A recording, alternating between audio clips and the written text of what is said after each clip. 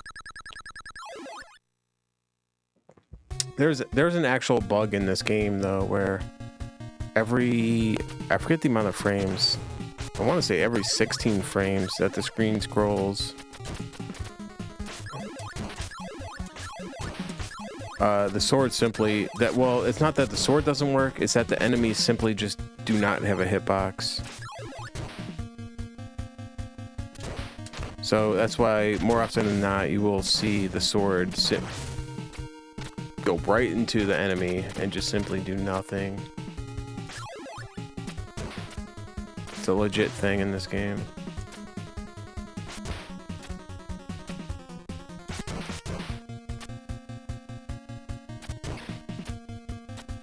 Dude, what? Oh, and the backflips. We gotta get this health here.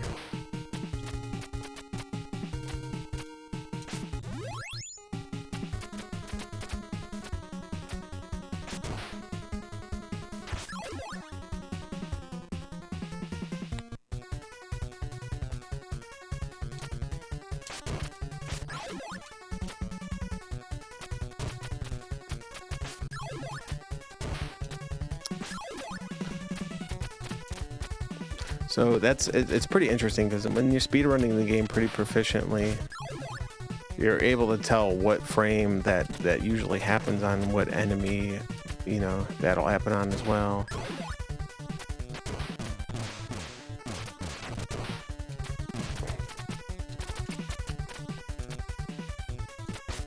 Whoops. Yeah, all right, there we go.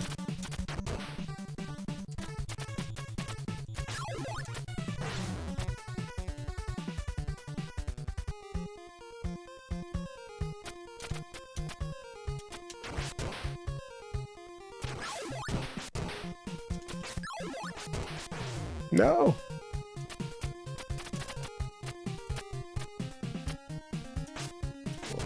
Oh no, dude. No. I knew that was gonna happen there.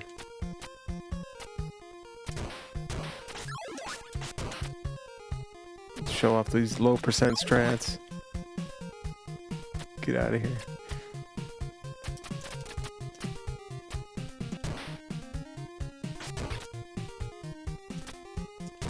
No.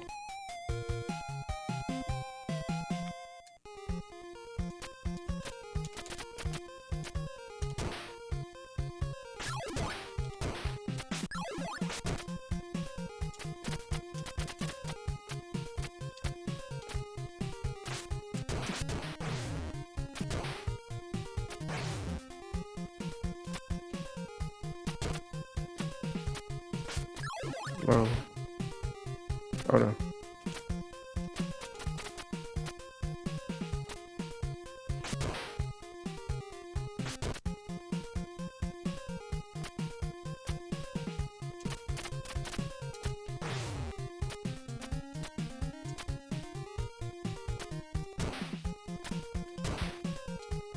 Don't jump, dude.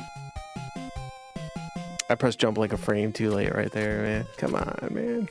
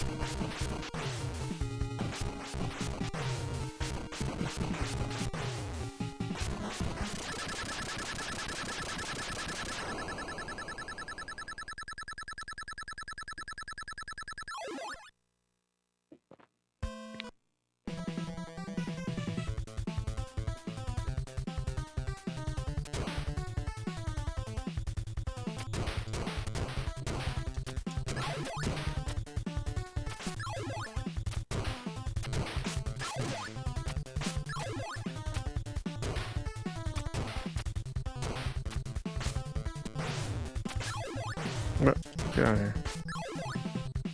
Man, I haven't got bodied in this game in a long time like this. I mean, yeah, I've died to Jackia or the demon and had to do these stages again and whatnot, but like,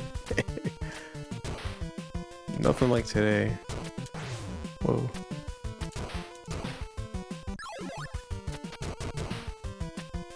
It's been a hot minute.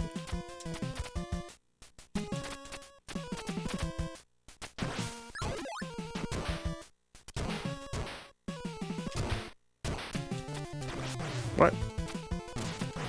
Man.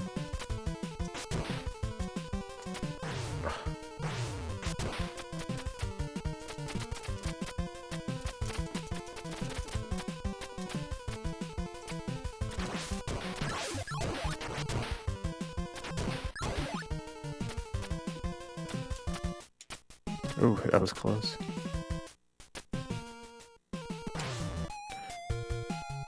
What?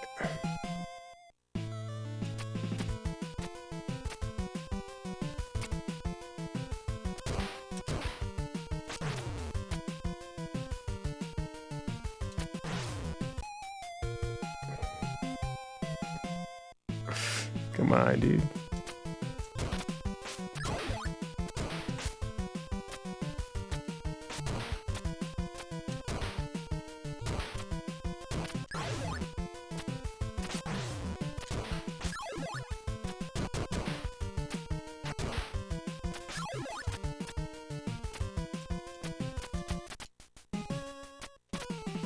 Oh my goodness.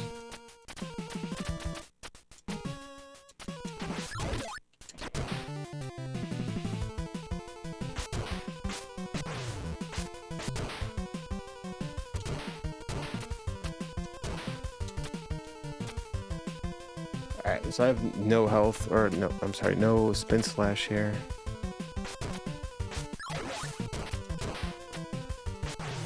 No!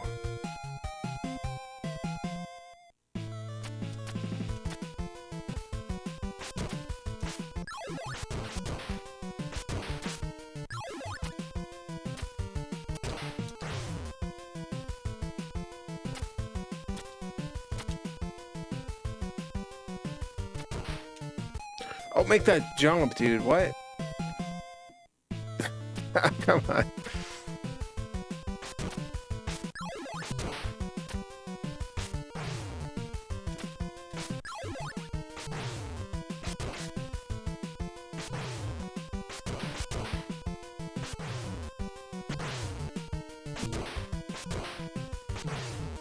By far, like, one of the worst rooms in the game to not have that power up, right? There we go. Jeez.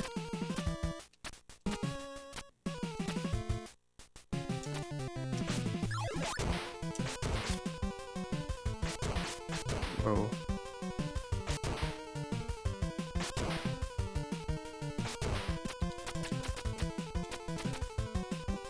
Alright, well, we got the checkpoint here.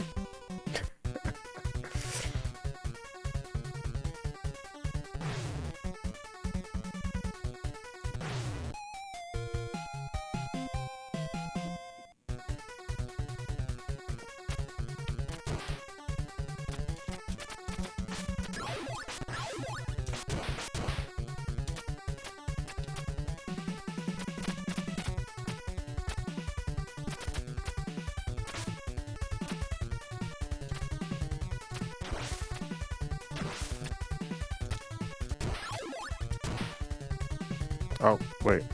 I was like, where'd the bird go? Oh, I killed it.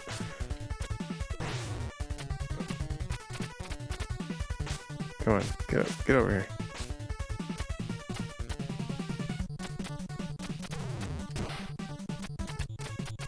Oh, wait, what? Oh, I forgot he respawns, man. This guy's such a pain in the baloney here. Yeah, you gotta, like, left climb there.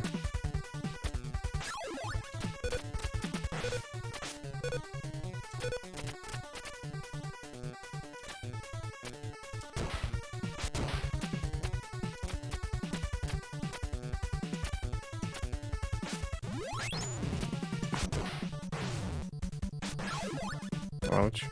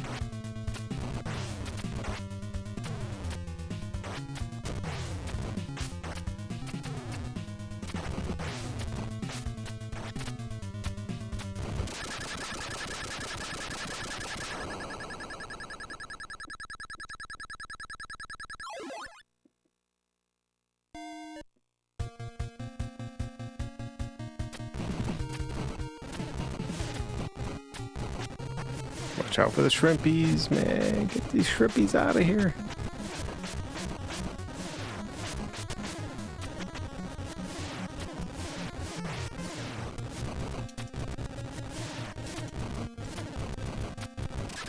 Ooh.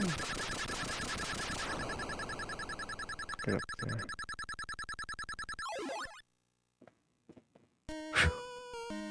Yo, that was a run. Holy baloney.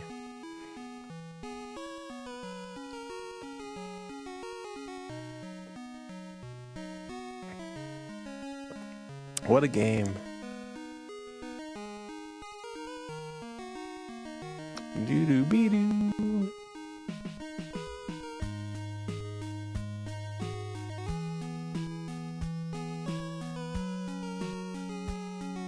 Yeah, so I think this seals the deal. And you know what? I was looking at my Ninja Gaiden cartridge the other day, and I'm like, how long has it been since I've had a PB in this game? And turns out, this month, and like, not only this month, but this week, next week, a couple days after Christmas, I got a sub 12 in this game 5 years ago. And it kind of re-sparked my interest in this game to where I want to come back and grind it to beat that PB. A 5-year-old PB.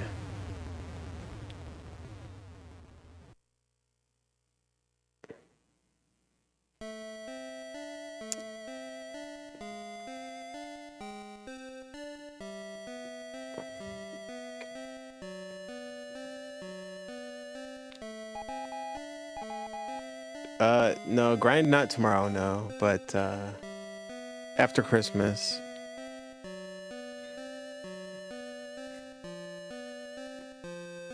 Well, we're gonna start grinding some Ninja Gaiden again. As part of the cartridge collection challenge. So all we have to do is beat the 1157, which I've always wanted to get a 4X in this game.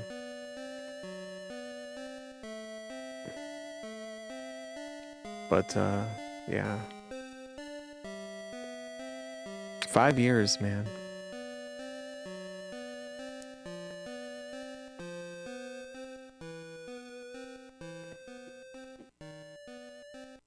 And you know, to put things into perspective, I grinded this game for a year. Damn near close to a year. To get, you know, to beat this game under 12 minutes. And once I did, you know, I was like, well, I'm gonna play other games.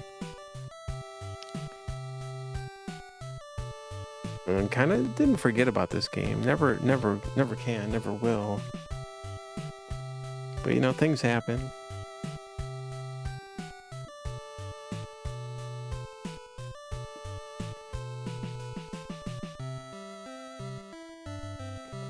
Battle of Olympus. That game is so good. I have Punch Out. Yeah, we did Punch Out already. Game 19 is Ninja Turtles. Yeah.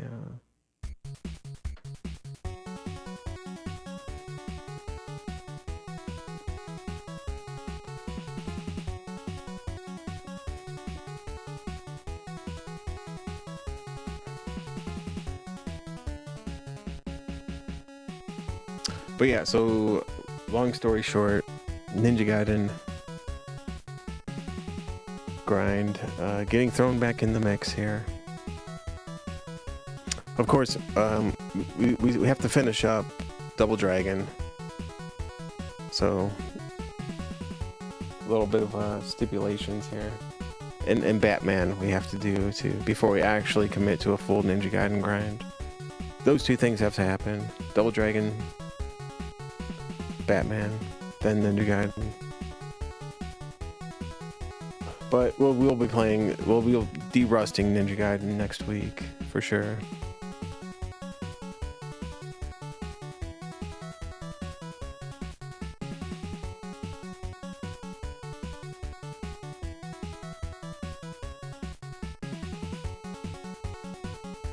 Working at the previous jobby?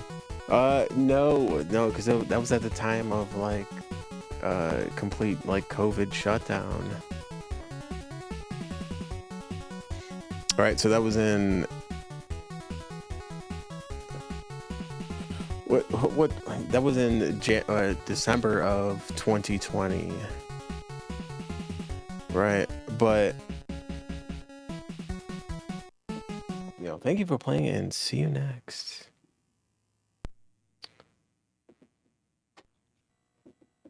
Which actually is quite weird. Is what happened for me is I got into streaming and speedrunning.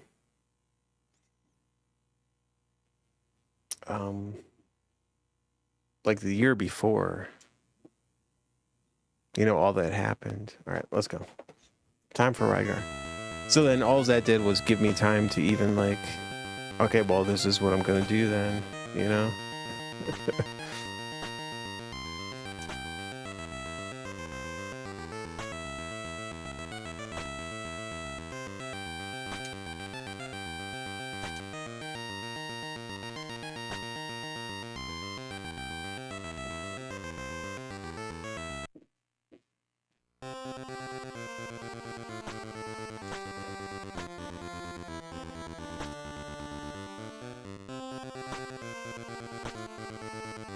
I was, no joke, like before the world shut down, I was looking to go to trade school. And I wasn't fully decided. I was actually going to take like, dare I say, this was like maybe a midlife crisis or something. But I was working at a bartender job, which I grown to hate. And I wanted to do something else, right?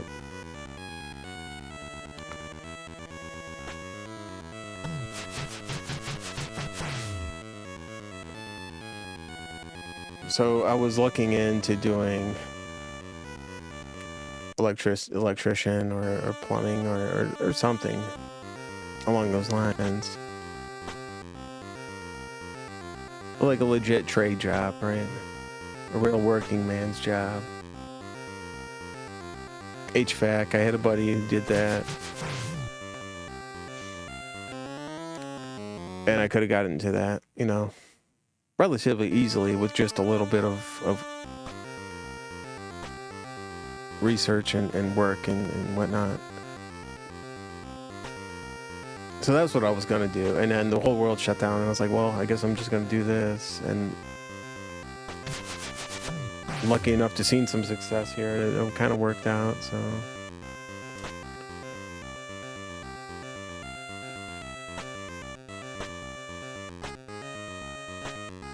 I really wanted to get into woodworking as well, which I've always had a passion for, but never been able to fully do.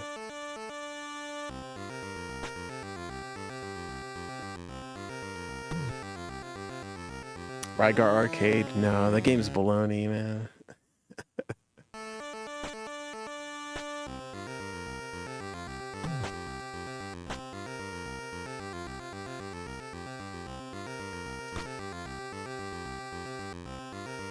Yeah, I love to work on the wood. I love to get that good wood.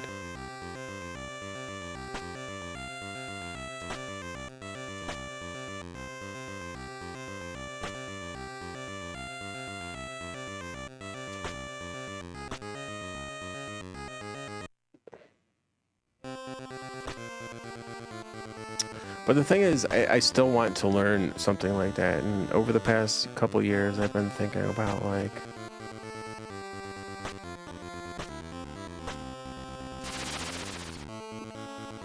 I kind of want to learn electronics. I've always wanted to learn, not to be an electrician, but to be an electrician. All that stuff fascinates me.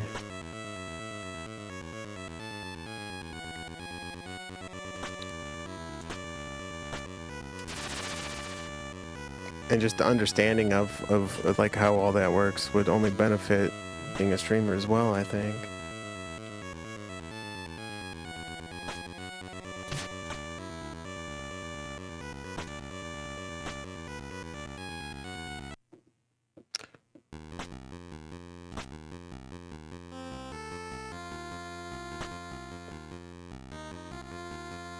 Repair electronics and consoles. Yeah, that kind of stuff, right? Schematics and that. I used to want to learn, like, to work on guitars and, like, that kind of thing. And, you know, any sort of electronic consoles.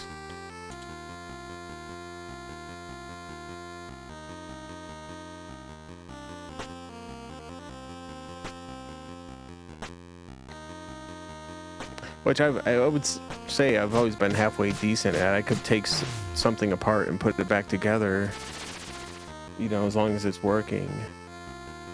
But to be able to fix something that's broken or even install or create something is a whole nother thing, right?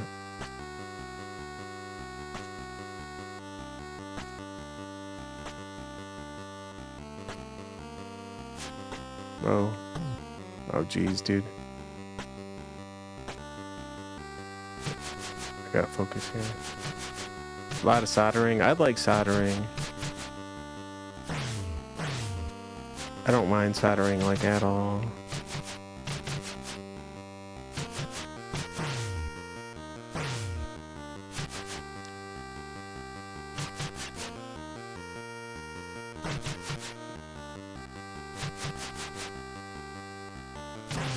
Great cook. Yeah, I do it, and it's like one of those things. Well, you have to think, like, you know, well, what do you have a passion for? At least for me, like, what actually interests me. If I have no interest in it, then what's the point? And definitely cooking is up there.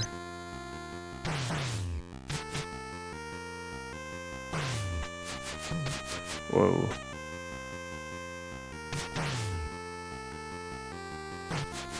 But it's not only cooking. I think it's more, for me, it's more of the preparation of it.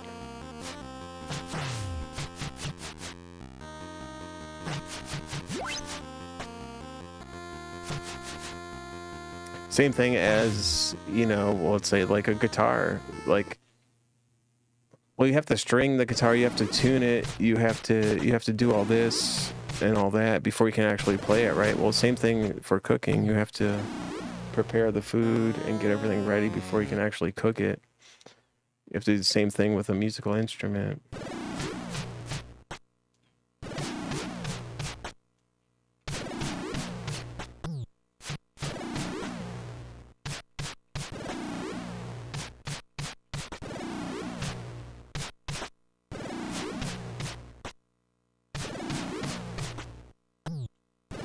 Let's get out of here. A little bouncy bounce.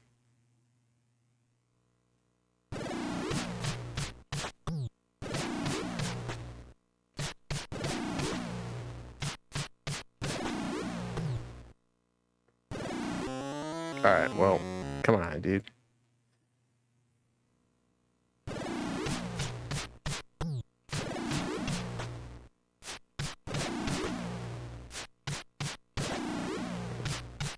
Totally forgot the rhythm here.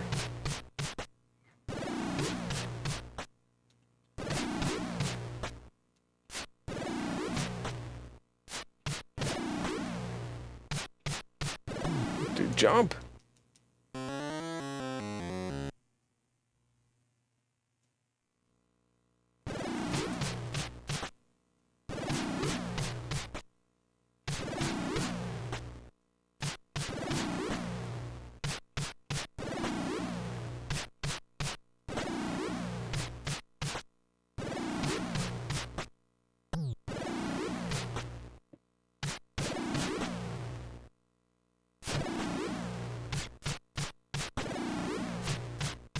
It's so much easier on the right side here.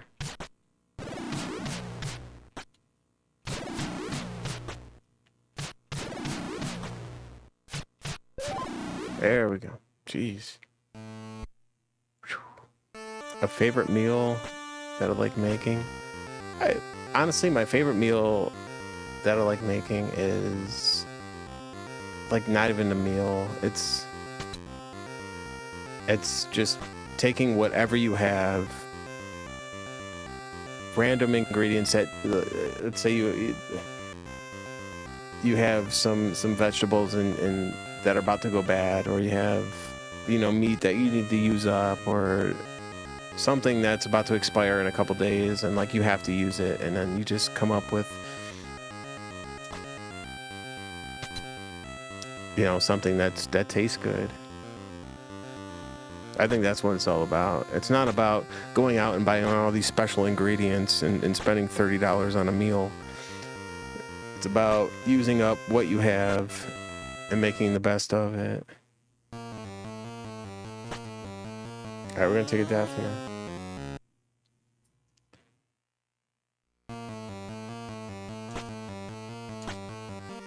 Like I have, you know, some carrots in the fridge and some ground beef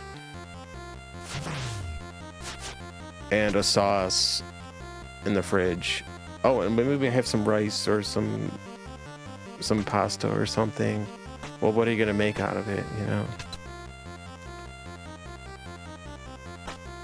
You can make a nice meal out of that, dude.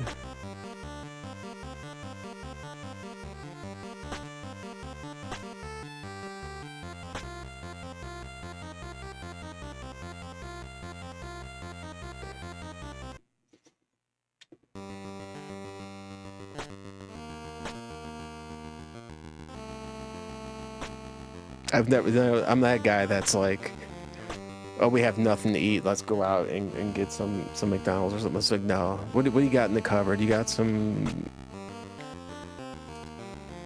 old pasta, you got some olive oil, you got some herbs, you got some ground beef. Yo, we can make something good here.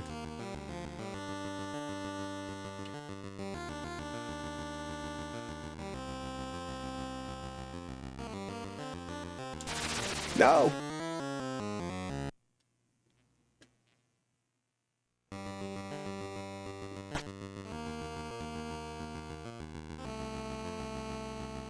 An old jar of capers.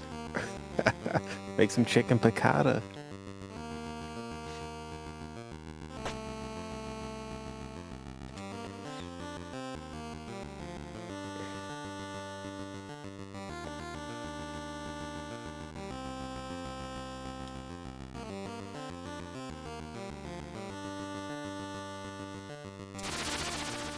I used to say I'm like a MacGyver in the kitchen.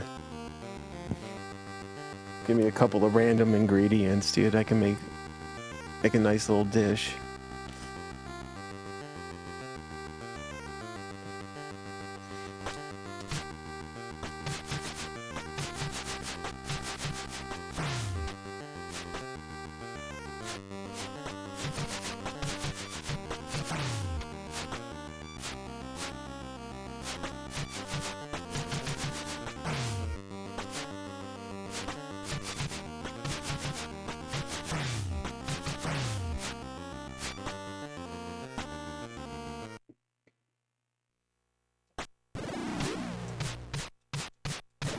Three paper clips, chicken wing, tomatoes, yeah.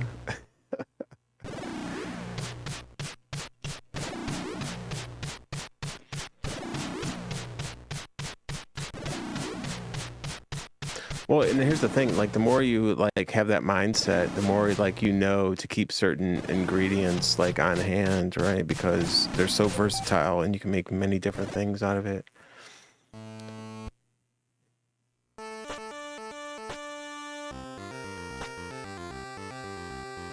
You know, depending on your liking and you know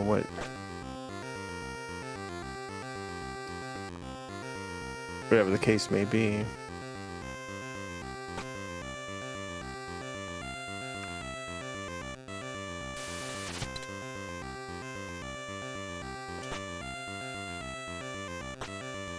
Now I'm getting hungry, dude. All right, best song in the game.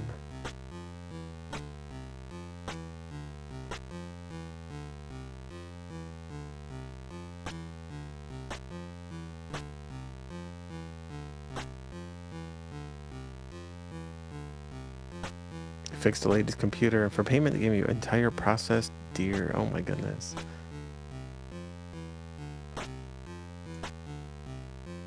I'm still, I'd have to come around in venison. I'm not, as a kid, I think I'm traumatized from it.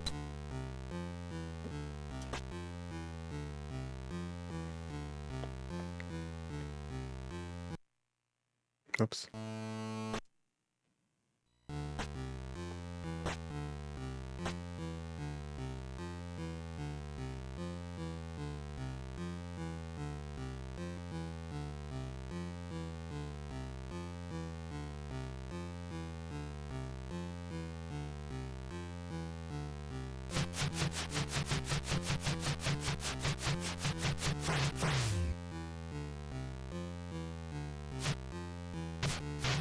Potatoes, chicken, salt, peppers, sausage, veg. Yeah, that's really all you need, man.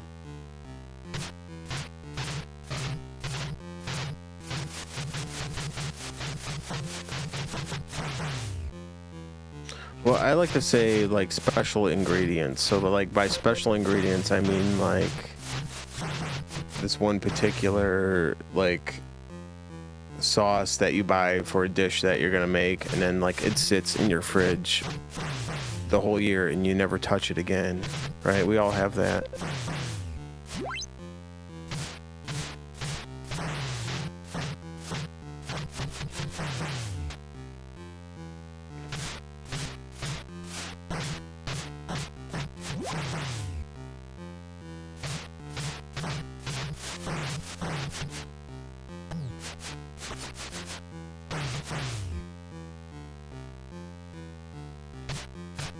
Grape jelly. Only buy mustard. What kind of mustard, though?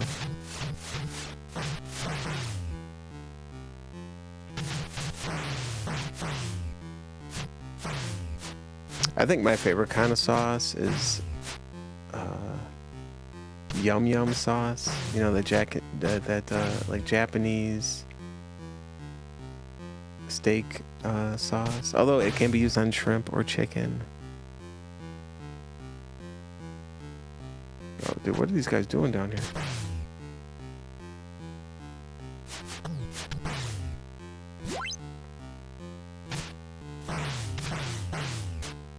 Dude, yum yum sauce on some like chicken and veggies and rice. Pretty banging, dude. Some garlic sauce.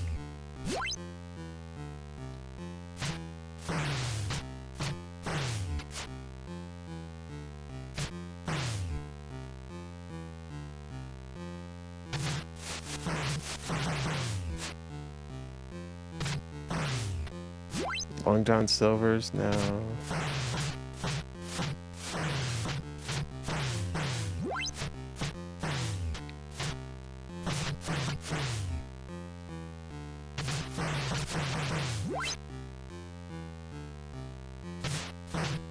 Been learning how to make curry.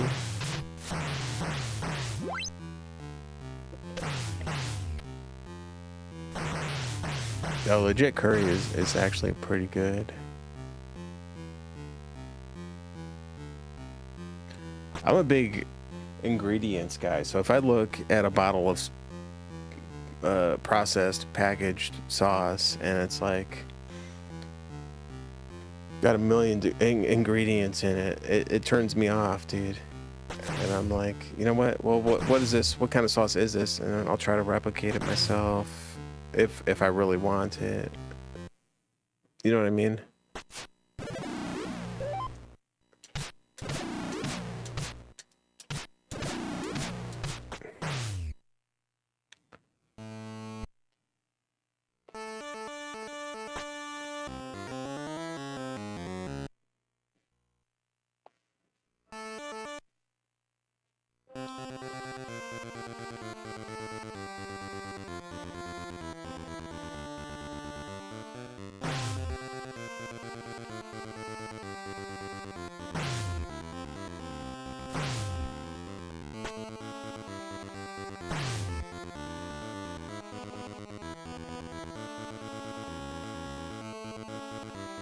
I love when high fructose corn syrup is the #1 ingredient, yeah.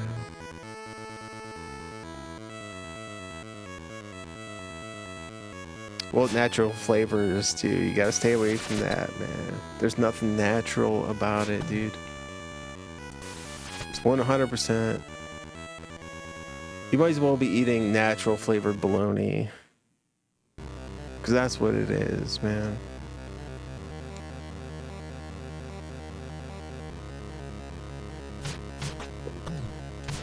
Alright, oh, let's take a death here.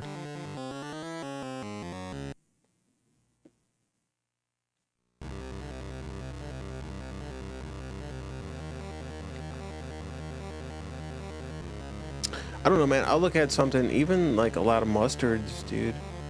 I've been trying to find a good mustard with no natural flavor, or like any like preservatives. It's like, well, why does this have to be in there? It's like, well, if I can make mustard myself, I would, but it's really not that easy, right? It's like there's all these extra additives, and it's like, but why? When you're making pickles, right? The whole point of pickles, perfect example. You make pickles and you pickle them to preserve them. That's the whole point of preserving. So why add preservatives to something that's already being preserved?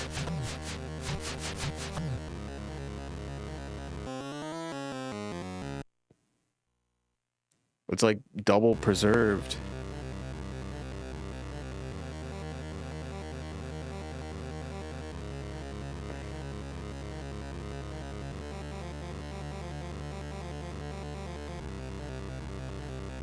And do you actually know how easy it is to make pickles?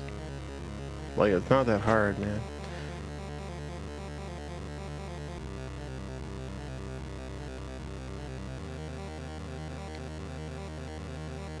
You used to work at a mustard factory?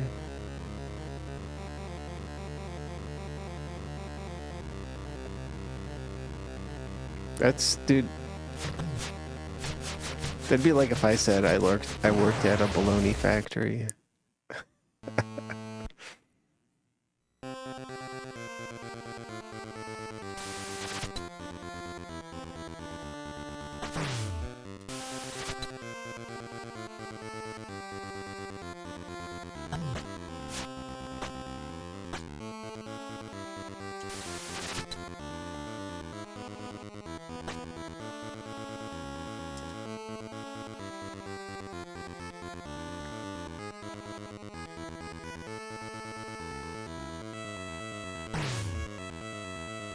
Learning how to make the right shelf-stable hot sauce.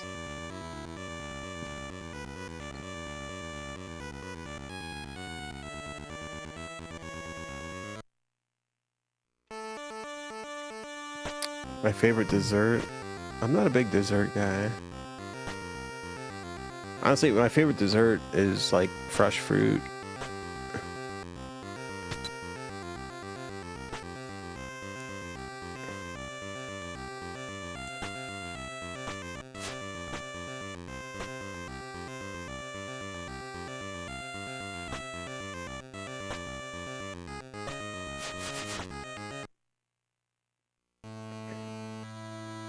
Take a rest to regain your strength. Yo, cheers. Don't mind if I do.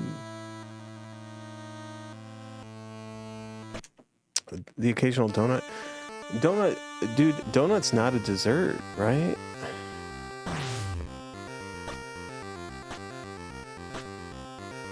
I don't think I would classify a donut as a dessert.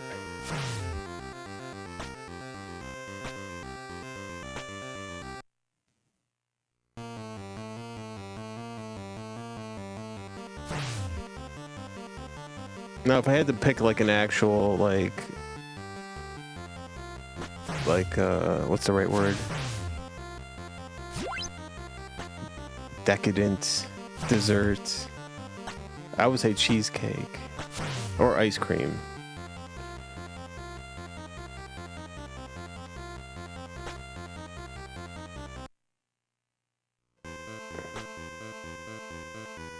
Or brownies. That's like top 3 for me, I think.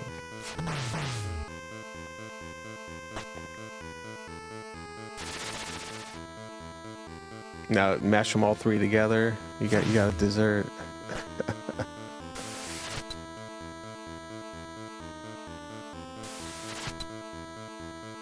So if donut is a dessert, and then you have a donut for breakfast, so you're having dessert for breakfast.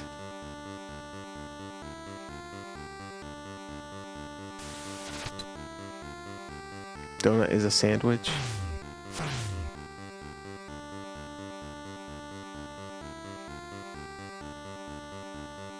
Chocolate's technically a fruit. What do you think most cereal is? Yo, Noxy Million. Yeah, dude, I don't eat cereal. Cereal, I think. Cereal and like Pop-Tarts, anything in that whole aisle is probably the worst thing you could buy in a grocery store.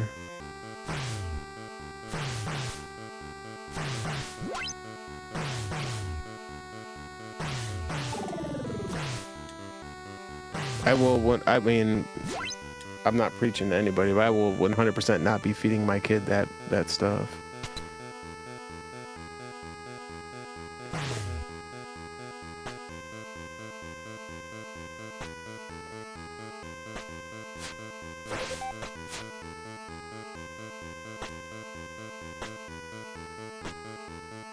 Stopped eating donuts for breakfast after college.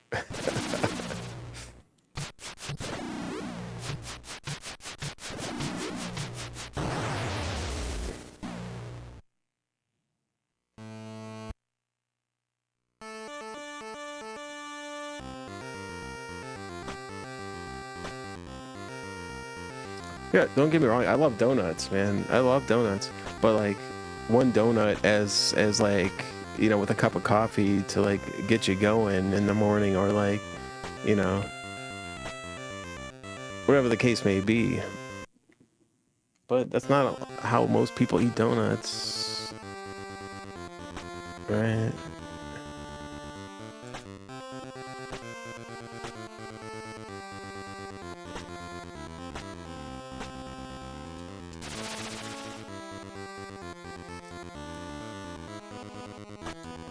I mean, I honestly, I don't care. I don't judge. I'm not here to do that. I don't play. You know, eat love donut. Dude, eat a whole dozen. You know, have at it, man. Enjoy yourself.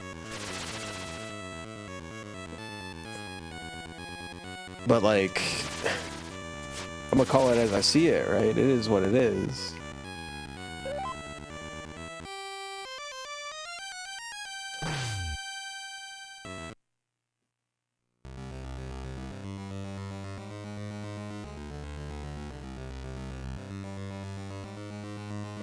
Yogurt? I don't really like yogurt, no. I'll eat it. Sometime, you know, every once in a while, like yogurt with some fruit. It's not bad, but it's not really my thing.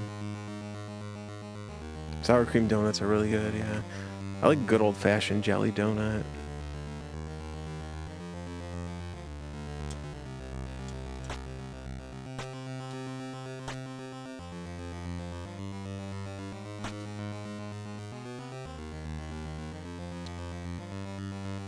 But here's the thing, man. I think a lot of people don't realize until you actually 100% cut sugar out of your diet, and then you actually eat something like that, it almost is disgusting when you eat it. You feel like absolute. It tastes nasty. Yeah, it's borderline disgusting. It really is, man. And you can't really, yeah, it's like, well, what? The donut tastes disgusting.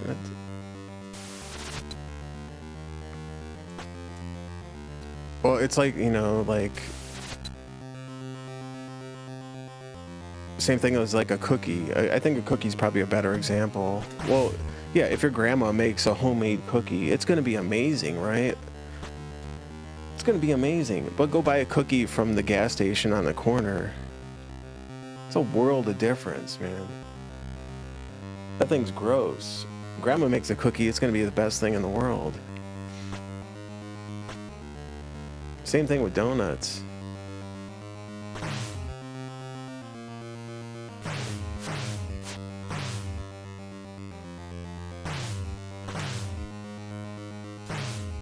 Well, and the sad reality of it, there's not that many grandmas making cookies anymore, right?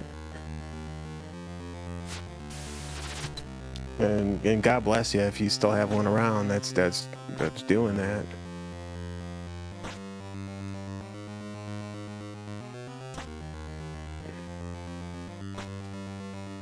Not that many quality bakeries.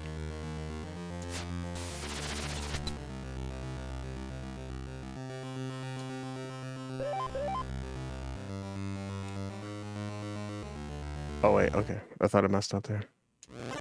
They have grandma's cookies at 7-Eleven.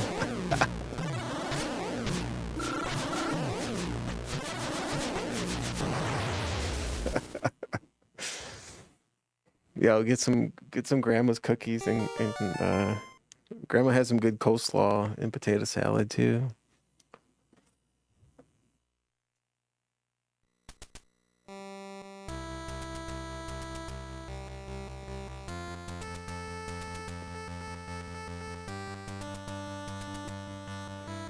But I think we all know what I'm trying to say here is that, like,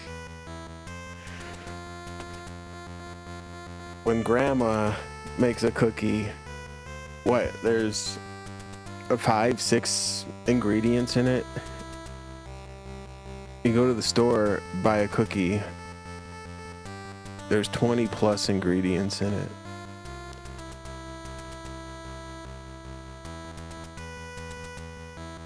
You know, so what are these extra things? And why are they necessary for this prepackaged cookie?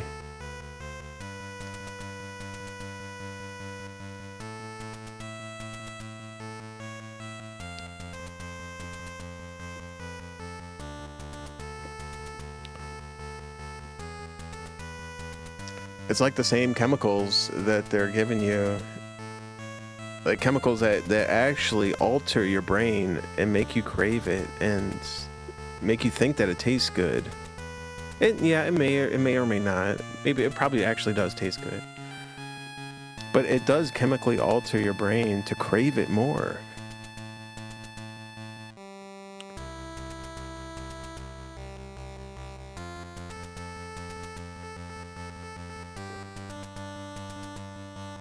And actually physically get you hooked on it to where you only feel good when you eat that.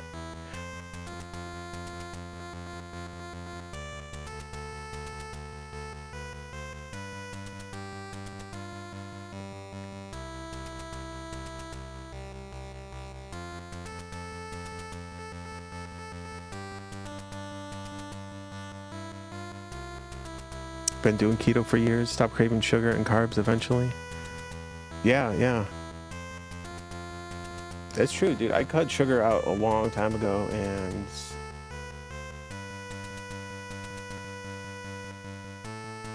and sometimes I do crave it, and whenever I do eat it, I crash from it, dude, and I feel like crap from it. And like, it's one of those things, it's like a drug. You feel so good when you're eating it, and you're like, oh, this is the best thing ever.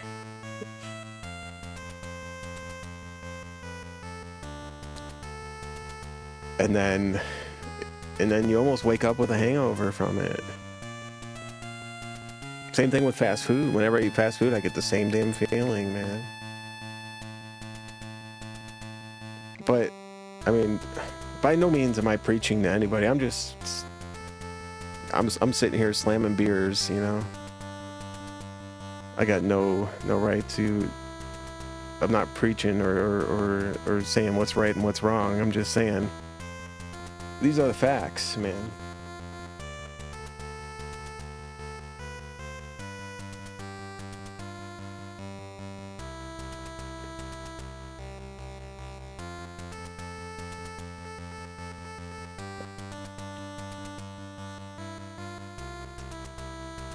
Fast food is gross last 10 years. Yeah, dude. It really is, man.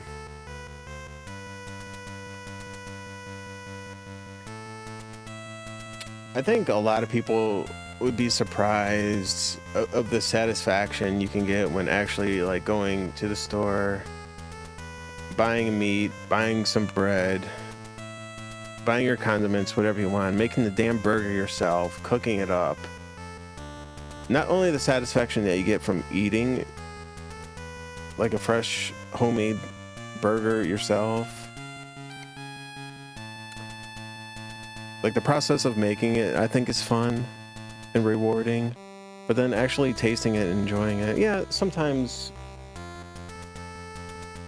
you're not gonna hit a home run every time, right? You're gonna mess up, you're gonna burn it, you're gonna undercook it, but like that's part of the process, right?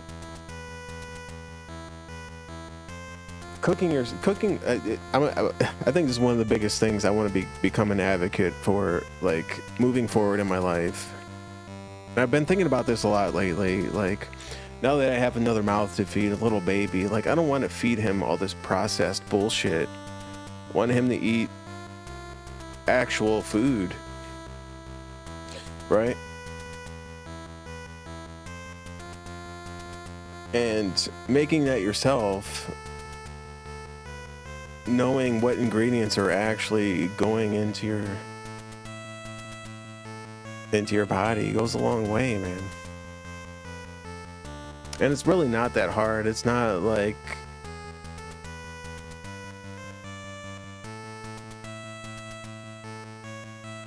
I think our culture has gone in a certain direction where a lot of people are just like, oh, or get Uber Eats or order this from this place or get this from there. It's like, no. I'm gonna go to the grocery store. I'm gonna spend $20 and then I have a meal for a couple of days and I can actually cook it myself and make my own food. You know, no offense, but I don't trust a pimple-faced teenager making $10 an hour who doesn't care about their job, who just wants to go home and get wasted to make my food for me. You know what I mean? It's just the reality of it.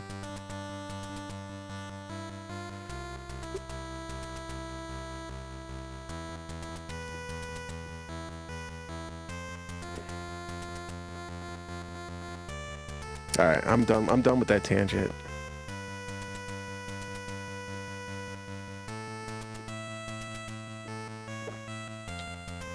Grandma should prepare fast food. Yeah, 100%.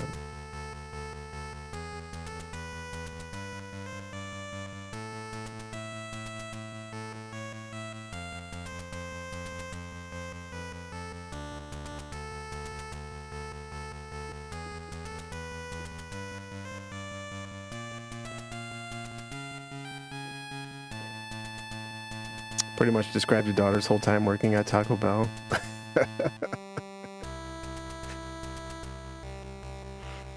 Oh, man.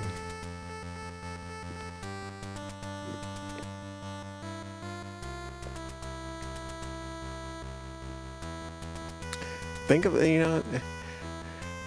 in like not even the caveman days, because that goes too far back. Just 200 years ago, dude. 100 years ago, even. You think did people pull up into their local Starbucks, get their coffee and their egg bites and be on their way? No, that's not how it worked, man. And I don't think that's how it should work.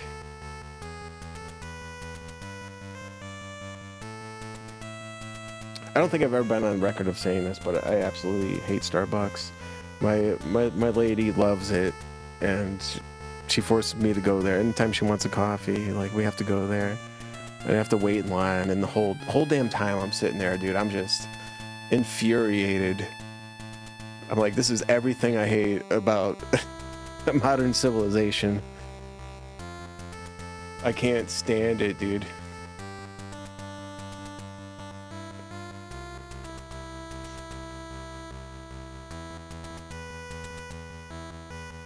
And she loves it, man.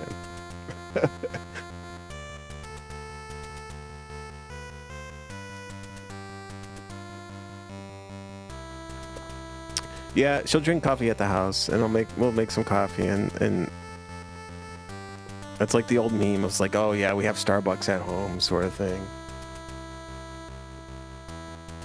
But here's the thing. I think it's more about actually getting out and the ritual of it, rather than like the product itself. You know what I mean?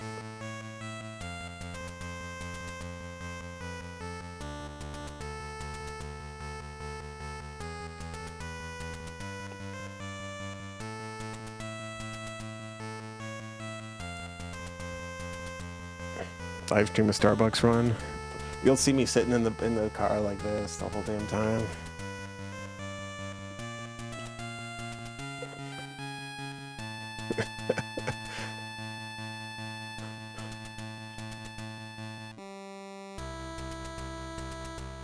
And dude, I love coffee, but it's like I get a black coffee. So it's like Starbucks is everything I'm against of like as a coffee drinker. It's like I just want a black coffee.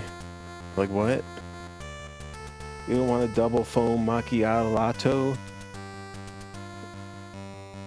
with our seasonal pumpkin spice and caramel latte? And I'm like, no, I just want a black damn coffee, man.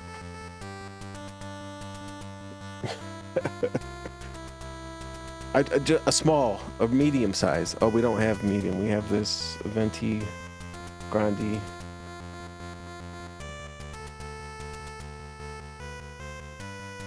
I'm like, what? Dude, give me a regular damn coffee.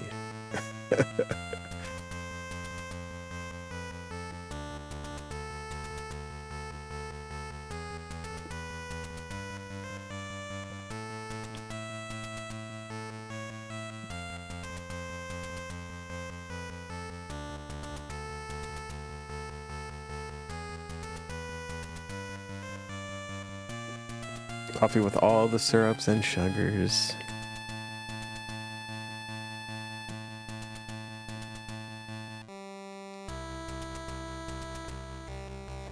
Starbucks make regular coffee too. Yeah, but you know, I'm going on a tangent here. But if Starbucks, you know, you get a black coffee from Starbucks, it's a pretty damn good coffee. I'm not gonna lie about that.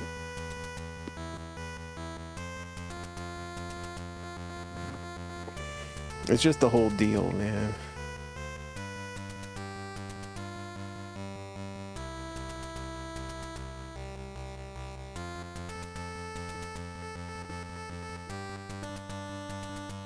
Some macchiato, frappuccino, al dente, supersized, deep fry glaze with your coffee.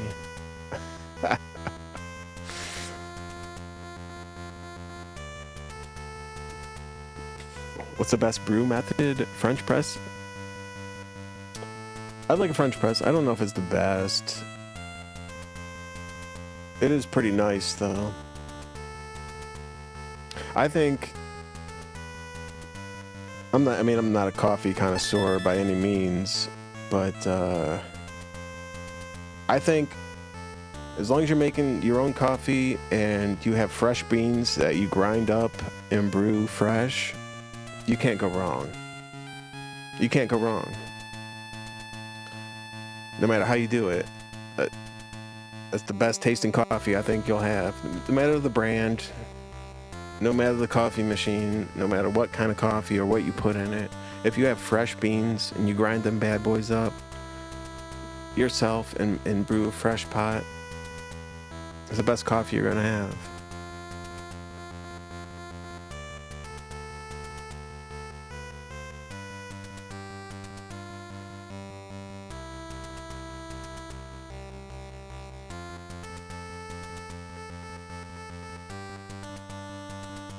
All right, now cheers. I'm gonna get up and stretch here.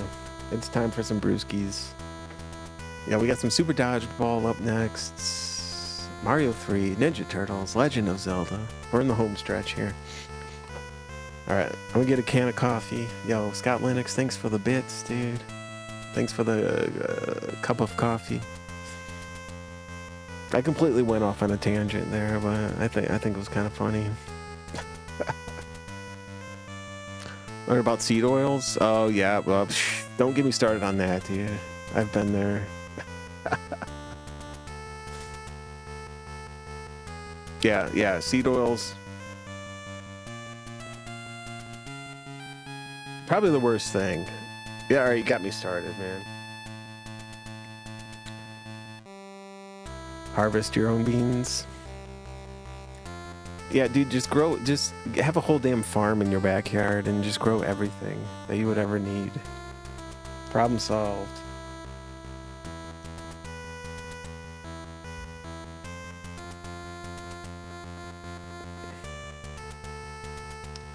But yeah, seed oils, man.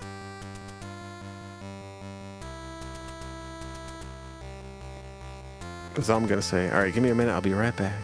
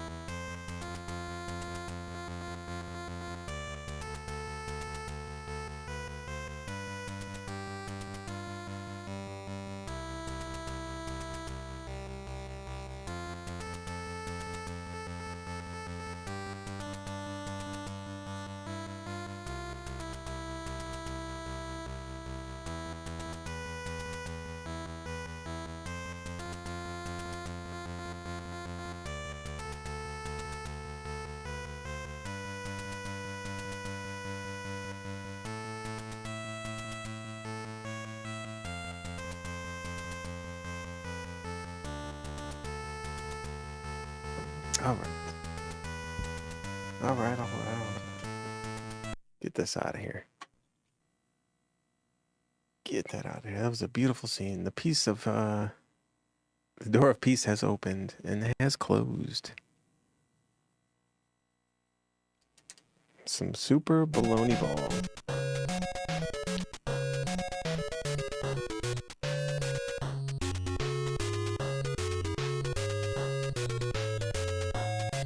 Yo, Sky Linux, cheers, dude. Yeah, we got a special brew here. The bologna is, if it hasn't hit the fan already, it's gonna hit it even more. You know, we got a Victory Merry Monkey. Now this is a Belgian style ale with cranberry, orange peel, cinnamon, and nutmeg. 10% alcohol by volume. Yes. There it is. Victory, Merry Monkey.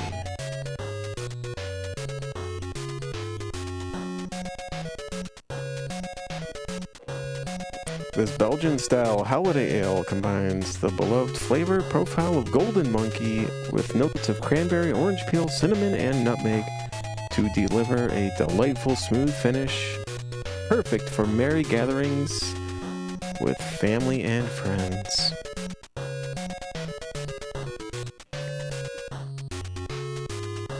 Yeah, cheers.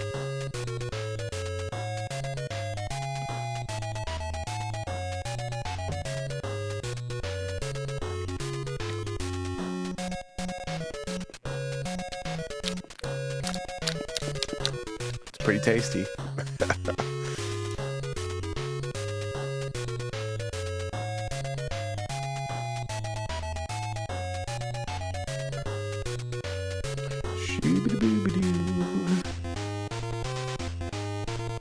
No sherv, cheers.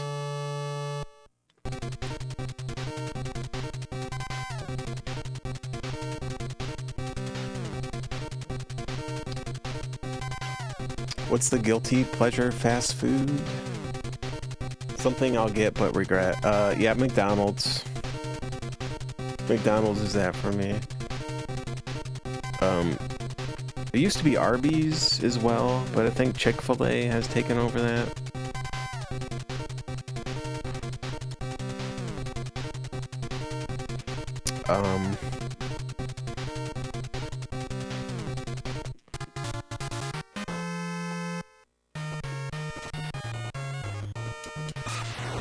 But yeah, that's about it. Like nowadays, that's it, man. Like, I would say maybe back in the day, it used to be Taco Bell, but I think Taco Bell has fallen off, like, so much. Like, the last time I got Taco Bell, it was literally inedible. Like, it was that bad, dude. And I vowed, and I swore to myself I would never go there again. No matter how hungry, even if I was starving in the middle of a desert, and I came across an oasis that was Taco Bell, I would say, no, I'm not eating that.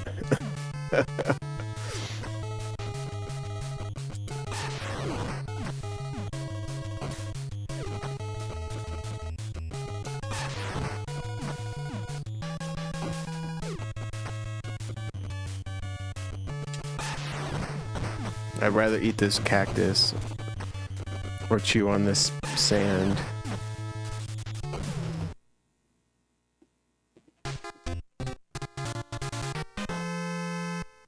Sawdust and flavored recycled yoga mats. Oh, I forgot to swap out Swami.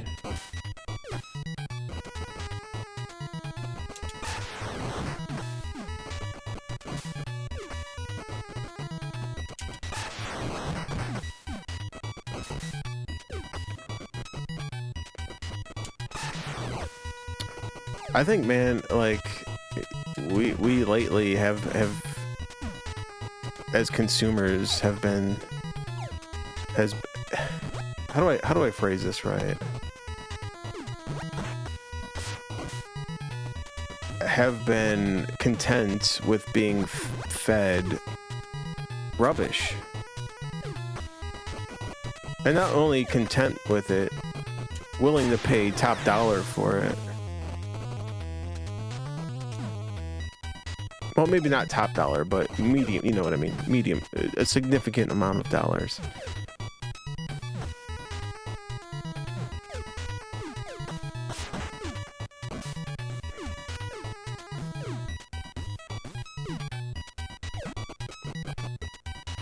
And there has to be a breaking point where we're just like, no, we're not accepting this anymore. This is absolute garbage, and I will not partake in this.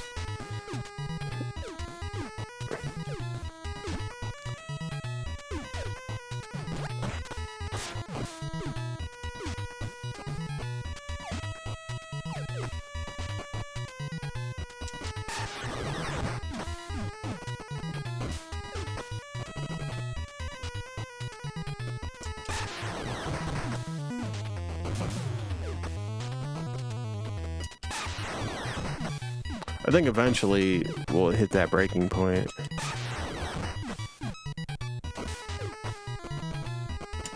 Ever seen the price of fast food? I mean, honestly, no, I'm distant from it. I maybe get McDonald's a couple times a year.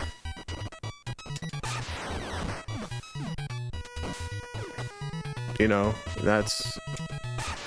And maybe Chick-fil-A a couple times a year. Otherwise, I don't eat that stuff at all.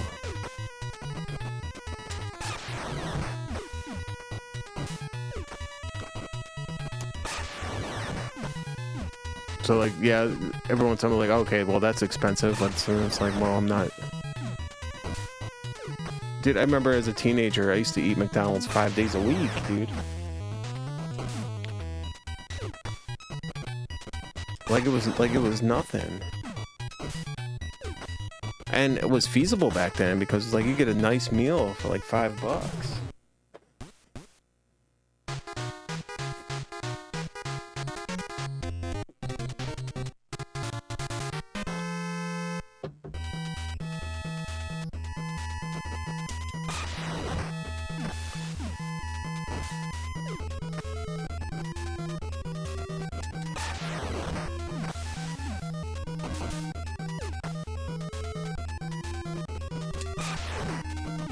Looking to feed 2 or 3 people, $40-60 for a fast food. Yeah, I mean you can go to a sit-down restaurant and get quality food for that price, you know. Or just imagine what you can buy at a grocery store for that amount. You can eat for a week.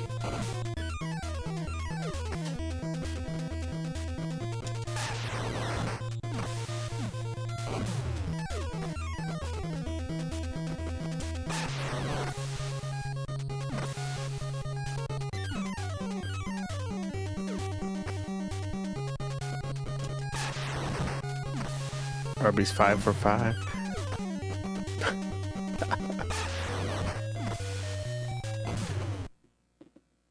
Dude, I remember when McDonald's chicken nuggets was like $5, like 20 nuggets, and like the cheeseburgers were like $1.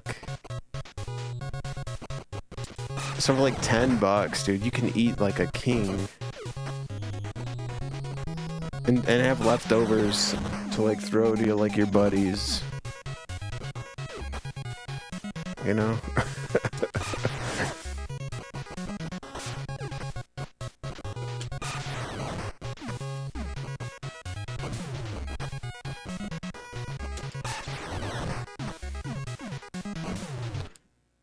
Yo, me Tio. Thanks for all that good luck. My go-to sauce, yeah, sweet and sour was my go-to sauce. Although the hot mustard, I'm not gonna lie, it's been pretty bomb. Those are the top 2 for sure.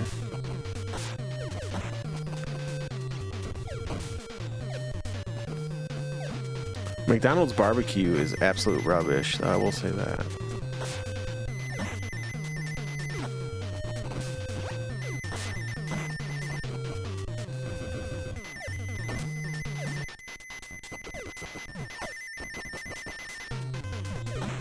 What?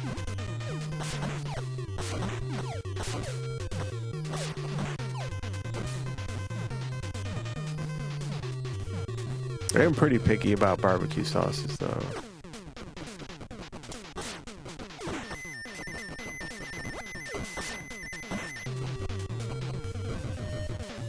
Dude, I forgot how to play this damn game.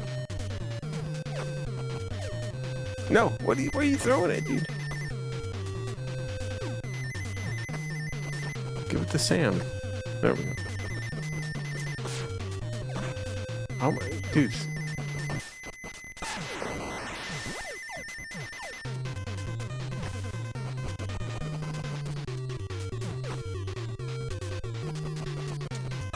There we go.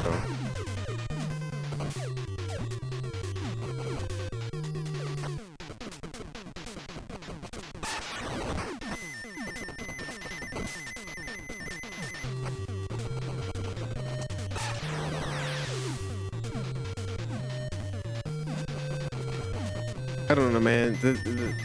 What I can say, is because I hate to preach. I'm not trying to preach or like talk down or like, you know, we all have to eat fast food every once in a while. I get it. But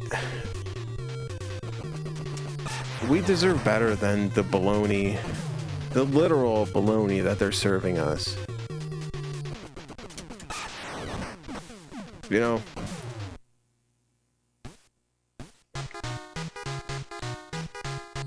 Because that's what it is, man. It's bologna in different forms.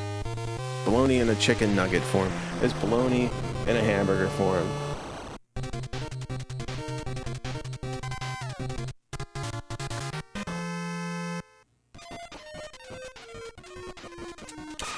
Oh, baloney.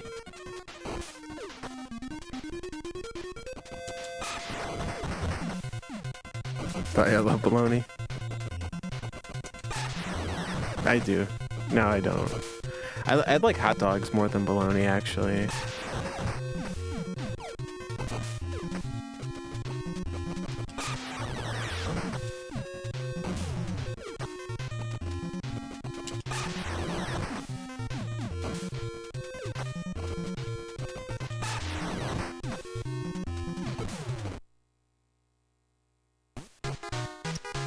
You have to put love into the food. Fast food never does that. Managers cut corners. Employees would rather it be somewhere else and it costs more now. Yep, exactly. Well, and corporate greed takes over, dude. I saw something the other day, how like Taco Bell, like I remember Taco Bell 20 years ago used to be pretty amazing, dude. Especially after a couple of brewskis, like Taco Bell is like really good. Now it's like literally low grade dog food. That's how I would categorize it. Back in the day, dude, it was pretty good.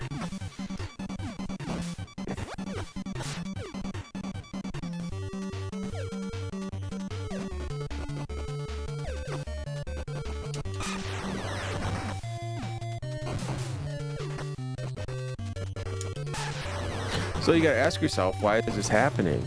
You know? Why are prices going up and quality is severely been diminished? Taco Bell and the Demolition Man? Yeah, well...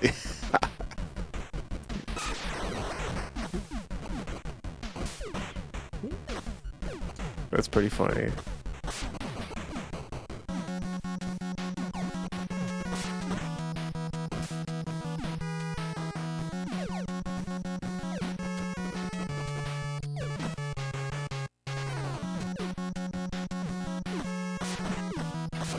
What?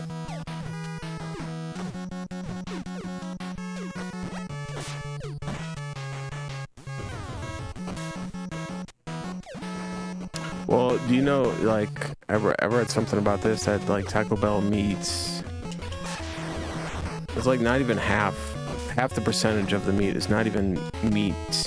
It's, like, all additives.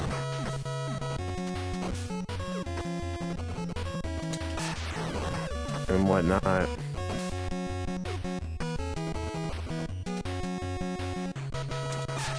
Like, literally, the quality of dog food. Just a step above what, you know, the FDA would consider to be human grade edible.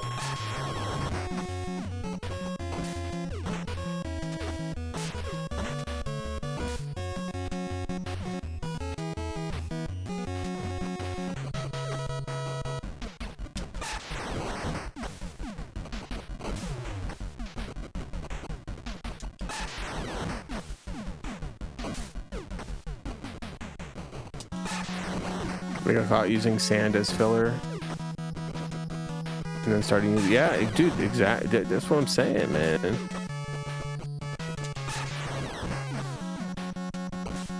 And we're out there eating it, paying top dollar for it.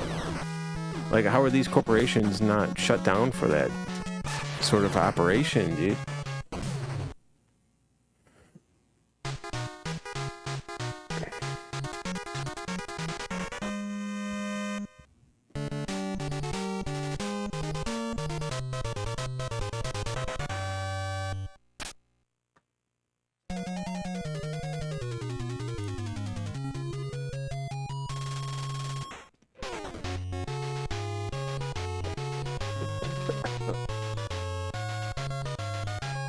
It's rubbish, man. And until we teach our kids to not fall for that type of stuff, it's gonna get even worse, man.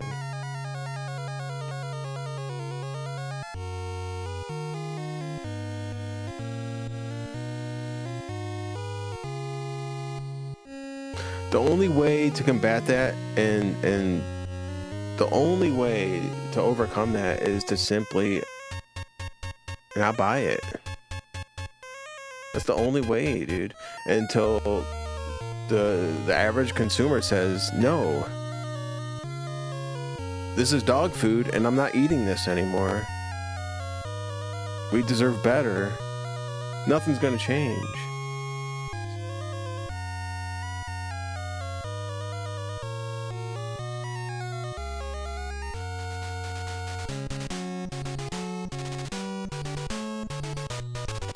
Fact is, there's still millions of people out there eating that rubbish every day.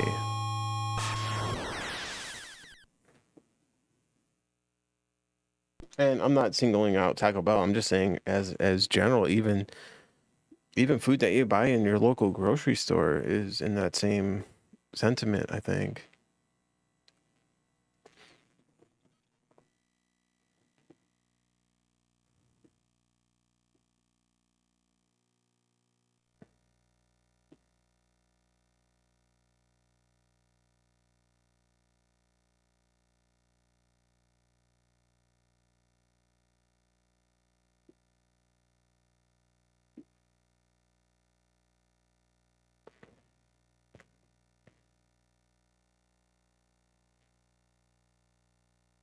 Maybe sit-down restaurants are similar in price and quality is much better. Oh, a million times better. Anything that's made with fresh ingredients is going to be significantly better than something that's been pre-processed and packaged and just simply warmed up. You know what I mean?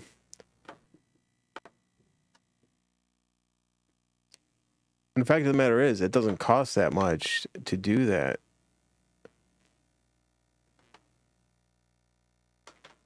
You might say, you can argue it even costs more to like package and process all this stuff out there, right? Because then where does all the waste go?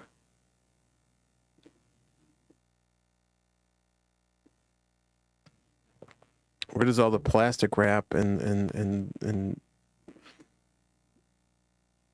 all these wrappers, you know,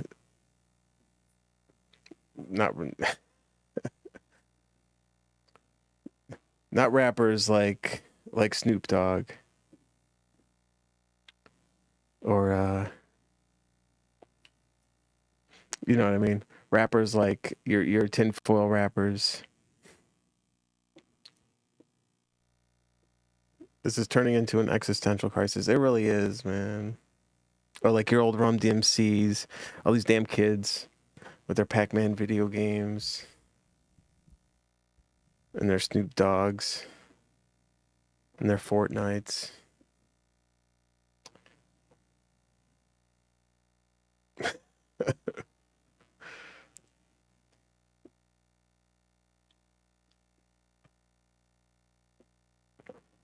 But yo, have you ever thrown something away and just ask yourself, where does this go?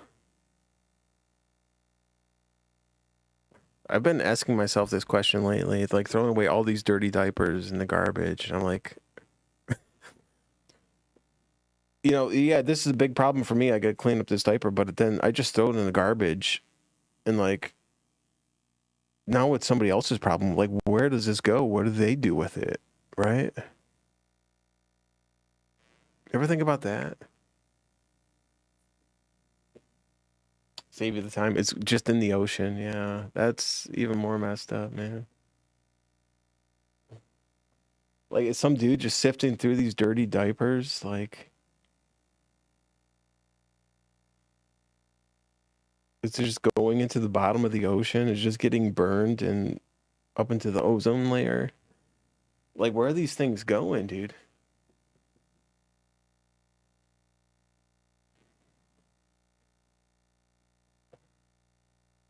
All right, let's go.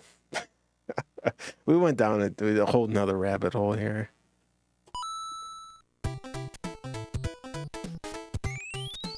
Not just, I mean, I'm using diapers as an example because that's, you know, what's happening in my life right now.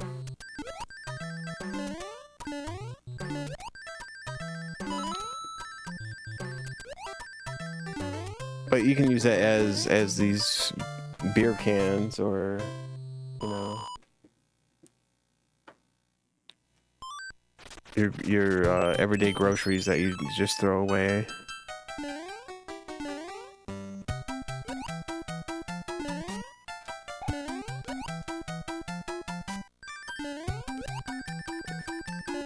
Like, is it really going into the ocean?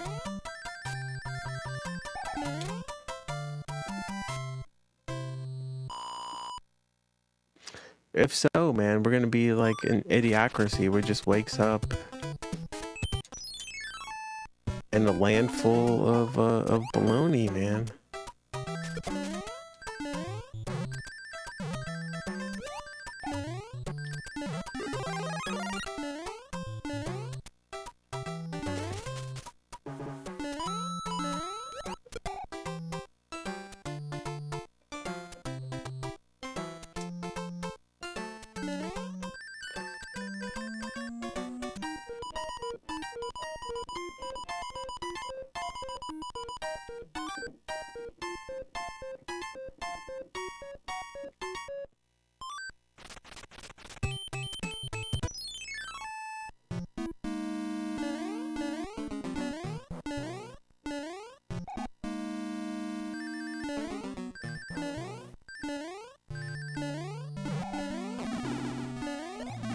No.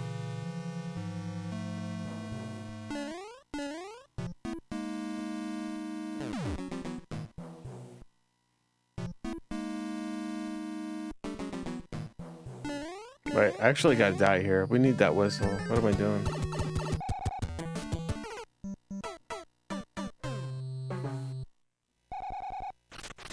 What am I doing?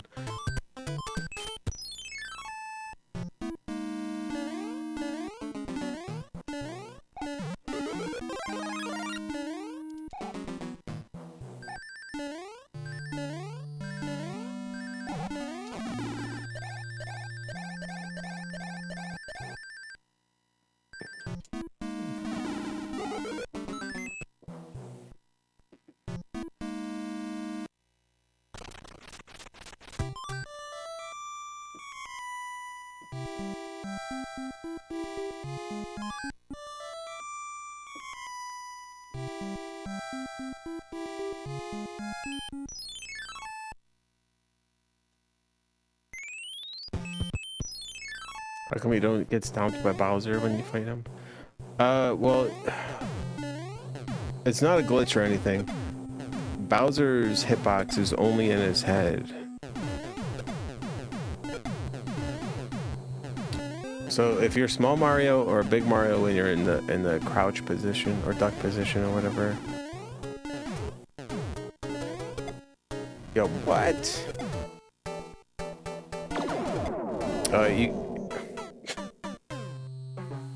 You can't get hit. So you can kind of cheese him. It's a good cheese strat.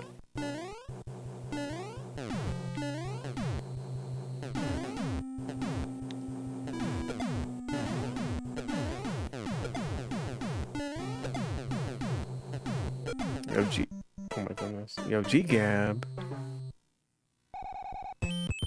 I've completely lost all focus here. I think the Christmas ale has kicked in.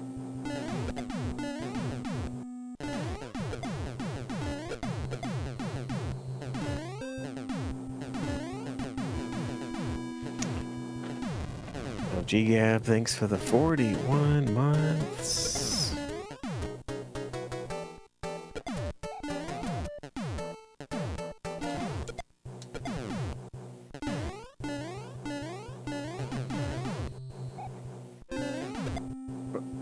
I don't know why I was still thinking about this though, but like as a consumer, even like let's say video games, right? As a consumer of video games, I was watching a video the other day, and like how video game prices have gone up to like $80 a pop, right? And the sales have gone down. But then you have games that are selling for like $20 a pop that have outsold many other video games.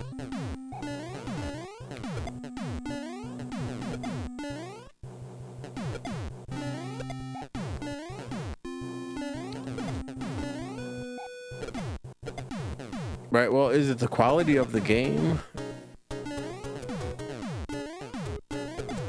Well, maybe.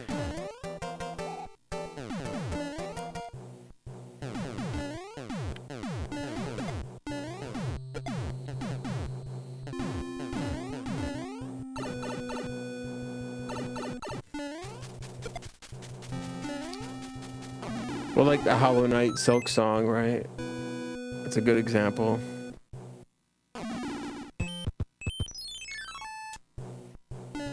And the fact of the matter is, it's a lot easier to like nowadays, like a video game like is an investment, man. I know if I was spending $80 on a video game, I want to know that I'm gonna get my money's worth out of it. Like I'm gonna play the damn thing, right? Like more than once. Like $80 is a lot, man. $20 is just like, well, that's a case of beer, right? As well, like $80, that's like a week's worth of groceries. You know, if you're lucky. And the whole subscription, the season pass subscription thing, I think is 100% baloney. Because you don't own anything, man.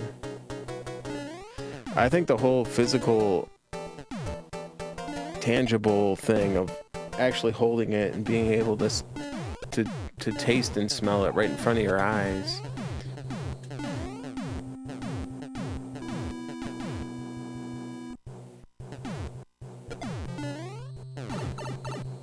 Might be a thing of a lost generation, dude.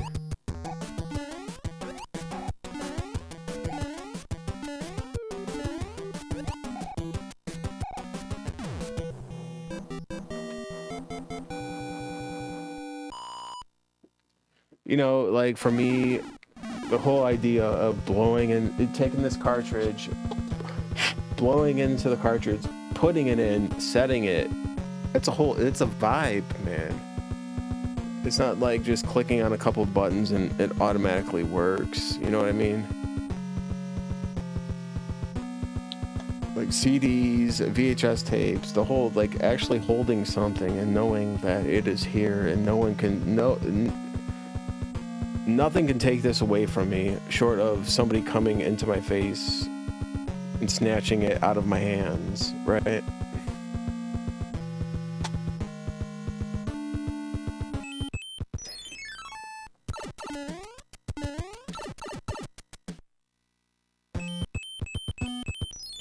Speaking of hands, we got no hands.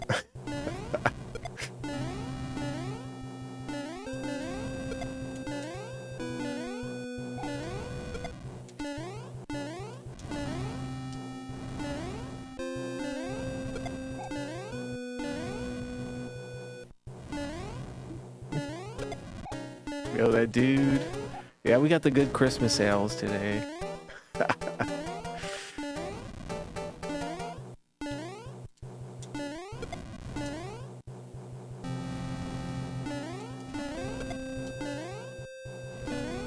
Oh, whoops.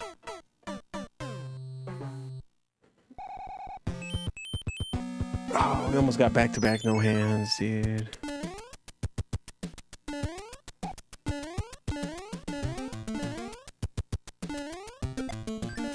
The rarest. I really don't own that many rare games. Oh, that was my last life, dude. Oh, we're back here.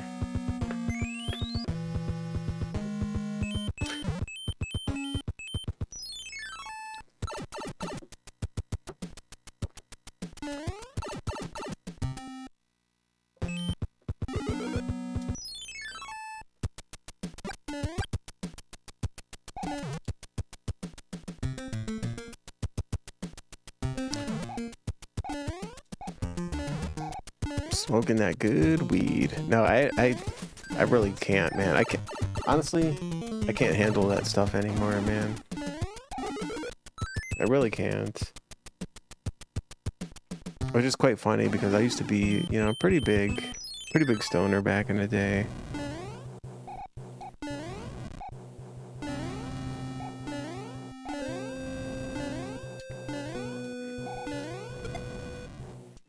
But like I grew, it's legal here in the state of Ohio, so I can talk about it. I grew a plant in my backyard for the first time ever. Well, not the first time ever, but the first time I ever grew and cultivated and harvested a plant. And every once in a while, I'll sample it. And dude, it's just too much for me, man. I don't know if like... I don't know if I grew like some sort of like super plant or something, dude.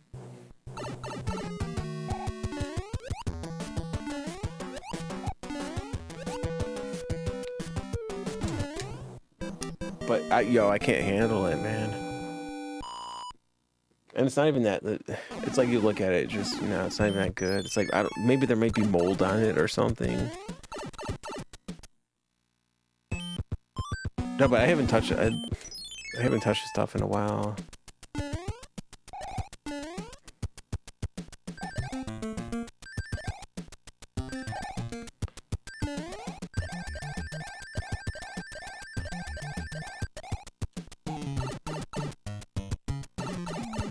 But the way things are going, I might just take a little sample here.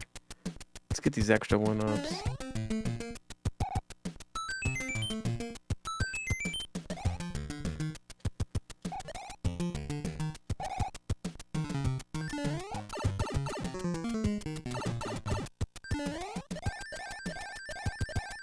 Gotta practice more.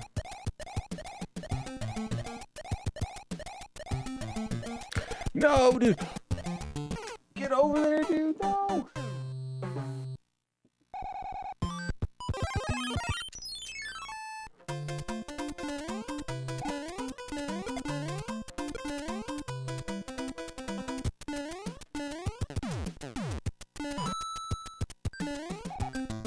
Oh, nice.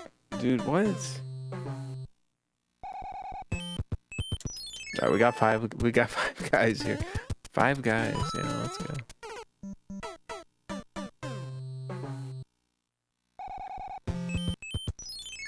Gotta call your candle, dude.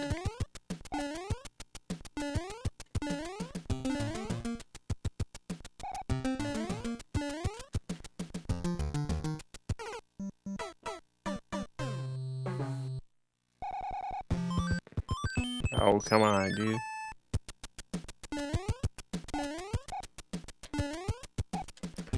It's quite funny how I'm getting like absolute bodied by like the games that I considered to like have somewhat mastered.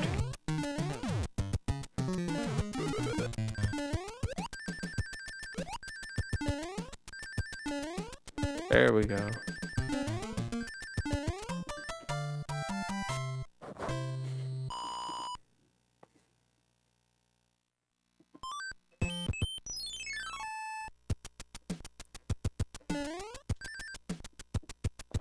That's what the brewskis will do to you.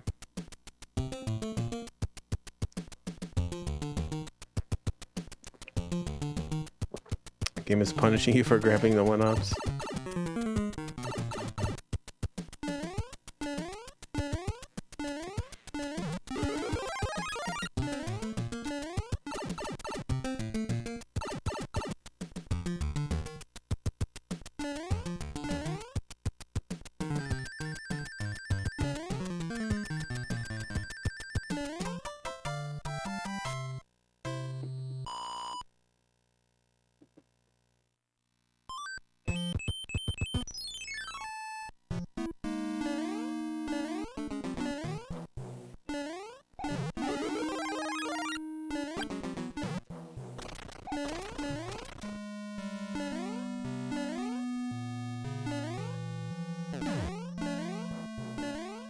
Wait, where? Oh, Dude, where am I going, dude? I almost went in the wrong door, and I was like, no. I lost all my momentum.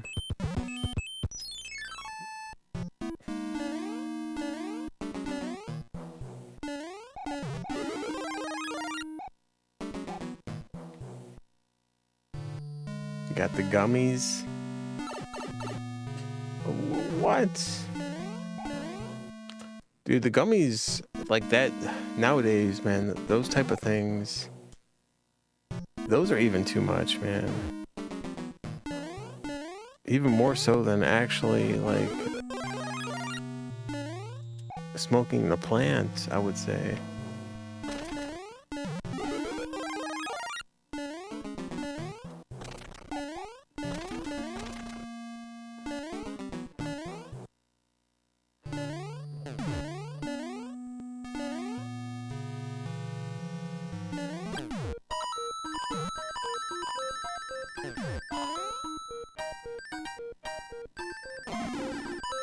What?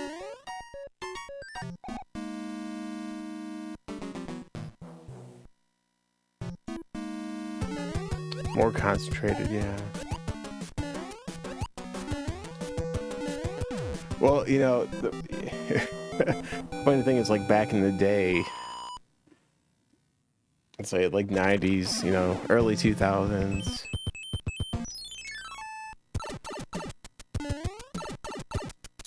$20 years ago. We could easily say 20 plus years ago.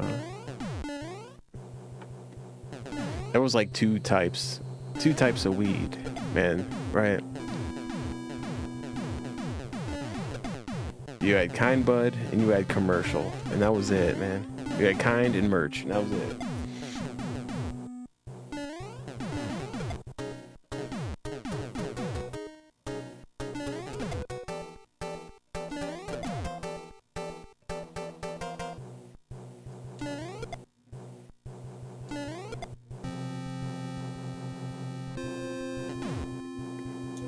Now there's more flavors than a damn ice cream shop.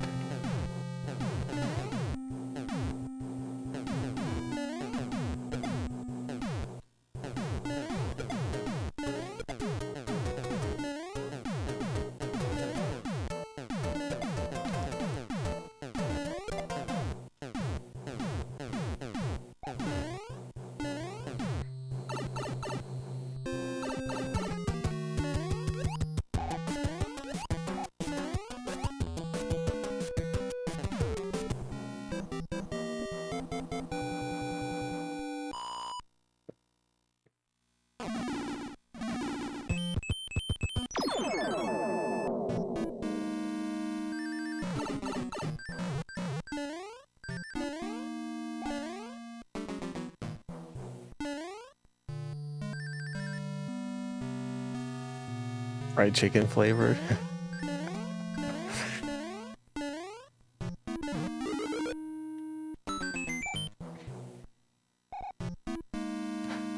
I like, one of my favorite things is when people call things flavor, like a candle or like a shampoo. They're like, oh, what flavor is it?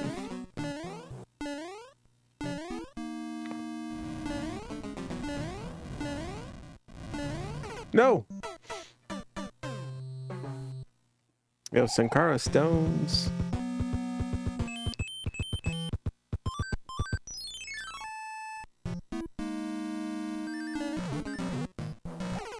Oh my goodness, dude.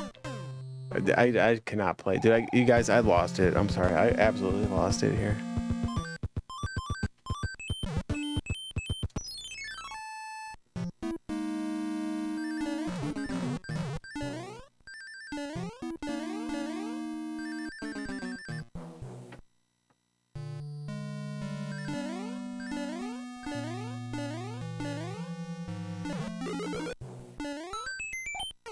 No.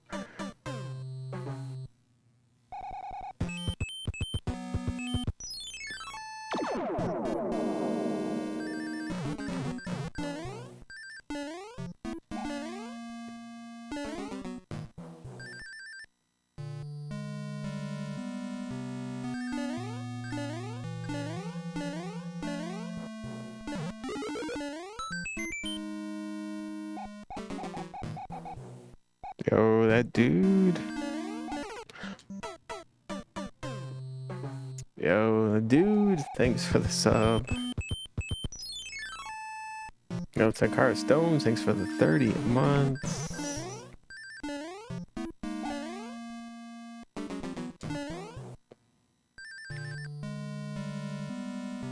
Actually, when you're small Mario here, this is it's a little more difficult.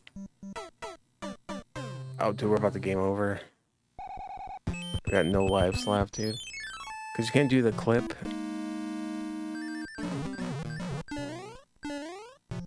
No, I'm just making excuses.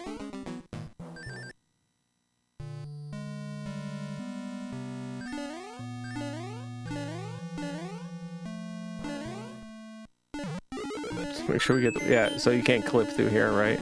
So you have to be big Mario to be able to push through the little one tile block.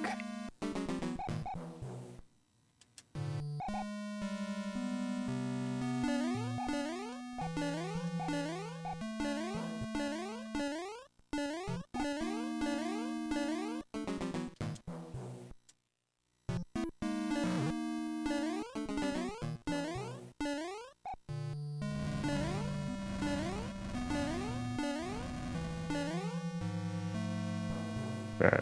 Oh! Bowser! No! Oh, what do I do? Don't jump up. No! What?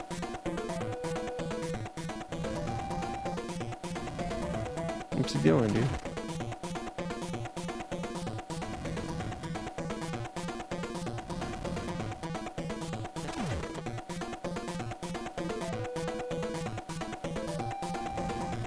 Oh, Hambone, thanks for the streak.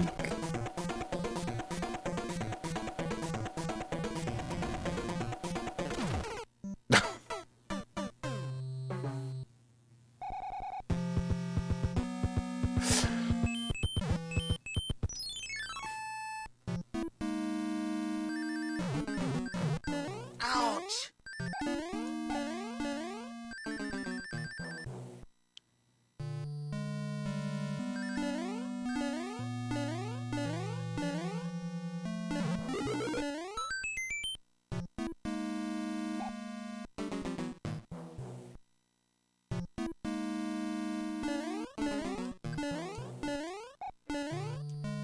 No!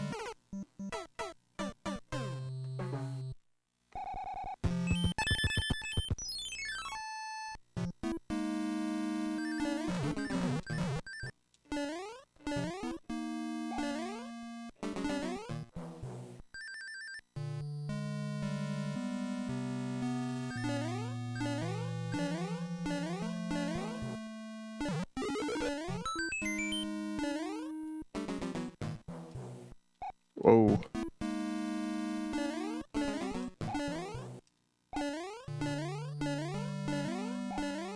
Oh, get up there, dude. Alright, I simply cannot play right now. Yo, yes, McQueen, thanks for the bits. My cheers, thank you so much.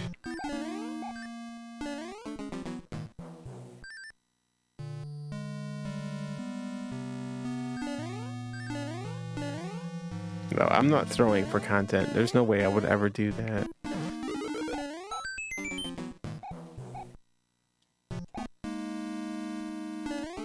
Or am I?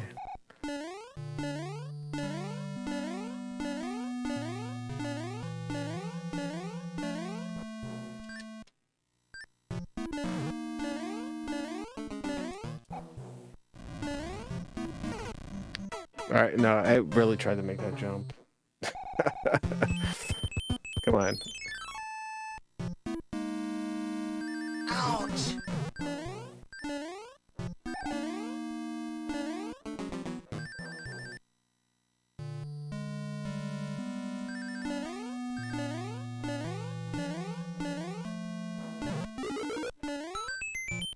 No! Alright, as long as we keep getting that one up, we're good, man.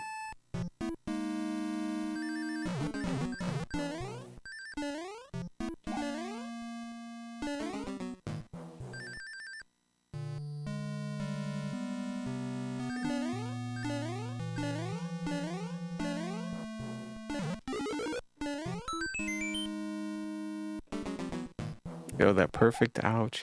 Yo, we're starting the Resident Evil marathon tomorrow.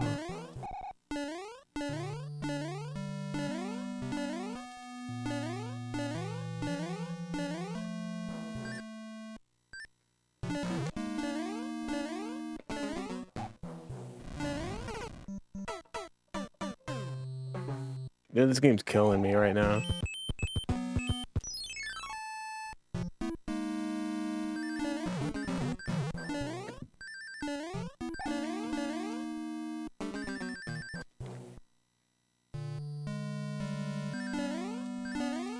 So nothing too crazy. I'm looking for like a nice 3-4 day marathon tops.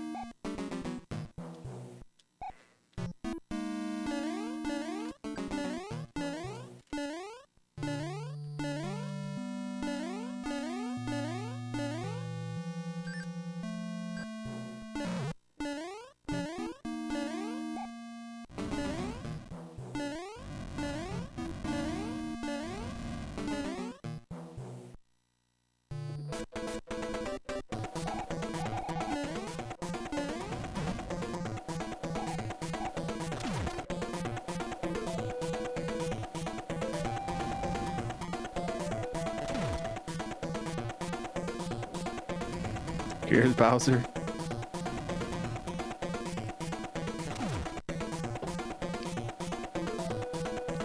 Ba-ba-da-boo, ba-ba-doo-ba-doo.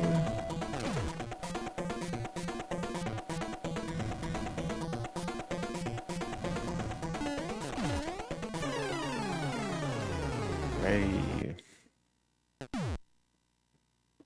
Ouch!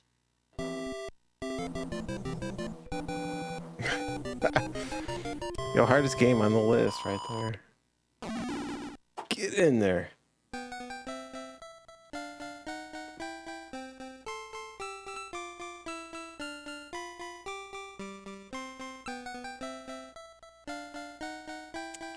Thank you. But our princess is in another castle. Just kidding. Bye-bye.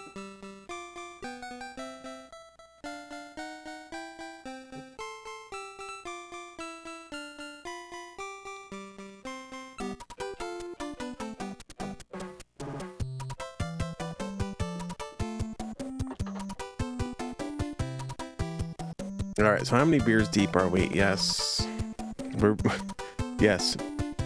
beers deep, and a merry monkey. Dude, this put me over the top. It's 10% Christmas ale.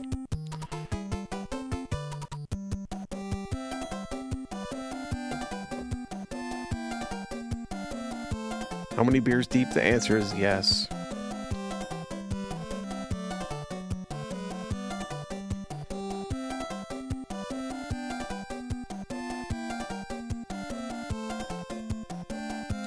Dude, Delmonico, have you seen these? The Merry Monkey? Check it out, dude. It says 10%, but I feel like it's more like 20.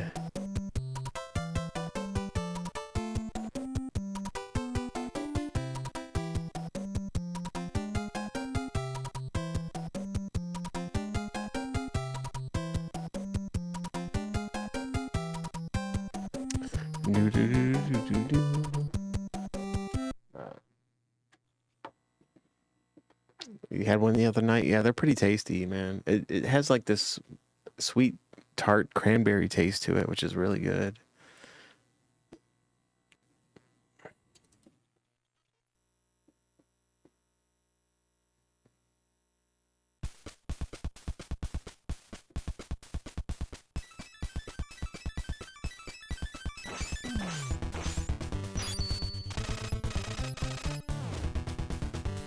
It is, yeah, 7:47 a.m.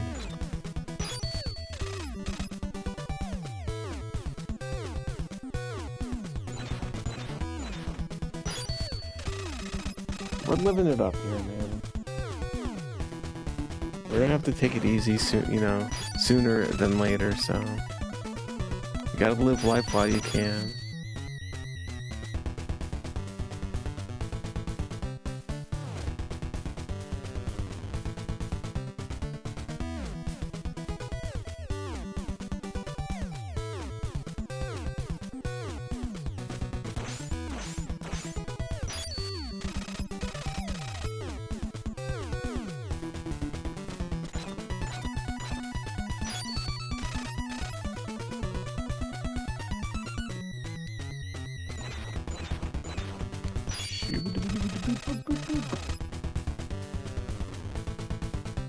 Alright, let's go. I'm Ninja Turtle.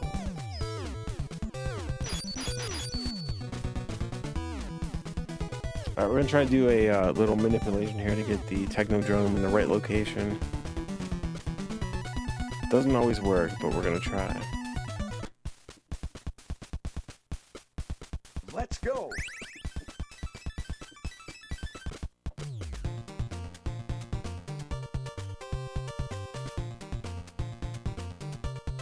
Yo, cheers, Queen. Yo, cook some good stuff.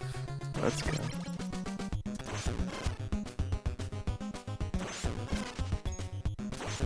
What? Okay, that's not a good start.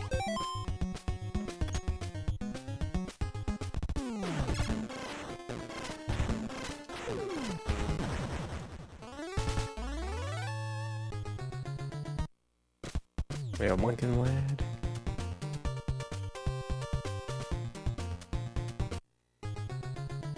Alright, let's yeah, let's do that.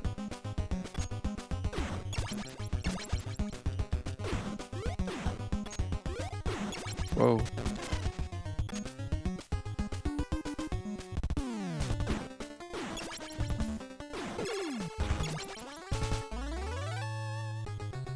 Yo, cheers, Queen. Yeah, thank you so much. Yo, what is going on here, dude? My scroll got all thrown off.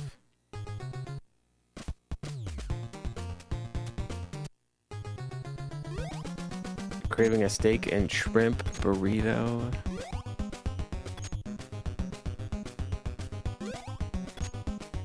Yo, I had a filet. Wait. I'm gonna pronounce it in as many wrong ways that I can, just because I think it's funny. A filet mignon, mignon. Filet. All right, we're gonna start. We're gonna start over. And yo, it was like the most delicious thing I ever had in my life. Filet mignon.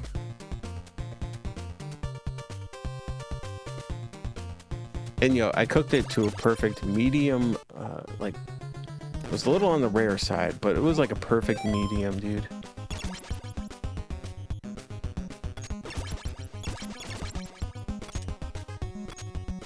And, I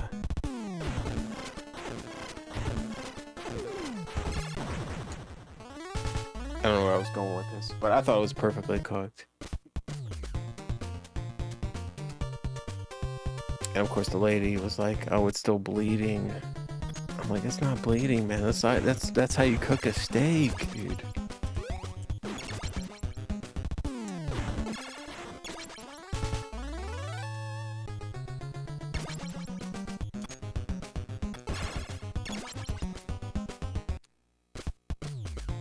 It was absolutely perfect, man.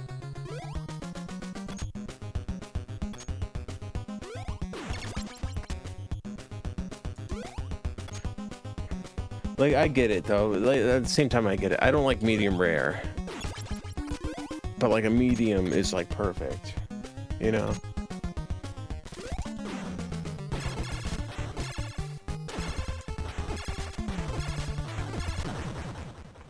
So then it's like, when I hear somebody say, like, "Oh, medium rare is how a steak should be cooked," I'm like, probably not wrong about that, right? I prefer it a little more on the medium side, you know?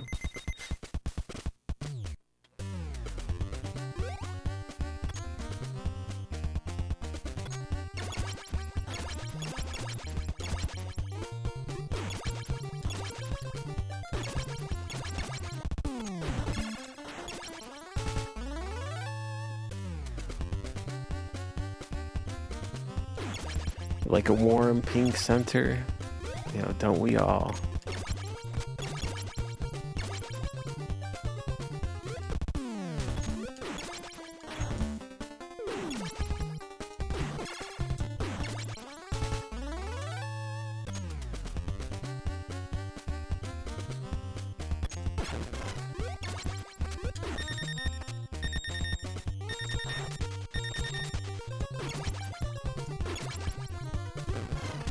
Oh my goodness, dude.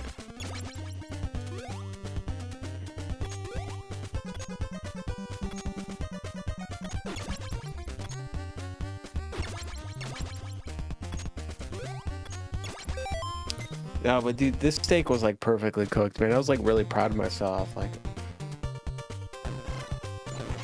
cause like, look at this perfect steak I cooked. I was like, oh, it's too bloody, you know? Like, no, it's not, man.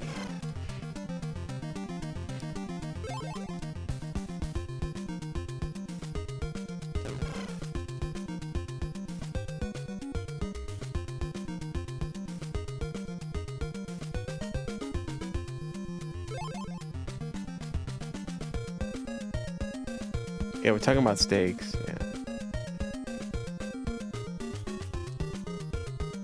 I think over the past year or so, steak has become my favorite food. Used to be pizza, used to be chicken wings, used to be hamburgers.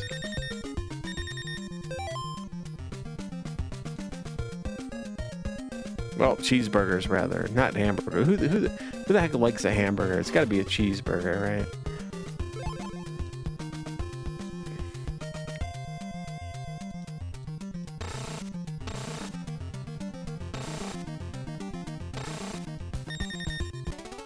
No!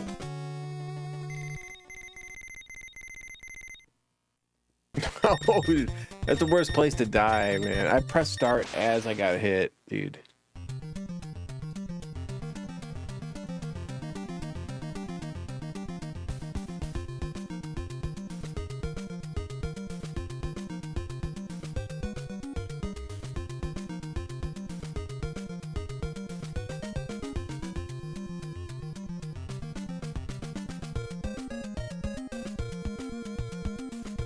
You prefer no cheese on your cheeseburger? Can I have one cheeseburger with no cheese? Wait, is that how you order it?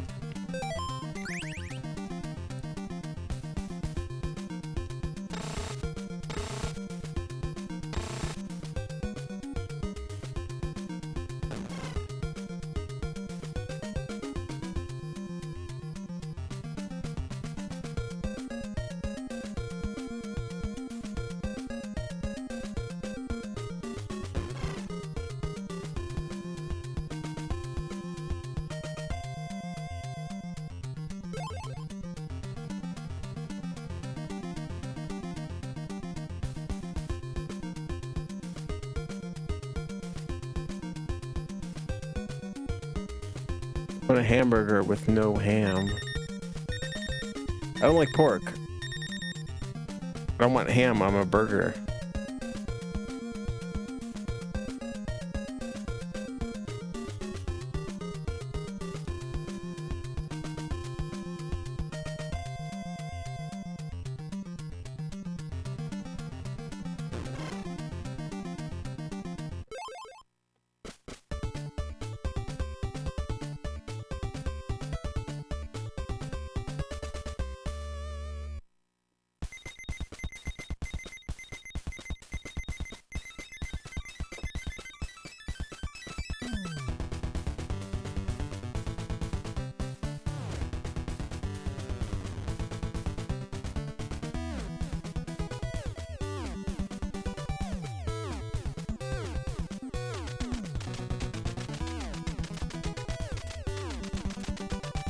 Only order hamburgers when I have a really killer cheese at home.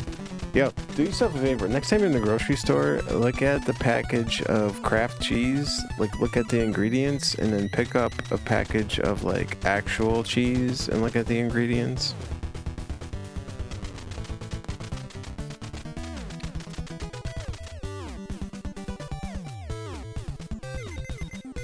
And you'll be like, oh, well, this one cheese has 10 chemicals in it, and this other cheese has milk, enzymes, salt, and whatever, 4 ingredients that actually make up cheese.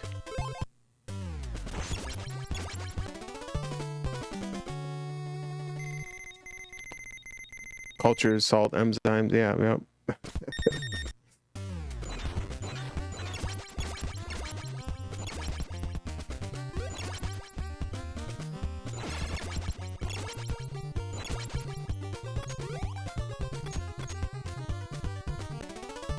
Oh no, dude. Okay, well, we're gonna do this. We're gonna take a quick game over here.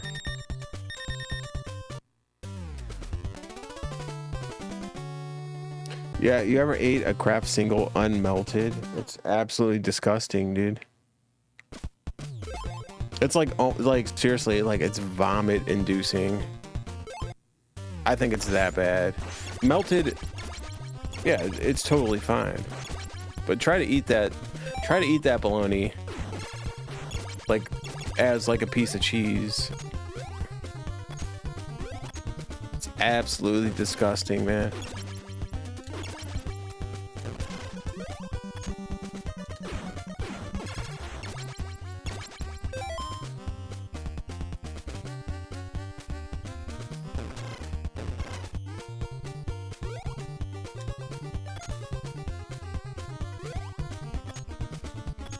And then like go get an actual block of real cheese and eat it. And you're like, this is delicious.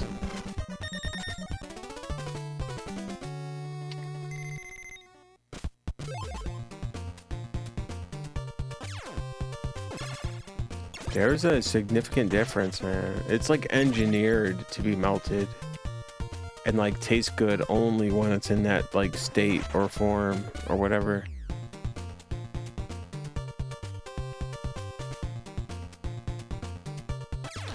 It's like chemically balanced that way. Like bioengineered or some shit, man.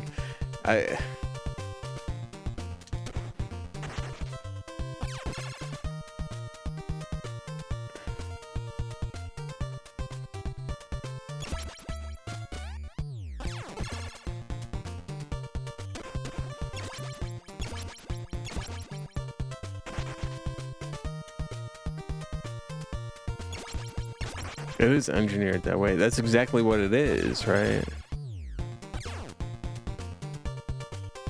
Bio cheese force.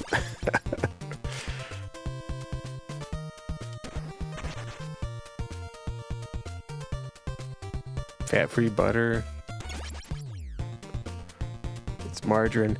Isn't like margarine like one molecule away from like being plastic or something?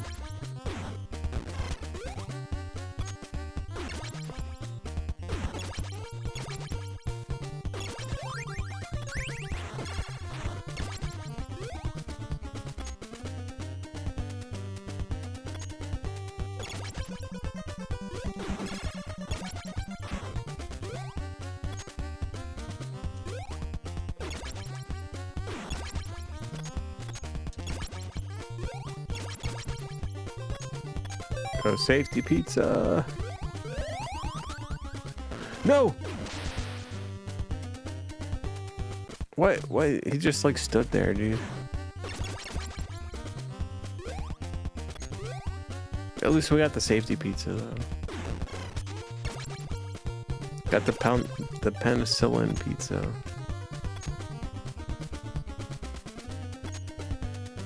Yo, you know what? Another thing with cheese that gets me is the sprinkle cheese. You know, I don't call it sprinkle cheese, but other people do. You know, the Parmesan shake cheese that you put on like a pot. You know, your spaghetti or whatever, and you buy it in the aisle. By the way, which is completely unrefrigerated in a plastic bottle. What kind of cheese do you want to consume that is sitting in a plastic bottle that is unrefrigerated? First of all. And then second of all, half of that is like powdered cellulose. It's not even cheese.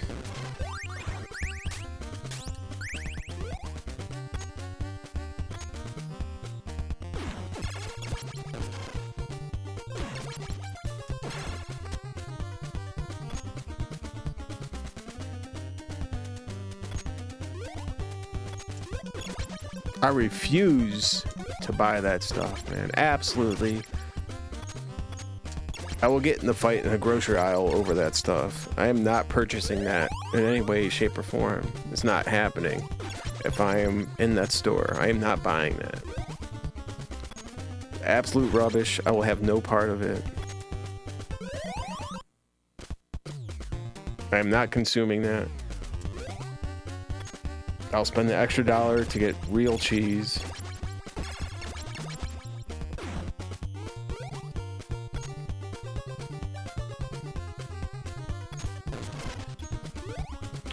It's not cheese, though. See, that's a trick question. If I had to save a child's life to purchase that cheese, well, it's not actually cheese.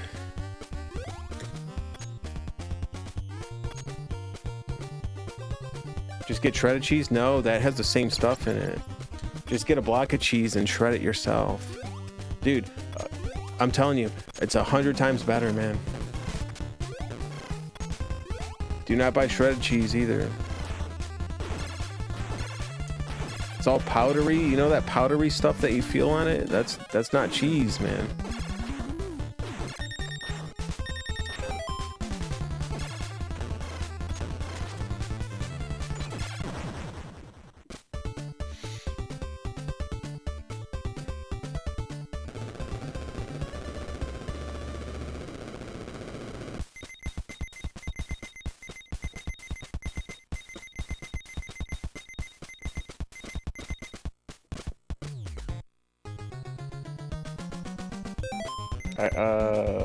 Yeah, we're in a rough shape here. We probably have to take the game over.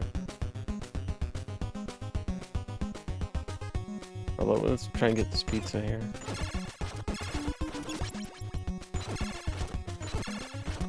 Nice, good old safety pizza. There we go, Donnie. You're good.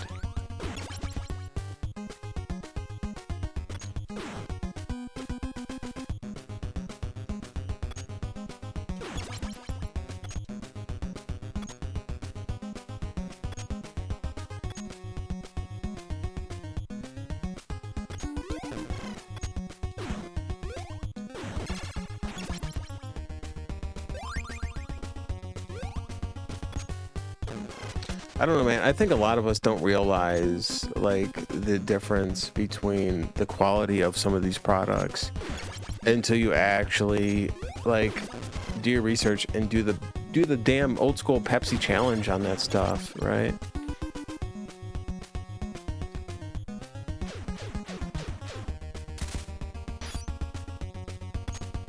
I'm telling you, buy a bag of shredded cheddar cheese, like your everyday, like, great value shredded cheddar cheese that's like half powdered cellulose and like half bologna that's not even like edible contents, and then go buy a block of actual cheddar cheese and a shredder and shred it up yourself.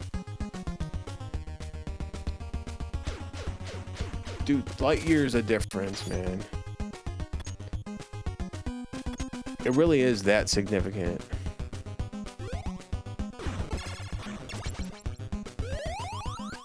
Not only the quality of the content, but the I think the volume that you get as well.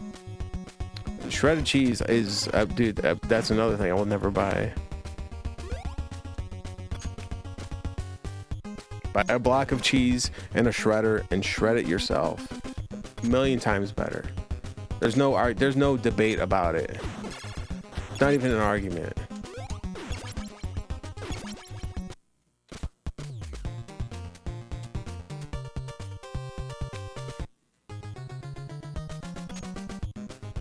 Just get a shredder. Just get shredder from this game and have him cut the cheese for you.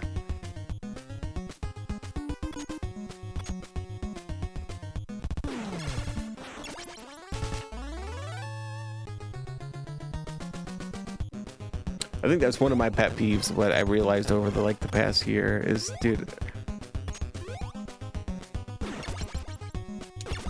I legit get pissed about it, man.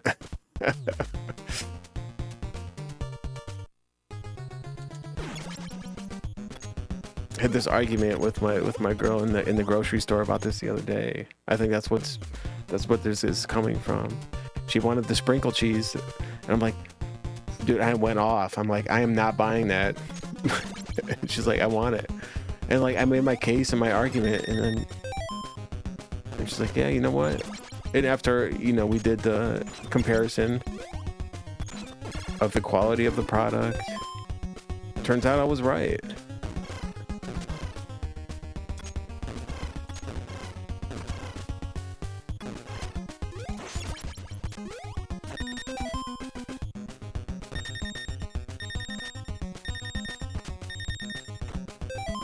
Oh no, we're dead.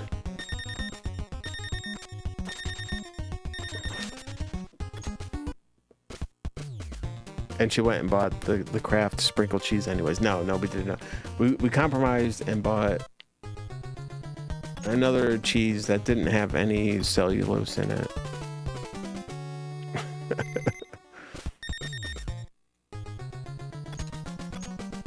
Alright, dude, this is not looking good, man. We're in really bad shape here.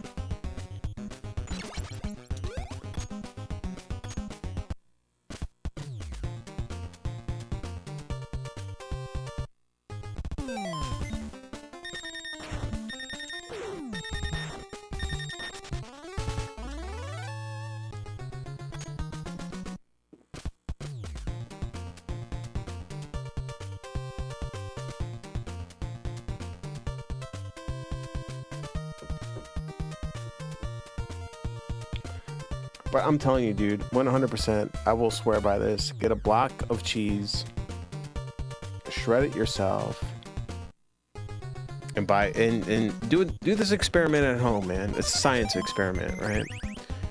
Go buy a bag of your, not your favorite chip, just like a generic shredded cheese, right?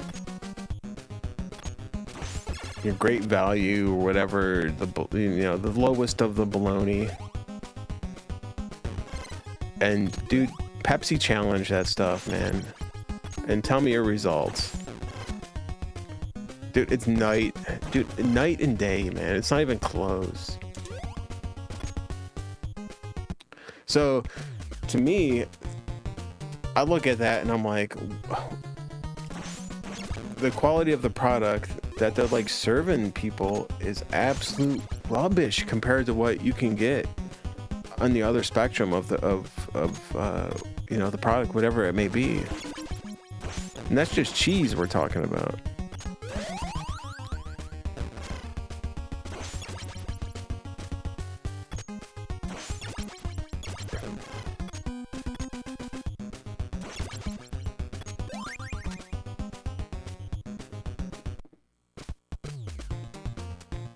It runs on the board to everything else that we're consuming. I think, honestly, dude, this is something that needs to be addressed, and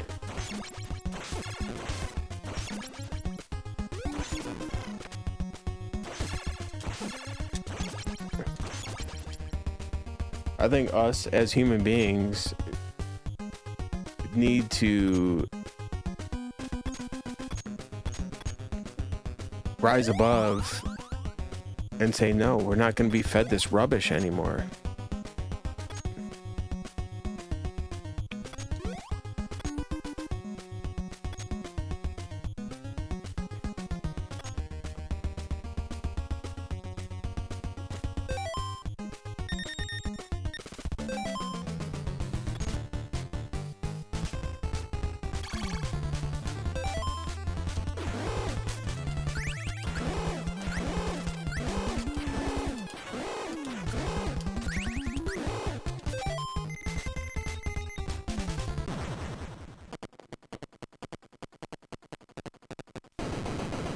Anything to say about MSG? Not really. I don't know that much about MSG. I know that in moderation, it's totally fine. If you include it in your like everyday diet, every day is probably not good for you.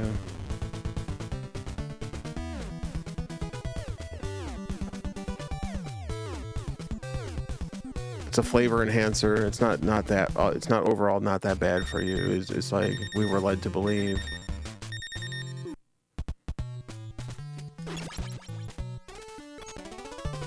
All right, we gotta take the game over here.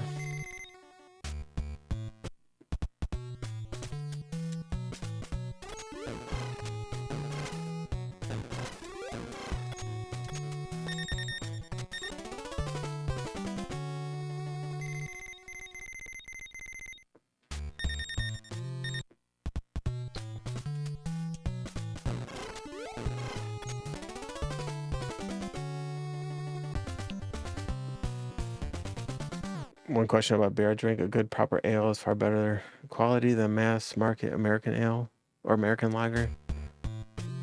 Yeah. But you know, as a beer drinker,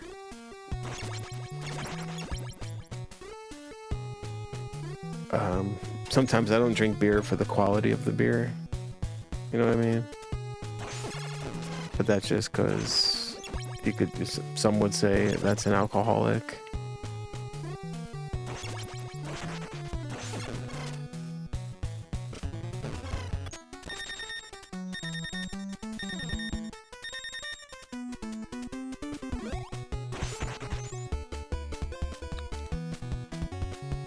But I mean, I like beer.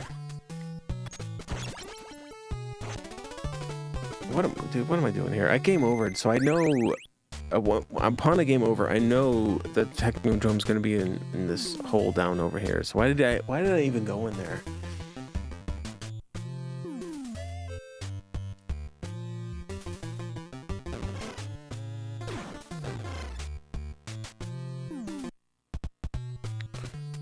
But, you know, at the same time, I don't consider myself a beer connoisseur. I'm not like a beer snob or anything by that nature, but like, I know a good beer, you know, when I have one, right?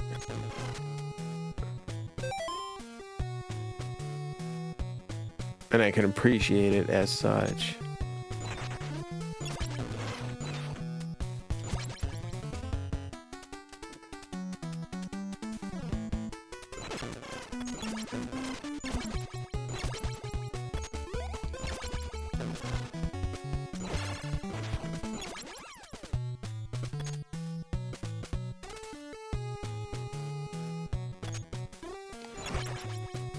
But yeah, you know, at the end of the day, yeah, it's bad for you. It's like, well, are you gonna smoke cigarettes, right?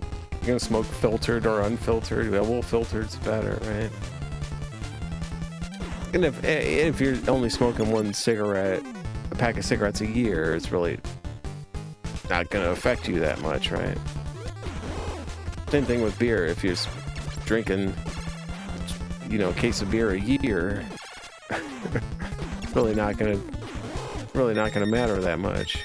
Well, in my case, if you're drinking a case of beer a week, you know, that's putting it, you know, that's putting it on the lighter side.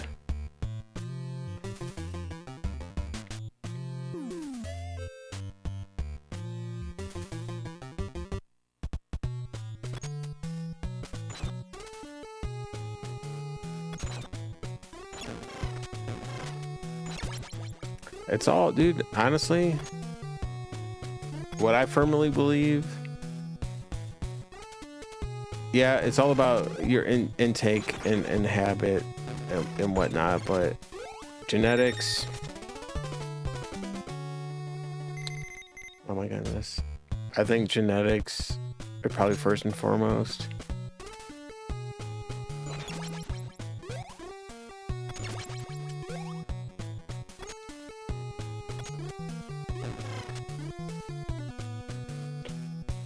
I've heard stories of people who smoked cigars and a pack of cigarettes and drank a fifth of whiskey and a 12-pack of beer until they were 80 years old and were healthy as a horse. And then somebody who has never smoked a cigarette or drank beer a day in their life and then died of a heart attack when they were 60.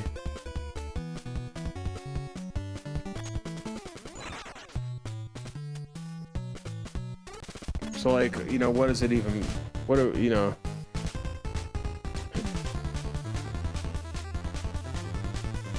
What are we even doing here then? None of it makes sense, man.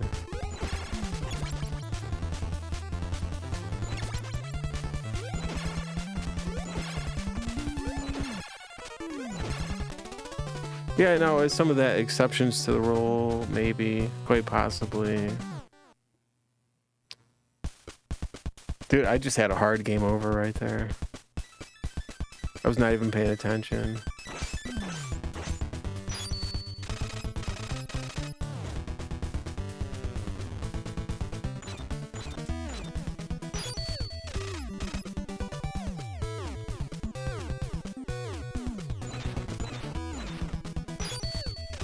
Lost in the convo, man. It's the best way to be.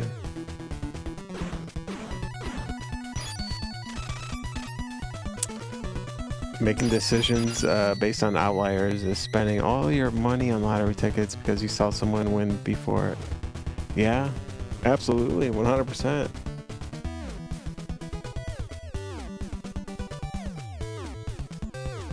But I think, I'm not saying you're making this assumption, but I think that assumption can be made that when you say outliers, it means one end of the spectrum and not the opposite.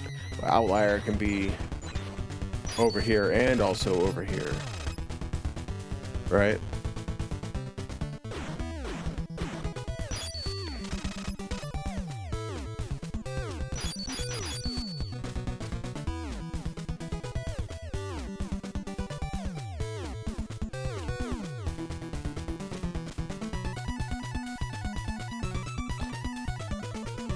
So that's why those outliers that defy the odds, there's just as many inliers who don't defy the odds.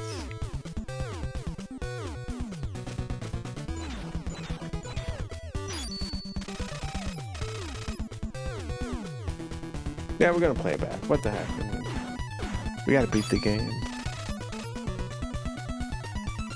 The marathon, the timer means nothing right now. We're gonna play through and beat the game.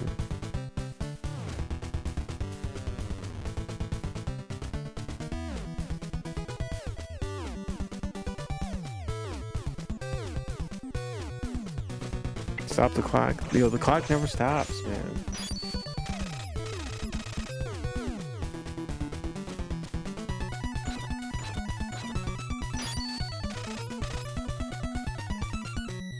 Can you tell life to stop ticking?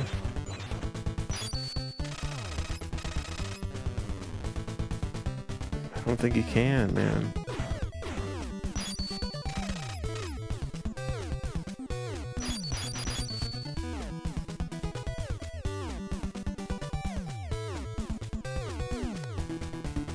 Like the old meme, give the pilgrims a Sour Patch Kid and they die instantly.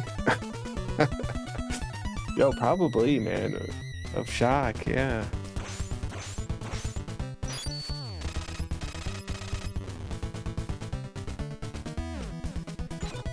Yo, Toki, good evening. Yo, what's up?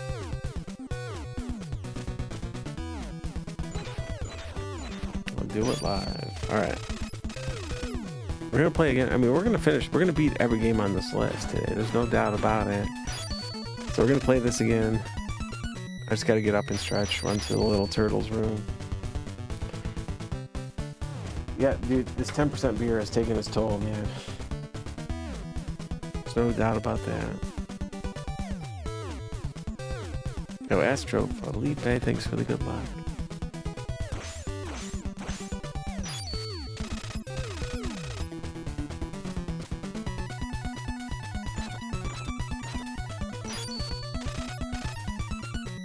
This is a marathon. The clock never stops. The brewskis never stop flowing. And the good times never stop rolling.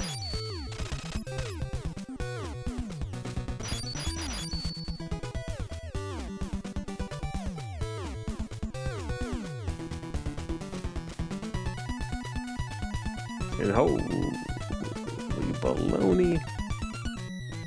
Yo, Fox Annie.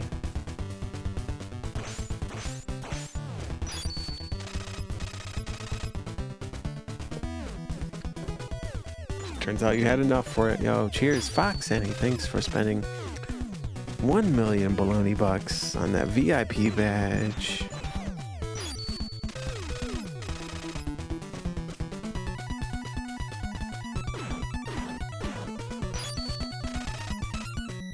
Yo, cheers, Fox Annie. That is baloney bucks. Well spent. Wait, unable to add VIP? Visit the achievements page on your dashboard to learn how to unlock additional VIP slots. Hold on. We'll get this figured out here. Hold on. We'll get this figured out for you.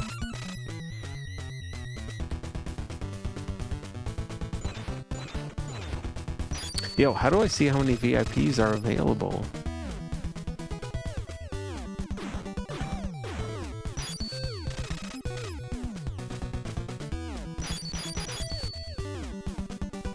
All right, here we go. We'll make this simple.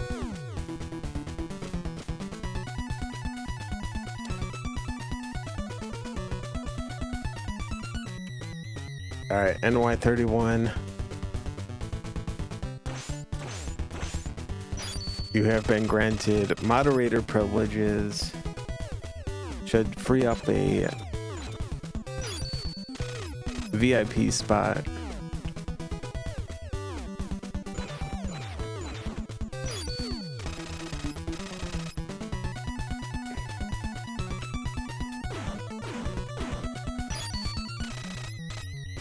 And VIP Fox Annie.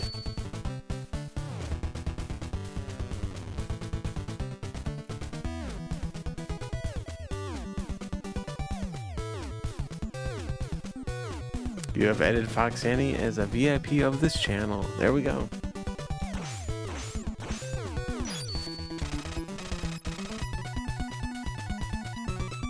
The lead moderator stuff, I have not. No, I totally forgot that was a thing.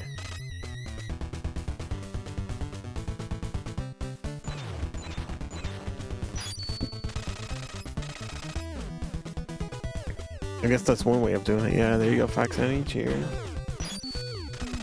No, NY31. Well deserved.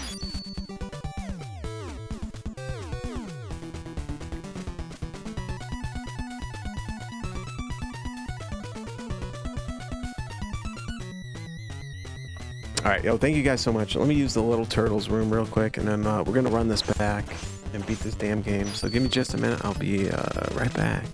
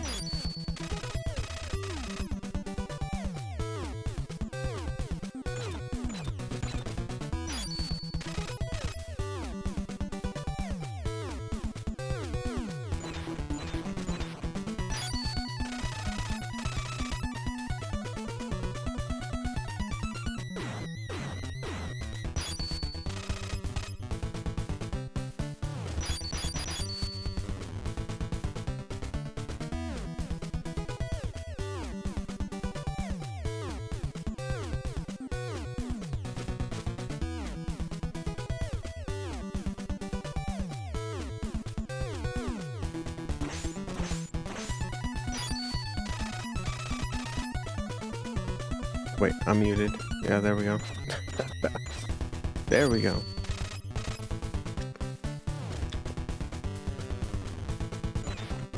Alright, what was I saying? So you have 80 VIPs you can unlock. Yeah, but 100 is the maximum.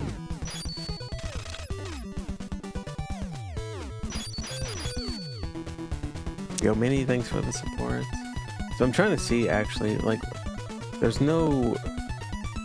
As far as I can tell, there's no...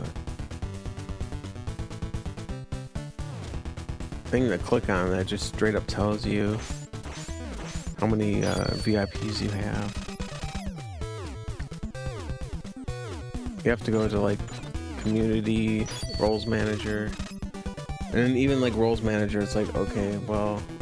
I added this dude as a VIP 4 months ago, and I added this guy as a VIP 2 years ago, and this guy 5 years ago, this guy 3 years ago. And it doesn't tell me how many VIPs I have.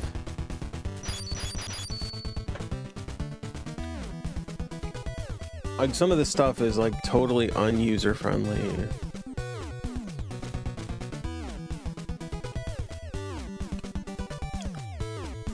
Holy baloney. We got another one. Yo, Lord's son, baby.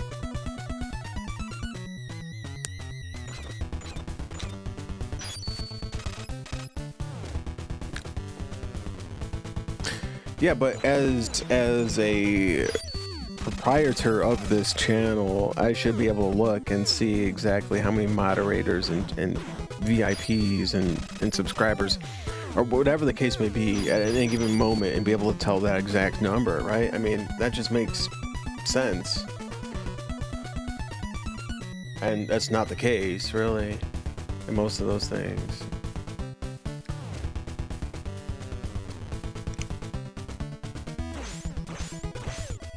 Almost like they don't want you to know, right?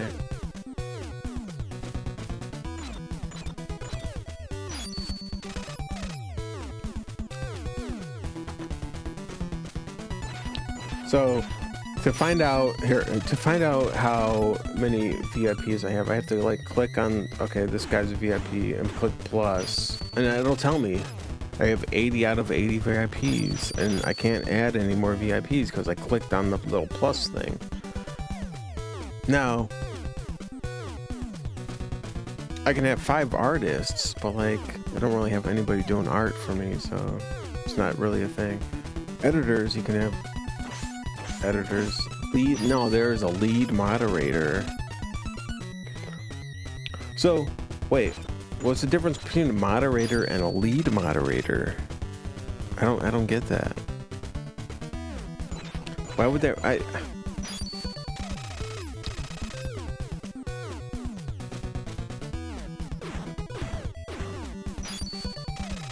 Lead mod can unmod and mod people.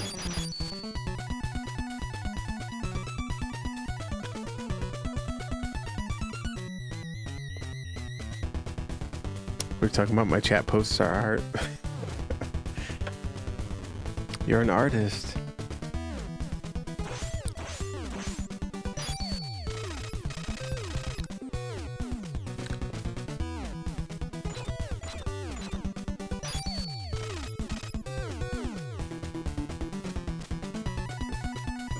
So lead moderator can like raid and like stuff like that, like an editor can or something, and like unmod and mod like certain privileges that a regular moderator couldn't do. When did they add that, man? That's something they can't raid. Oh, so only an editor can raid? Which makes no damn sense. Why wouldn't an editor be the only one able to raid? You think that would be something that a lead moderator should take privilege over an editor? At least in my order of operations in my head, the way I would see fit. Makes no damn sense, dude.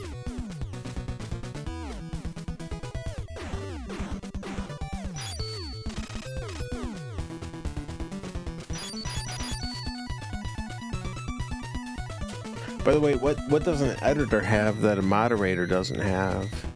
And vice versa.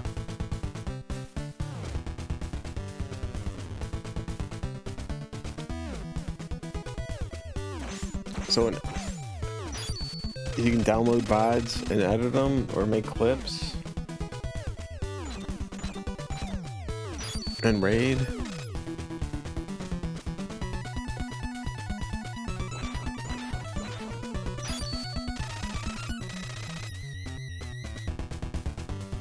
You know, you can raid on other channels, but they made you an editor. Yeah, so you have to, I know you have to be an editor to raid. You can't just be a monitor and raid.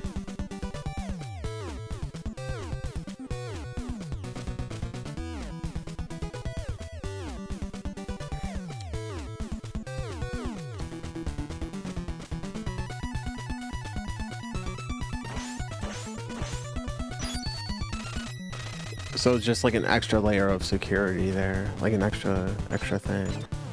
But then, does the lead moderator have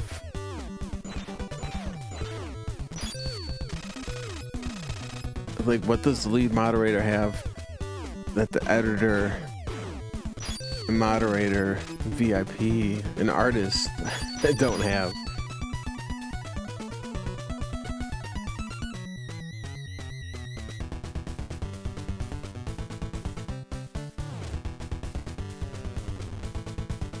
Anyone can be an editor without even being a mod. Yes, yes.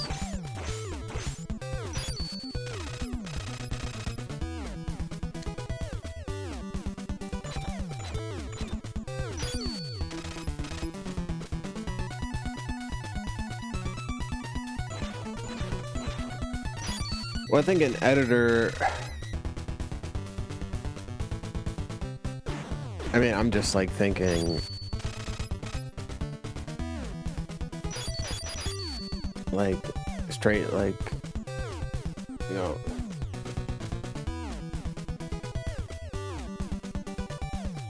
straight like a foot soldier. You know, if you're on the ground, you know, no pun intended, you're on the ground, you're an editor, you just worried about the content, you're not really involved in, I don't even know what I'm trying to say.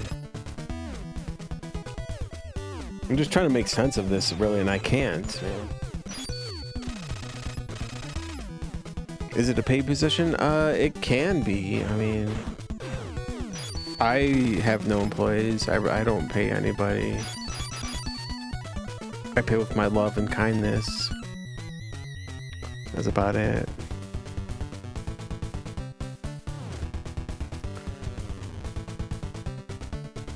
But I'm sure you can hire people and pay people to edit and stuff like that. Yeah, paying baloney bucks, yeah.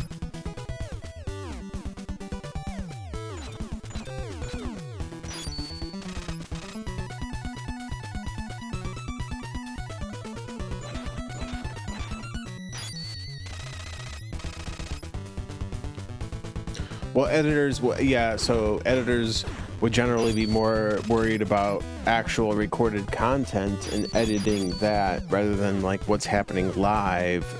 Moderators need to worry about what's happening live and moderating the moderators, because that's what they do. They moderate because they're moderators.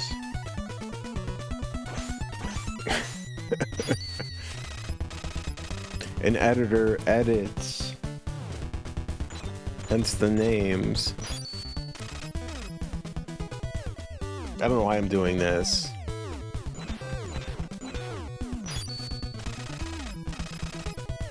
What do the mods? The mods mod, man. The mods mod, and the editors edits, and the players play. And the snozberries taste like snozberries.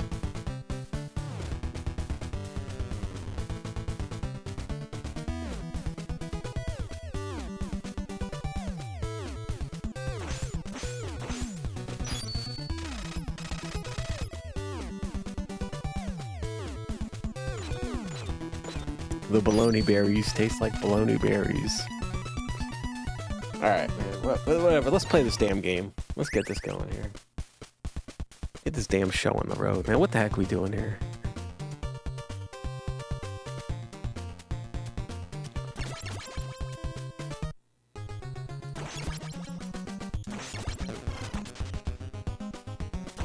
Let's go.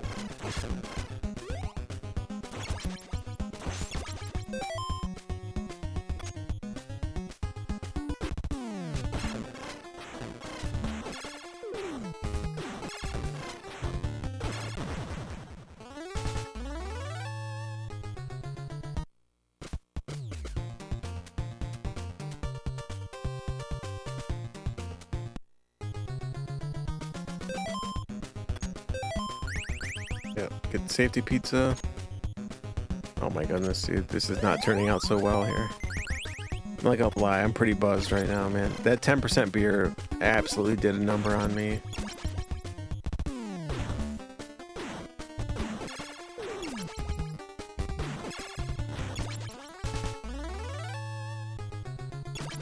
No, we'll figure it out here. We'll give Lord Sunbaby the VIP. I'm sorry, I got distracted there.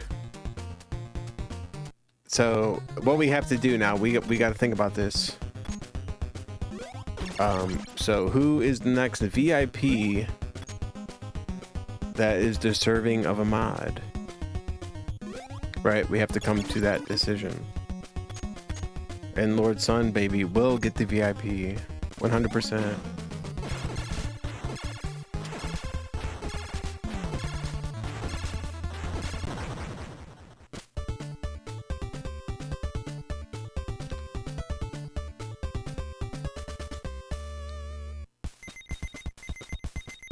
Maybe pause the VIP redemptions for now.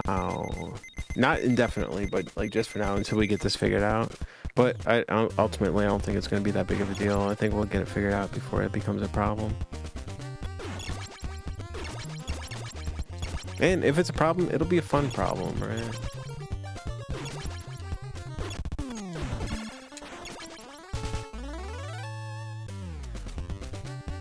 Unless, yeah, you guys suggest to pause it for now.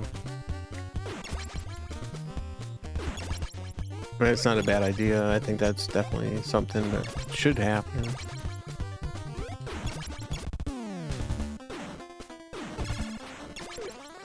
You guys, I'm always of the mindset of like, it's not a problem until it's a problem. And I don't worry about anything until it actually is a significant problem. And I don't worry about whether or not it will be a problem until it actually is a problem.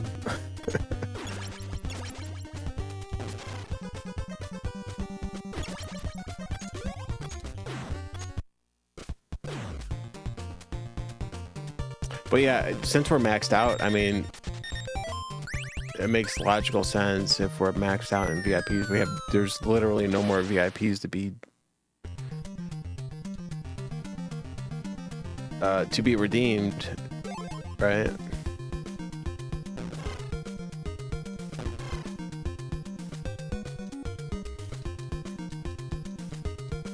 It's a problem, but it's a future problem. I mean, it's what I do, I problem solve, man. We can figure this out, right?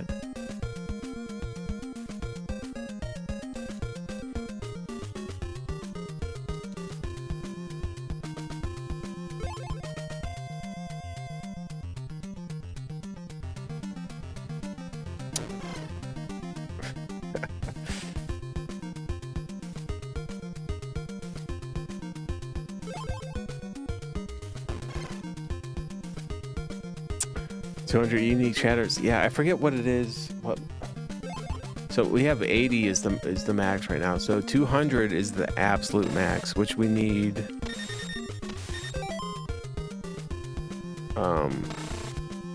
Yeah, a certain amount of chatters in any given moment.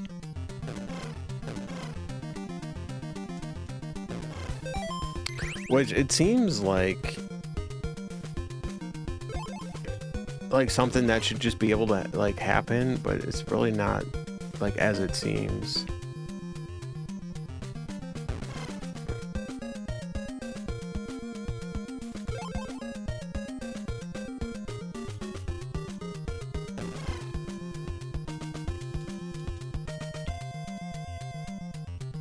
because you know, dude, I mean, how do I say this?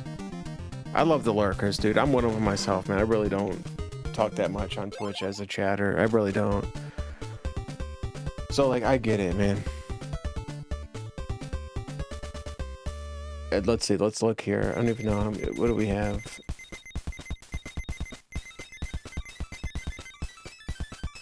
What do we have? 500 some people here. You know, if we get half of those people just to post an emote, we would have 20 more VIP slots.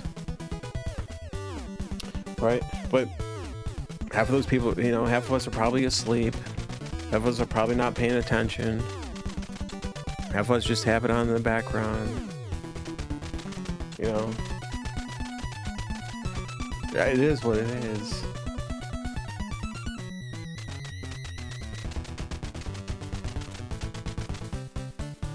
I think the only way I got the 80 mark now is because when I first, it's just way before it was even like partner. One of the first big raids I had was like 1,000 people, and like half of those, a raid of 1,000 people or something, and a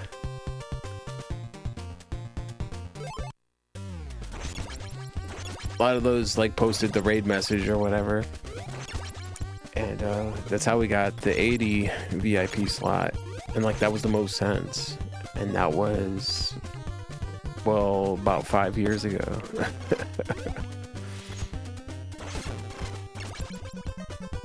No, thanks for all the first time chats. Yeah, just post the emote, man.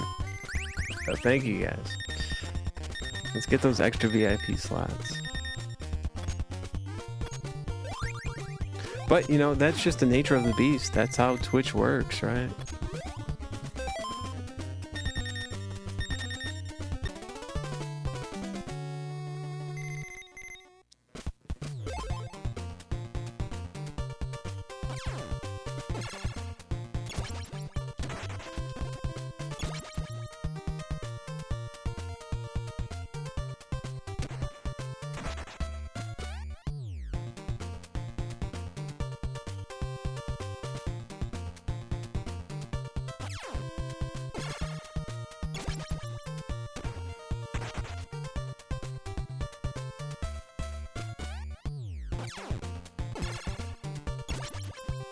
So I leave Twitch when you're asleep. Just look at the ad revenue. Yeah, you gotta love it. I've been trying to figure out the ad revenue lately because I don't want to play too many ads, but I have to play just enough, right? I mean, that's where half the money comes from here. Wasn't for the ads, this stream would not be as live nearly as much as it is, right? And to be honest, if I don't make more over the next couple years off the stream, then I'm gonna have to do something. I'm never gonna, don't get me wrong, I'm never gonna abandon the stream. It's always gonna be here. But it may not be here as much as we would like, right? Just the fact of the matter. I might have to do other things, right? I got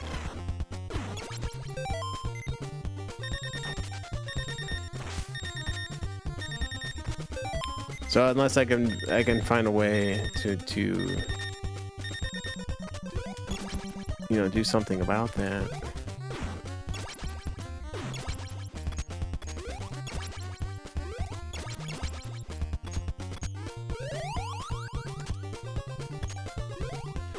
So I've been cutting back on ads and trying to do more. I've been experimenting here lately.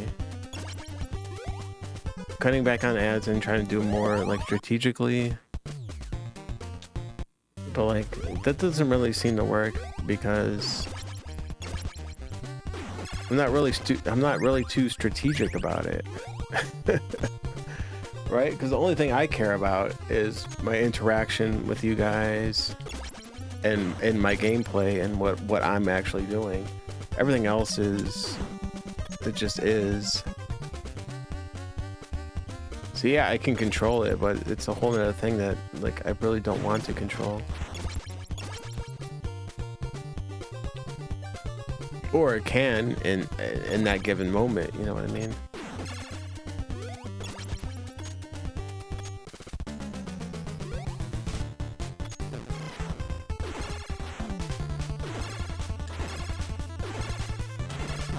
So like dude, I get it, man. I hate ads more than anything else in the world. Like I really do. Like I really do. I get it. So when people complain about ads, it's like, man, I feel ya. But like at the same time, like this modern day and age, you're gonna go on the internet and complain about seeing ads without paying for something. Just not the way the world works right now.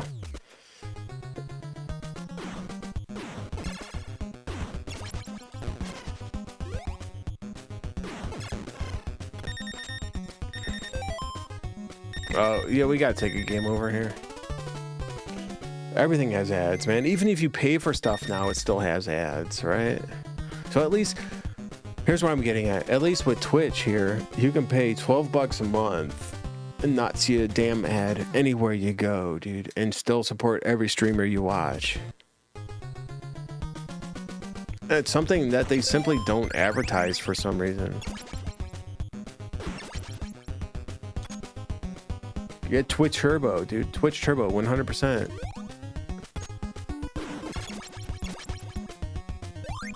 Speaking of ads, here comes one right now, yeah. It's like they're listening, man.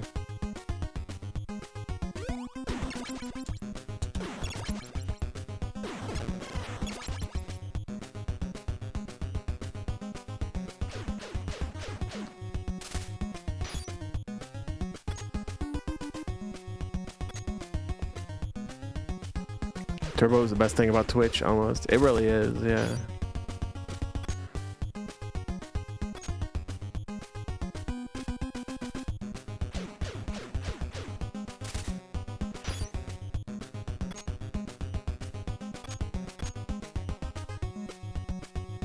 Amazon's not good at advertising anything, in your opinion?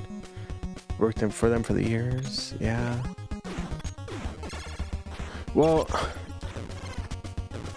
it's one of those things where it's like Prime, you know, like Twitch Prime. It's like an option, but it's almost like an option because they hope that you don't realize that it's an option. Just like something that they can throw in, like if you get Amazon Prime, you get a free subscription to this, free subscription to that, free this, free that, and like they just throw all this stuff at you, and you become overwhelmed, and you don't utilize like any of it, or you don't utilize all of it, if any of it. And it becomes overwhelming, and not only that. Why, you know, not only that, but why is there not an option to auto-renew your Prime sub for your favorite streamer? Why is that not an option, right? You have to ask yourself these questions. Well, it's a simple answer, really.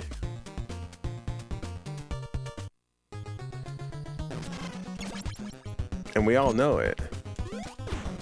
I don't have to answer it for you.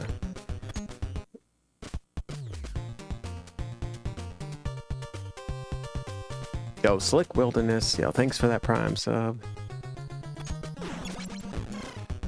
Why do they make it so hard for you to actually subscribe through Twitch Prime? Well, we all know these answers, right?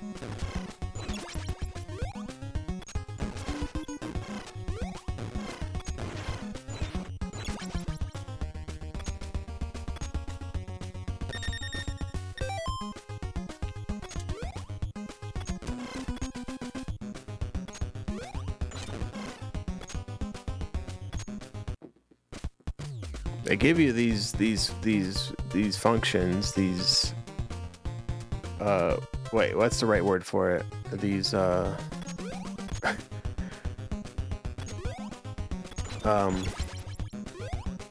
perks, features, yes. Perks, features. But make you jump through hoops to actually get them.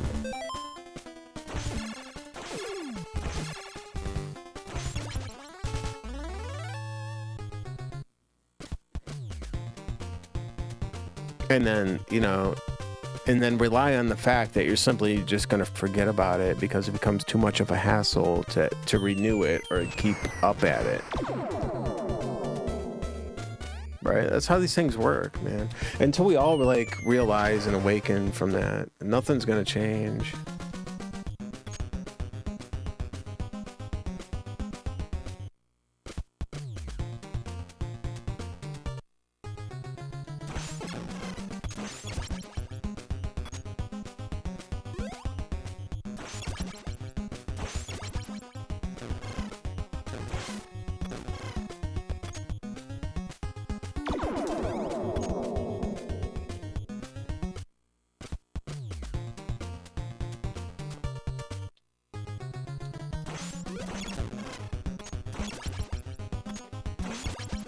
So use those Prime subs if you got them. Yo, Philly's guy. Cheers, Philly's guy. Yo, thank you so much.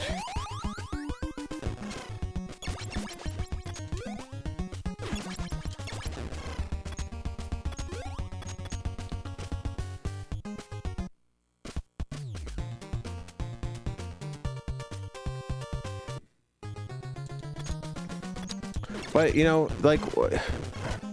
Yo, thank you so much, Philly's guy. But, you know, not to point you out or call you out or anything. I'm just using you as an example because you're here and now.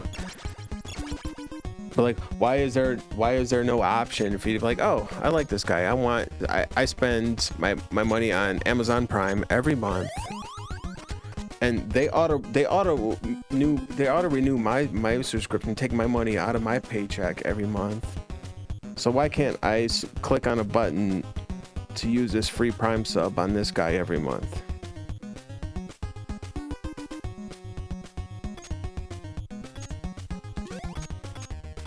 Because they simply don't want you to, man. They bank on you not using that because every time you don't use it, they make money. Whether it's pennies on the dollar, they don't care.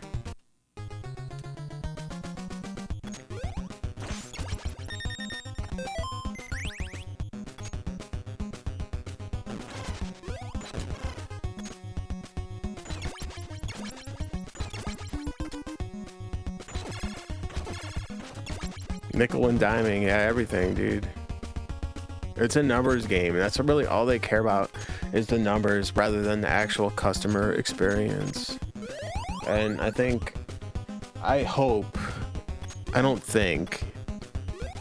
actually hope that people will awaken and actually realize that these corporations don't give a damn about you. You're just a 1 or a 0 in their system. They don't give a shit about you or anything that you do. You're just a 1 or a 0, man. And until we make that change, dude, nothing's gonna change.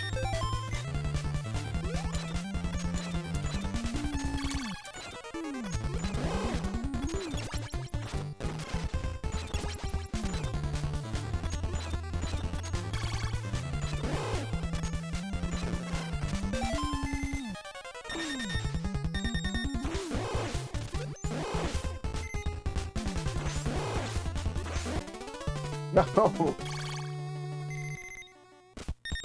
Oh, this is not good, dude.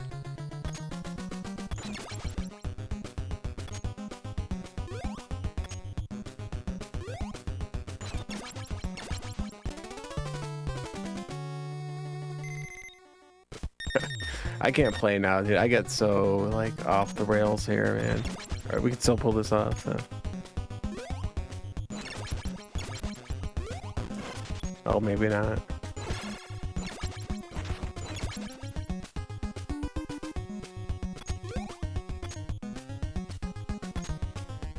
No, the pizza. Wait, I can still get this pizza here. Oh, man.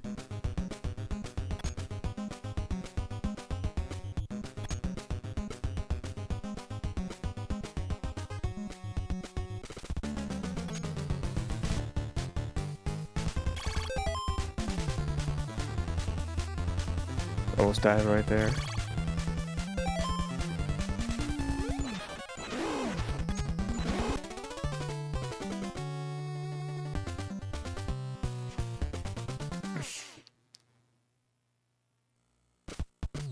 Alright, we gotta continue.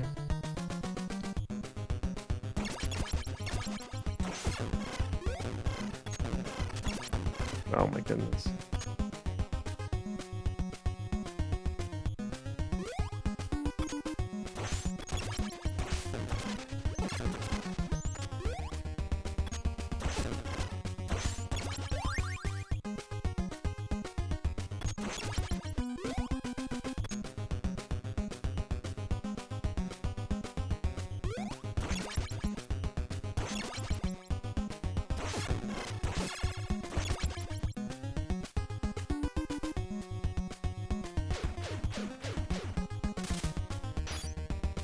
Possible pizza has pineapple on it. You think so?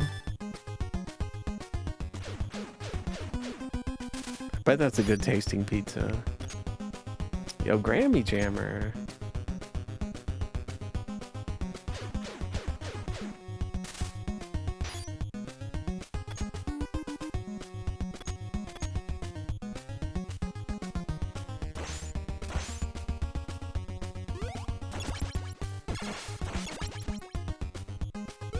That's a tasty pizza.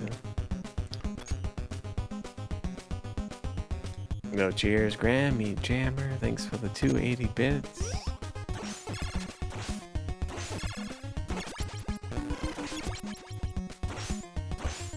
I think we're losing some time on this one. Just a little bit. It's funny, if you look at these splits, you can see the slight decline, dude. We were playing so good. Started off pretty hot.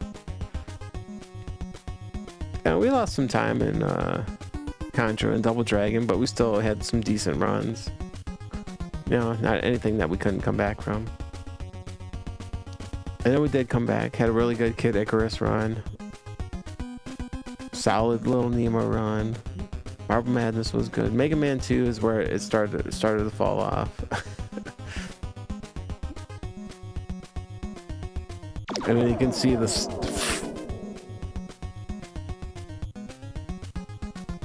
Took off like a damn rocket ship, man.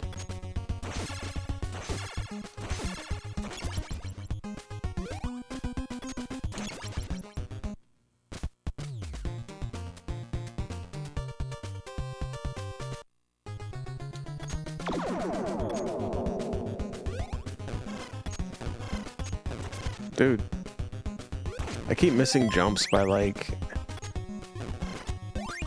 I want to do a medium jump and I do a small jump, and I want to do a big jump and I do a medium jump, sort of thing.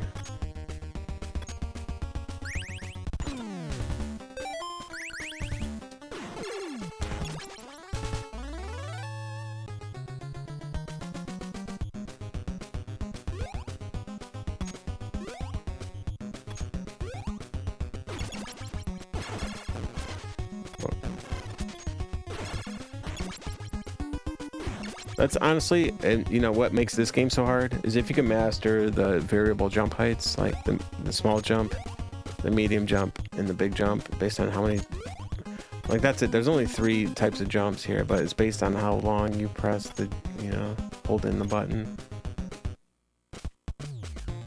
It's very touchy-feely, but like mastering that, or at least getting the hang of it,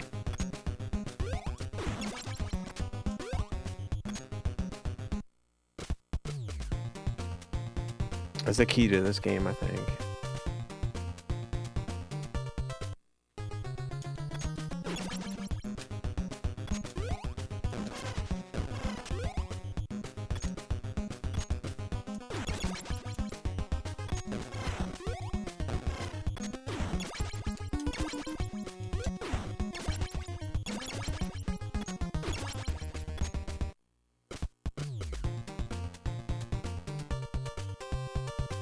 Oh my goodness, yo, Grammy Jammer, thanks for the gift sub. And Sherv, thank you so much.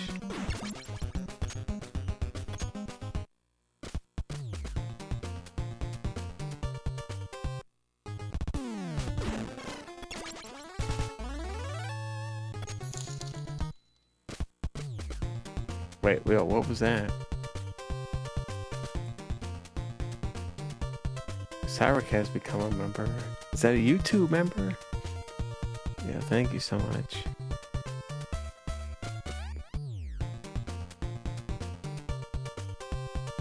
Get that YouTube hype going.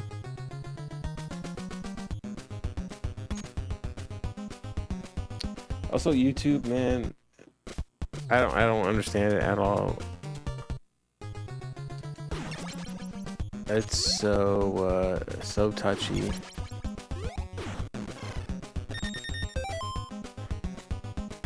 For a month or two, I was doing pretty well on YouTube, and then all of a sudden, like, actually quite the opposite, lost subscribers.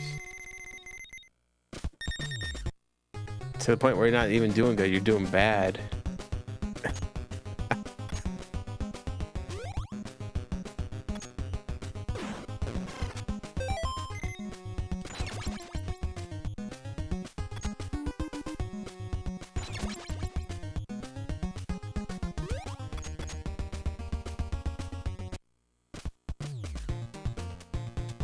How about Kick? Yeah, Kick hasn't been doing good either.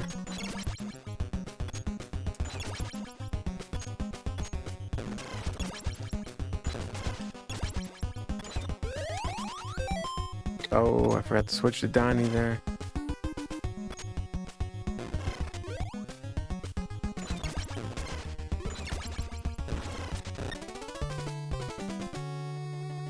It's alright. It's alright, we're still good here.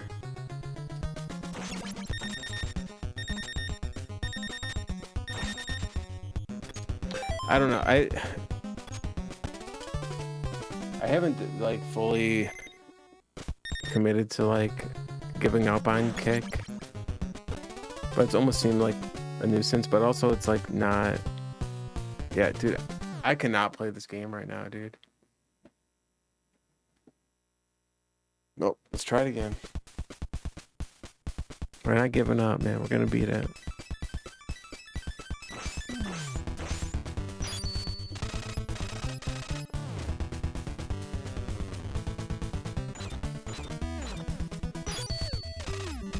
Yeah, it doesn't cost anything extra, and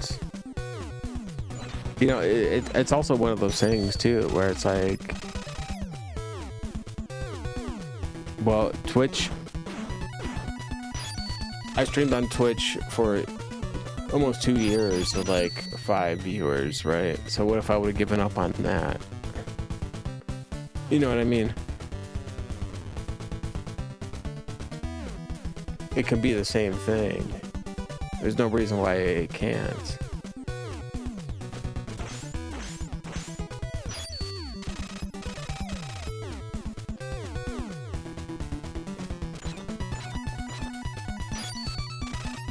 Maybe Retro will pick up at some point.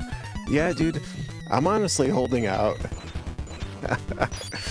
Like, for like the heyday.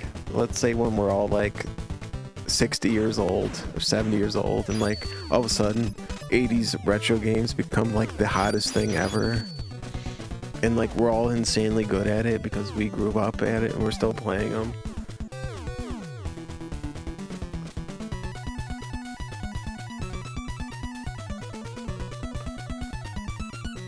That sounds pretty cool, right?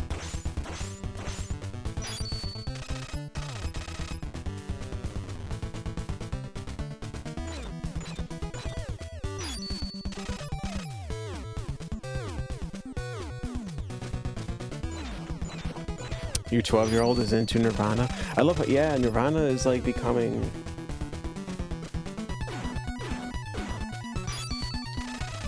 Well, dude, I mean, think about when like, we grew up in the 90s, dude. Like, I love Jimi Hendrix, and that was like 30 years, you know, or so before. And like nowadays, like 90s is the 70s, I think. It's like the last era of like actual, in my opinion, I use this term loosely, but like good, authentic. I keep doing this thing here. Authentic music where like artists actually struggled. You know what I mean? You felt their pain, sort of thing.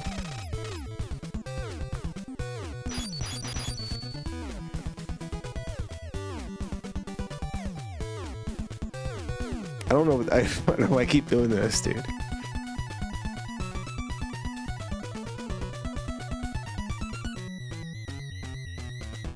Like 90s was like the last era, in my opinion, of like the struggling artist. 2000, it was like, oh, like whiny, you know, like, oh, I'm whining because I don't get enough attention. But like, you know, prior to that, it was like actual like struggling artists who were like whining because they couldn't like afford something to eat, you know.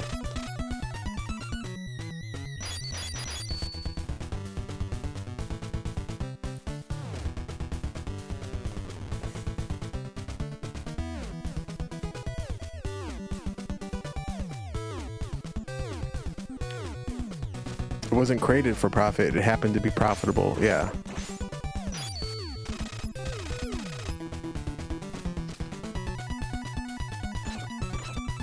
Like Nirvana, I think, is like the whole like paradox of that. You know, in my opinion, Nirvana did. Yeah, they wrote poppy songs. They wanted to be popular, but also they didn't. They did everything to fight against that at the same time. It was like an oxymoron, and that's why it was so marketable and so beautiful.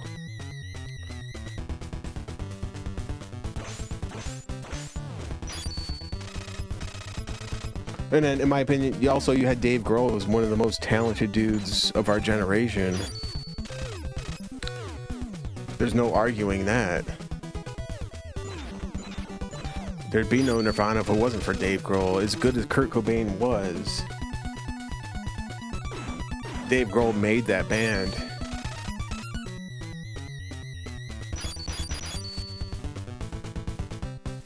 I mean, that may be an overstatement, but I think if you know what I'm saying, you know what I'm saying. Of course, Kurt Cobain wrote the songs. He was a front man. He was the mastermind of it all, for sure.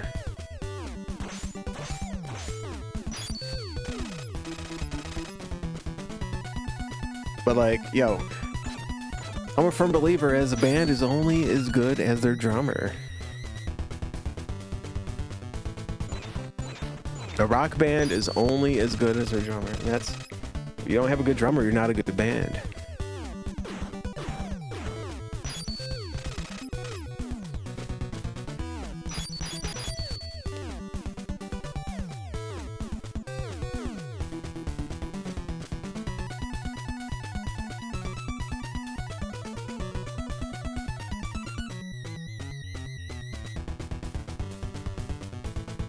I'm a little biased, yeah, but yo, that's a statement that Dave Grohl said himself too. That's where I picked that up from. I was like, you know what? That's true, man. It was a backbone. It's a backbone of the skeleton of a band. You can't have a person without a skeleton. You can't have a band without a drummer.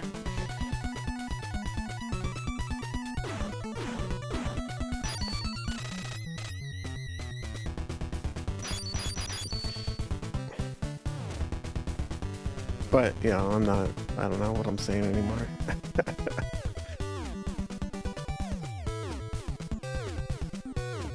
As a person without a skeleton, I'm sorry to offend you. It must be hard, dude.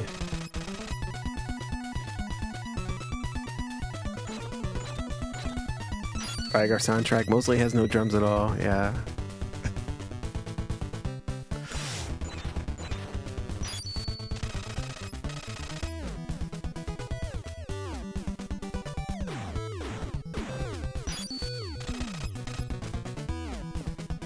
I don't know, I'm completely biased, dude. Like, whenever I see a live group or anything, I immediately gravitate towards the drummer. I'm watching the drummer 90% of the time, dude.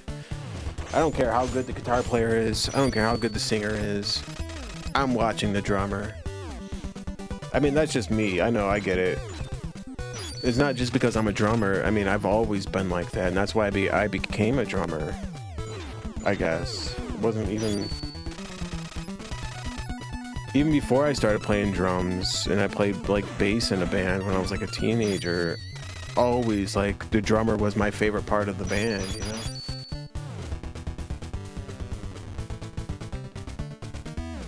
So I get all that is very personal and like relative and whatnot, but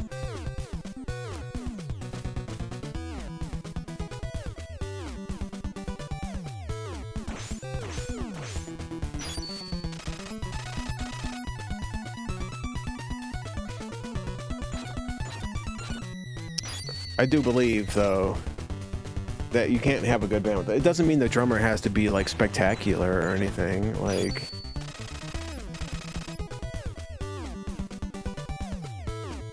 you know, a lot of people, like, Ringo Starr and the Beatles, a lot of people hate the Beatles. I don't know why, man.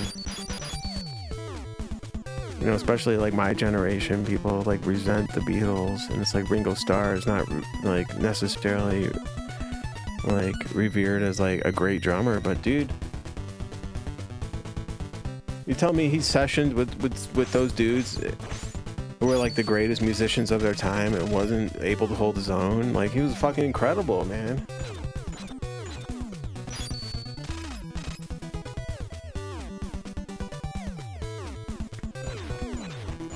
Didn't have to do anything spectacular.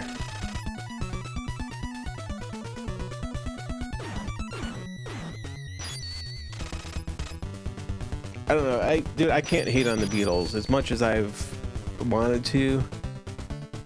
Yeah, dude, you really can't, man. They changed the game, dude. They really did.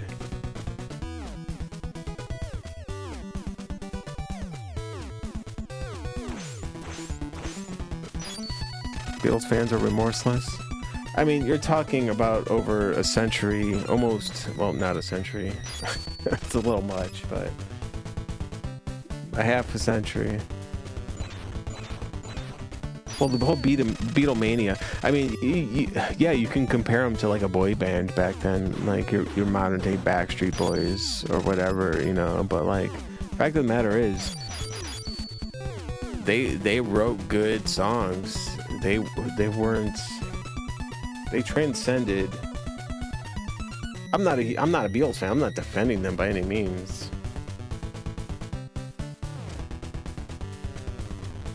Like, I'm a Led Zeppelin, Black Sabbath, Jimi Hendrix guy, right? But like, would there be any of that without the Beatles? No, there wouldn't. So, that's the fact of the matter.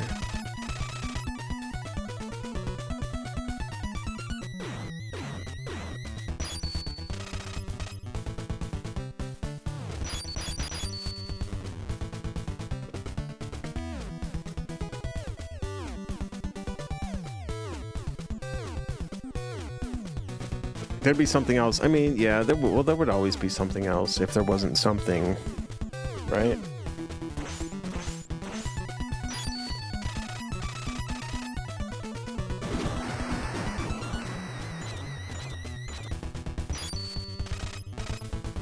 Because it's simple in concept doesn't make it bad.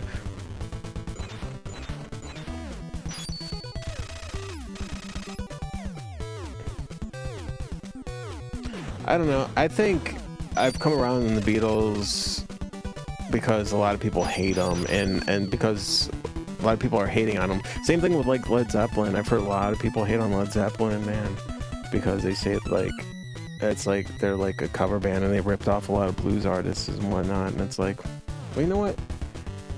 That's what they did back then, man. Like Elvis too. Like, if you want to talk about true rock and roll, man, you gotta go with Little Richard and Chuck Berry, and you know, who did that inspire? Elvis. And it all trickles down, man. You imitate, a true artist imitates what they love, and if they love something, they're gonna try to copy it.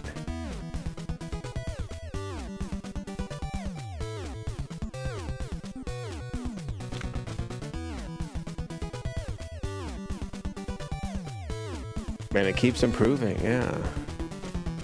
Look at Hendrix, dude.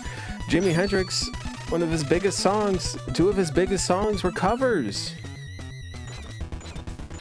A lot of people don't know that, man.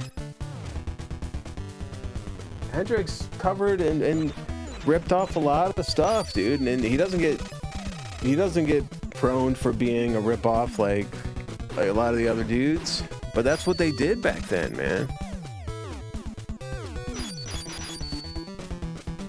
And it wasn't ripping off, it was an homage, like, yo, I like what you're doing, I'm gonna do that too. Wasn't ripping off, wasn't stealing content. It was expanding and what's the right word? Expanding and incorporating your arts, keeping it going, reinterpreting. Yeah, that's what it's all about, man. Nobody owns anything. You don't own the notes. You don't own a chord progression or a phrase or something, you know? Like,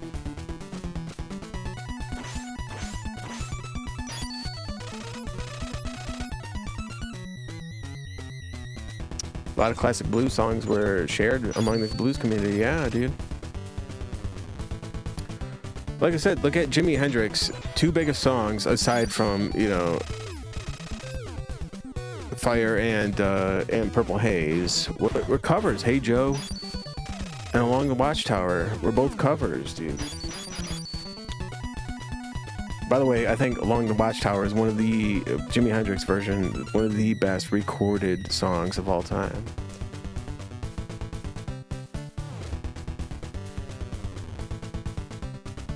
Don't get me started on Hendrix, man. I'm a huge Hendrix fanboy.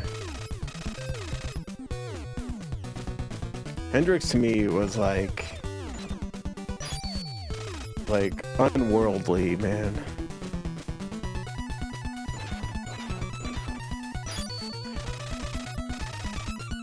But like, it's like one of those things. So you hear stories about Hendrix and it's like people say, yeah, I'd never seen this dude without a guitar in his hands. Like, he was always playing, right? So why was Hendrix that good? He just didn't become that good because he literally spent every waking moment of his life perfecting his art and doing what he wanted to do.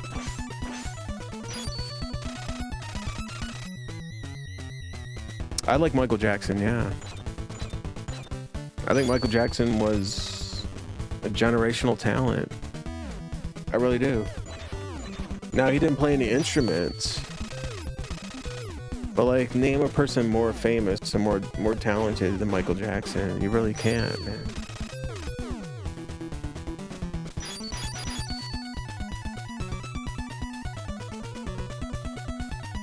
And a dude like Michael Jackson, you have to get credit for it because he wrote most of it, like some of his biggest hits. He wrote all that.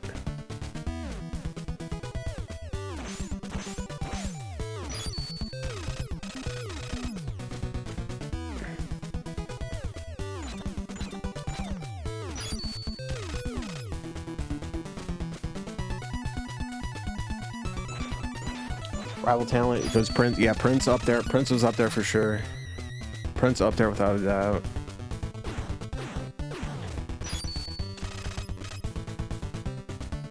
Prince was another generational talent, man. No doubt about it. He could have been Michael Jackson, like, well,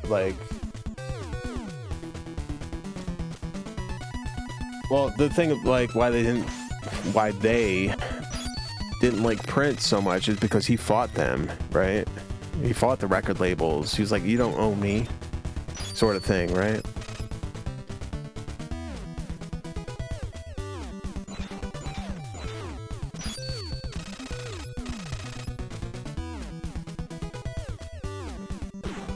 Oh, Prince was an amazing guitar player. One of the best, yeah.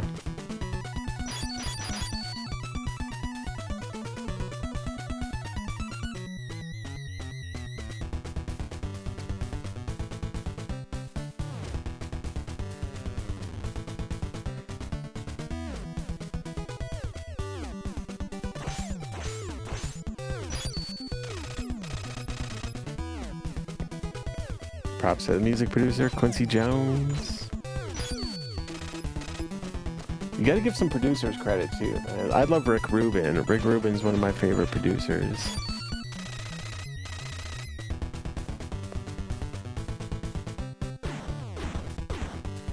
Cause here's why, man. It's not like Rick Rubin is like the best, like technically savvy, like anything, but here's the thing. He knew how to work with the artists and the bands and capture them at their best. That's what it's all about, man. If you can't capture something when it's happening in its best, then what is it even, right?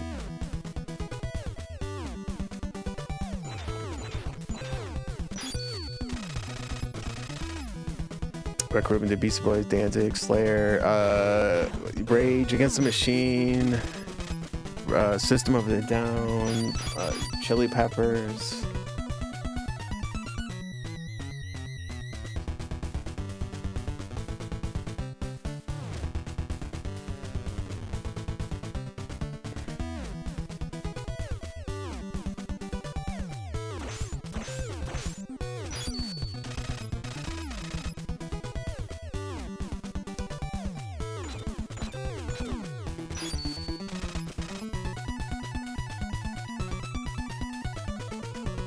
Also, Rick Rubin was the first one to, as far as I know, right, combine the whole like rap rock thing with Aerosmith and Run DMC. Well before the Beastie Boys. Which, by the way, I love the Beastie Boys. Absolutely love Beastie Boys.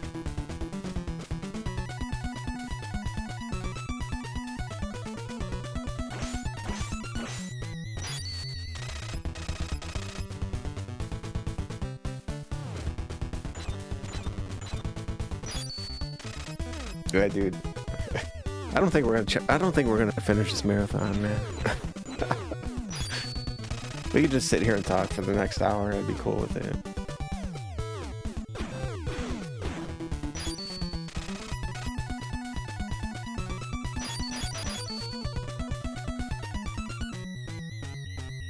Oh my god, I missed some stuff too, man.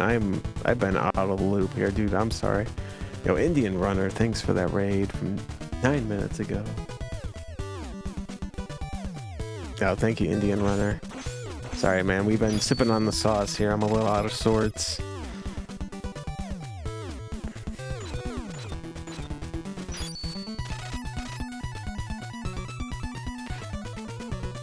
What do you think about John Denver music?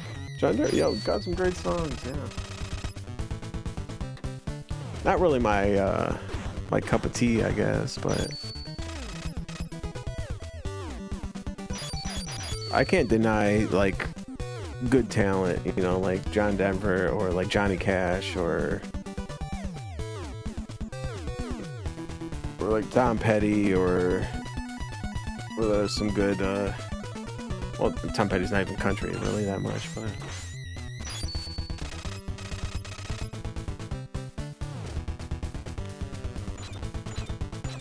do a barrel roll.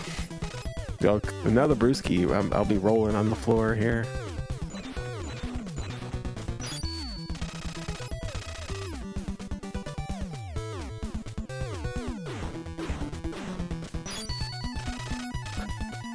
Metallica is a good example of a band that shouldn't have changed their style. Yeah, well,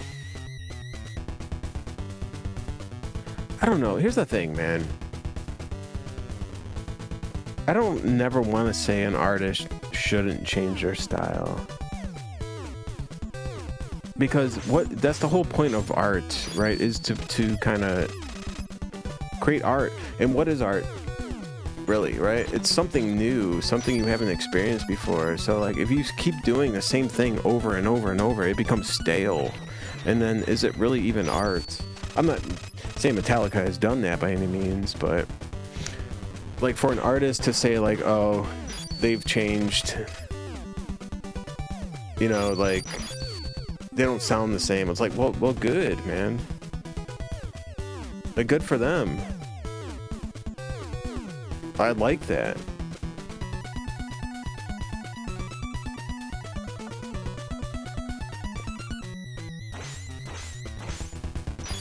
But at the same time, then you're like, well, you have bands that are known for being a certain thing, right? Well, then you have to kind of adhere to that.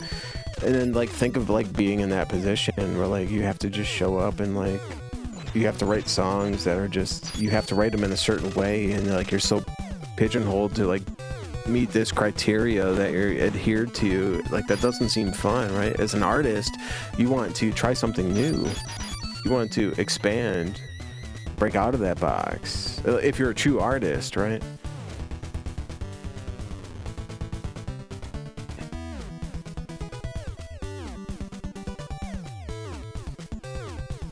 So I'll never hate on a band for going a different direction or trying something new. Some of my personal favorite Metallica songs are what you would call alternica. You know, after they shave, you know, cut their hair and whatnot. And I mean, they still wrote good songs.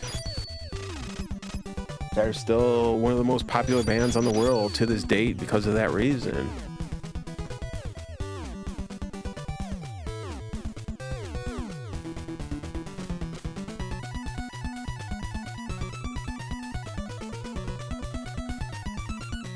Yeah, and their thrash metal's incredible. No doubt about it. No doubt about it.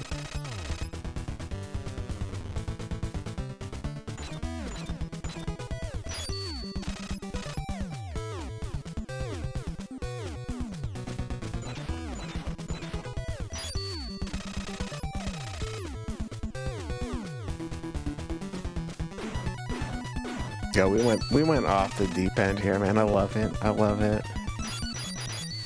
I love talking about this stuff.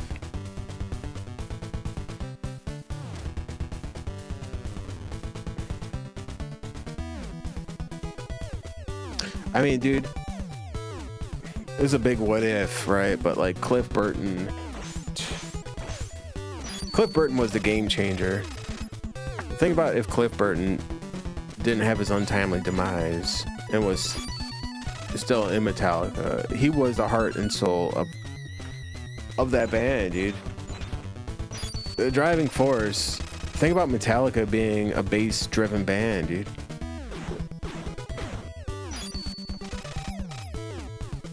Cliff Burton was the best. I think about when he died, dude. How young was he, man? The dude was incredible.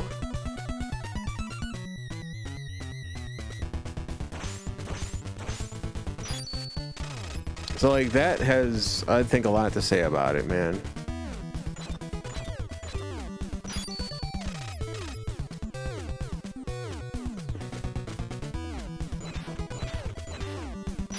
You know, and the fact of the matter is, well, he's just a bass player, right? So, like, the band can move on. And it's like, well, you have Jimi Hendrix, who dies, and it's like, well, there's no more Jimi Hendrix, right? But it's like, well, Cliff Burton was Metallica, but Cliff Burton dies, and Metallica could still move on. I mean, it's probably not a great analogy, but I think it holds kind of true.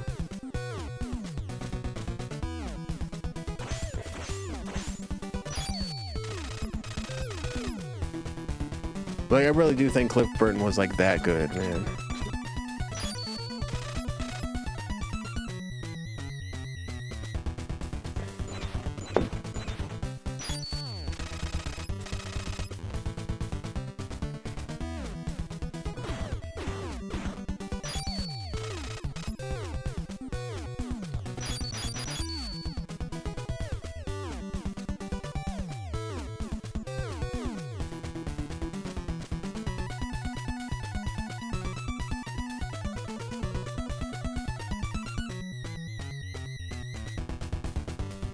Yeah, it's crazy, man. Zappa had instincts. Yeah, Zappa was a legit genius. Almost like too much.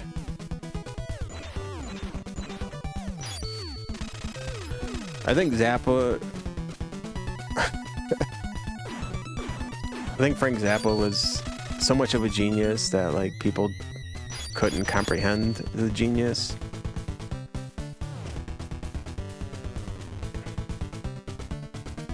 And it was like too much.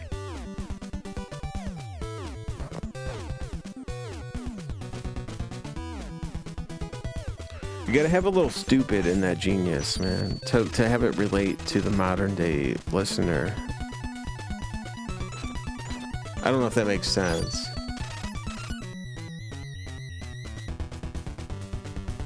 Because I don't want to call the modern day listener like stupid, because I'm one of them, you know. I like stupid simple music, but I also love like brilliant like smart music, right? So there has to be that line. If it's too much on one other end, I don't like it, right?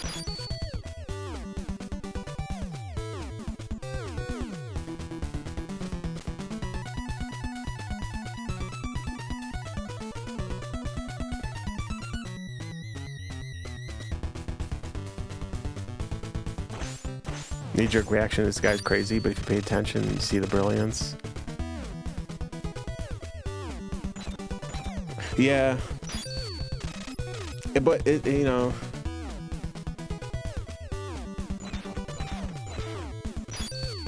it really is like that. That's a good explanation. Too smart and too comedy. Right.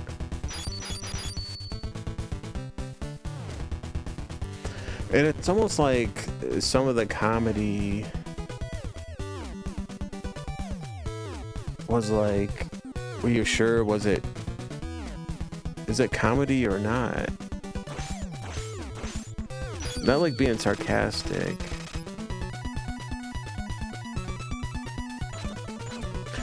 But, you know, I listen to some music and I'm like, oh, this is cool. But I'm like, oh, is it cool because it's trying to be cool? Or is it cool because it just is what it is, and because it is what it is inherently cool? Or is it actually trying to be cool? I feel like a lot of that stuff was like, oh, it's trying to be genius, and it's trying to be so highbrow. You know what I mean? The level of satire, yeah. Pretentious, that may be. I listened back to a lot of Mars Volta. I was still am a huge Mars Volta fan, and you can kind of see a lot of Zappa stuff in the Mars Volta. Like, I think, from what I understand, they he used a lot of the same techniques to like recording music, where I'll give you a piece of music and I'll just like, oh, here's the structure, here's the key, and you wouldn't even hear the song. You would just play to the bar based on the key and the tempo and the stuff I gave to you, and then I would match it up based on my genius, you know, and then it would have this like weird sound because you played something totally unbeknownst and you didn't think would fit, but it somehow magically fits. You know what I mean? There's those techniques like that, and I think Zappa used that a lot. Mars Volta used that a lot. A lot of jazz and like freeform musicians use that a lot.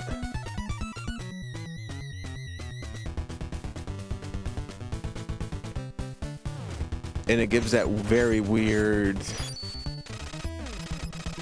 ambience to the music because you don't hear what you're playing to. You're just playing something, but it's in the right key, so it somehow fits, right? And we're able to sync it up in post and whatnot.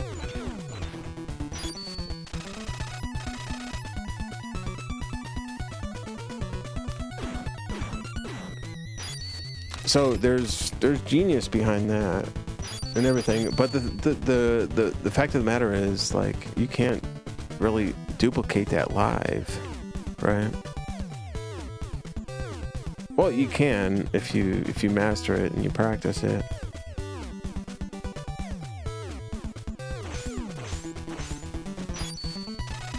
then in a sense, it just becomes like a studio production, which is like a lot of what that stuff really was.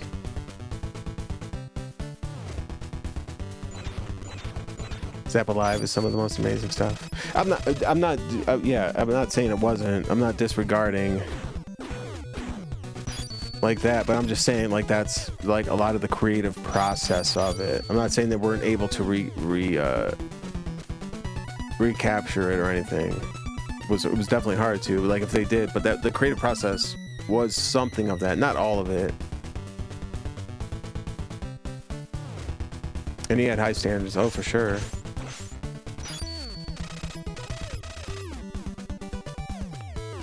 I'm not a huge Zappa like fan or anything, but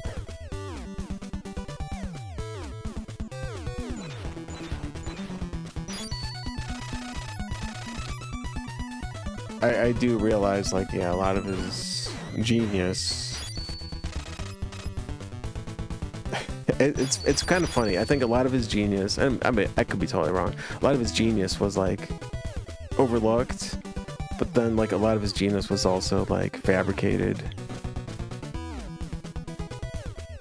But, like, was that by design? And if it was by design, you know, then that makes him even more genius, sort of thing, you know what I mean?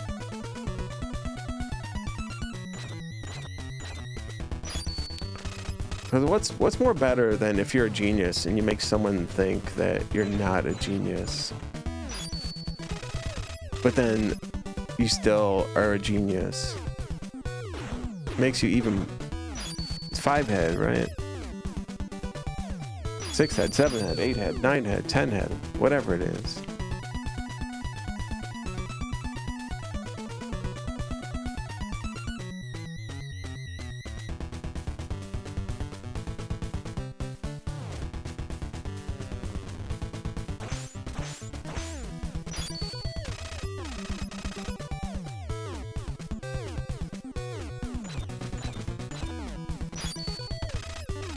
But then it's like, I don't know. I look at like one of my favorite dudes of all time, Jimi Hendrix. It's like, well, was that dude a genius, or was that just one talented dude who didn't give a you know what I mean? He just went at it and did whatever he wanted to do. It was like, here it is, man. That's what was so beautiful about Hendrix. I don't think there was any like mastermind behind it. There was no. He just played all the time, and he never tried to control anything. I mean, I don't know. I don't know this for a fact, but like, I'm just.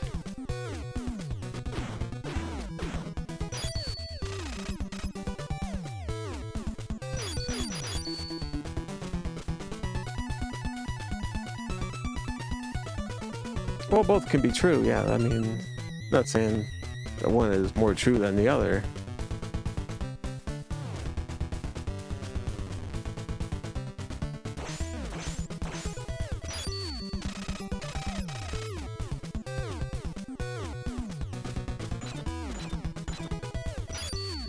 But like, you know, you ask this, you know, you ever ask this question to somebody? It's like, well, if you can go back in time and like watch one live rock show, or like just one live show, you know, who would it be? I struggle with that, man. I'm like, do I want to watch, you know, Black Sabbath, you know, in the 70s at their peak, like, and Paranoid, or do I want to see Hendrix, man? I don't know, dude. Or Zeppelin's up there too, but I don't know. I would probably pick Hendrix or Sabbath. But like, I don't know, man.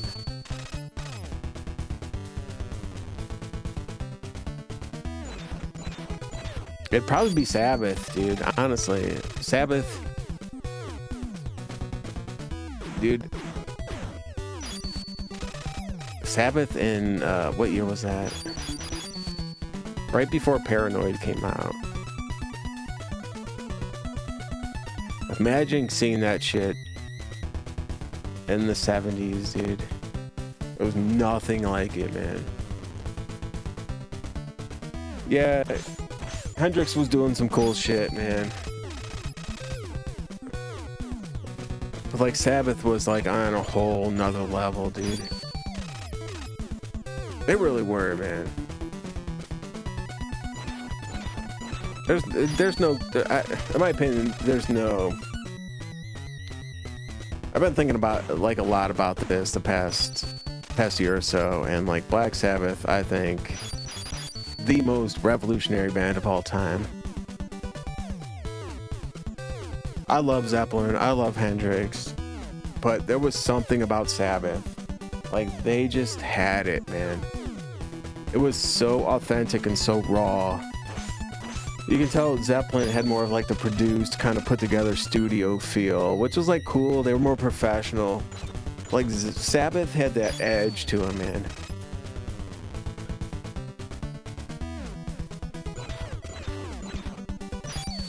And they were more dark and more like.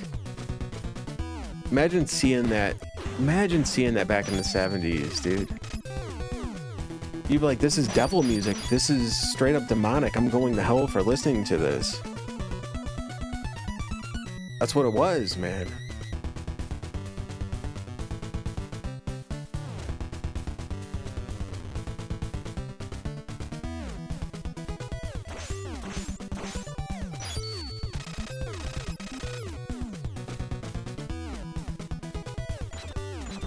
All right, I don't know. I went off a deep end here. We're not finishing this marathon. I'm sorry.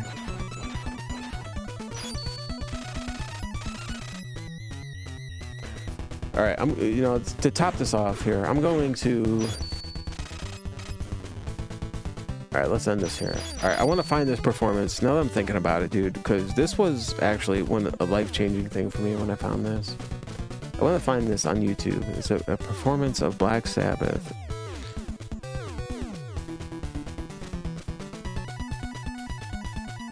In my opinion, this was one of the best live performances I've ever seen.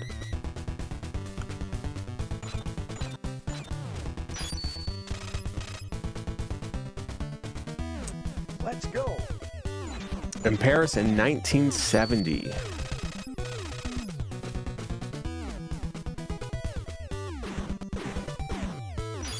Yeah, dude, 1970 in Paris.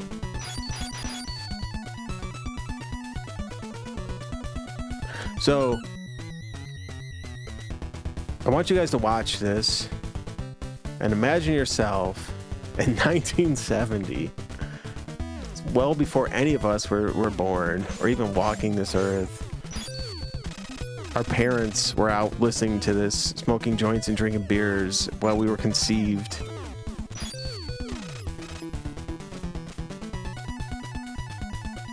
Right? Different time, dude. Way before any of our existence, before we even knew what the planet Earth was, this was a thing, dude.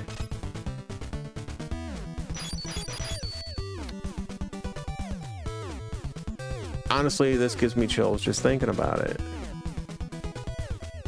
So head over to the Discord. Let me post it in the...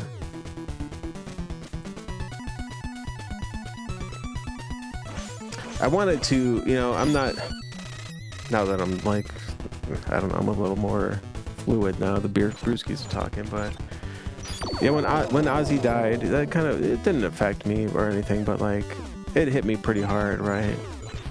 But I'm not one to like post about when people die. I don't like to do that. I don't like, one of my biggest cringing things is when people post on social media and try to get likes for like other people dying and stuff like that. It just rubs me the wrong way. Anyways.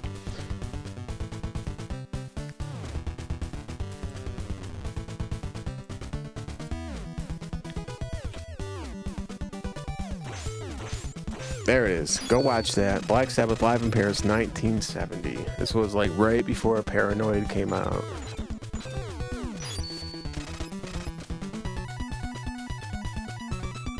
David Bowie. Yeah, David Bowie is, yeah.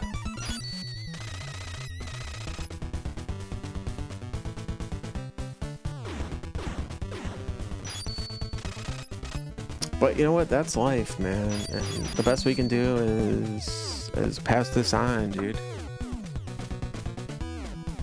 Honestly, watch this. It's one of the most incredible live shows. Watch Bill Ward on the drums. Watch Geezer Butler on the bass. Watch Tony Iommi on the guitar. This is one of the best bands of all time, dude. I might as well say it now, dude. Now that I think about it, I think like Black Sabbath in this point in time is like the best band ever, man. Like band with Ozzy as the front man. Like they were the best band. Yeah, Jimi Hendrix might be the best guitar player. Neil Peart might be the best drummer. You know what? Blah blah blah. Yada yada yada.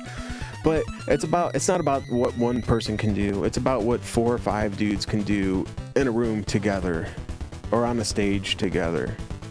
And like these dudes redefined everything that we will ever know in music.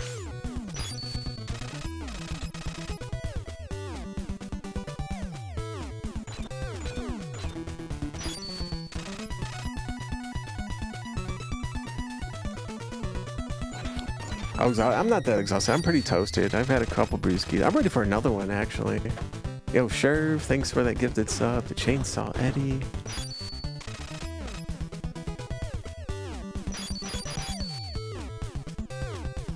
I get when I talk about some stuff and I get passionate about some of the stuff, I get a little intense.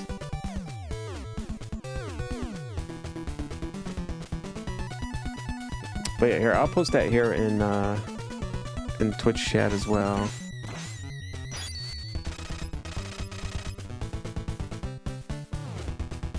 But yeah, I'm gonna watch this now actually too.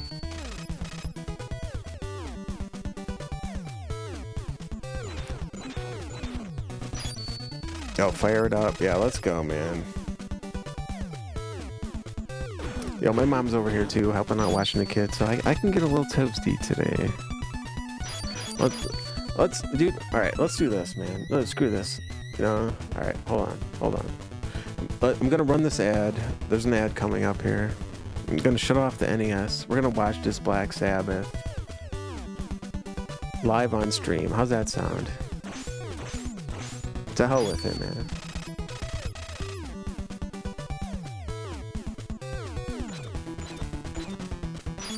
Because yo, this performance is, I think, a generational, life-changing event.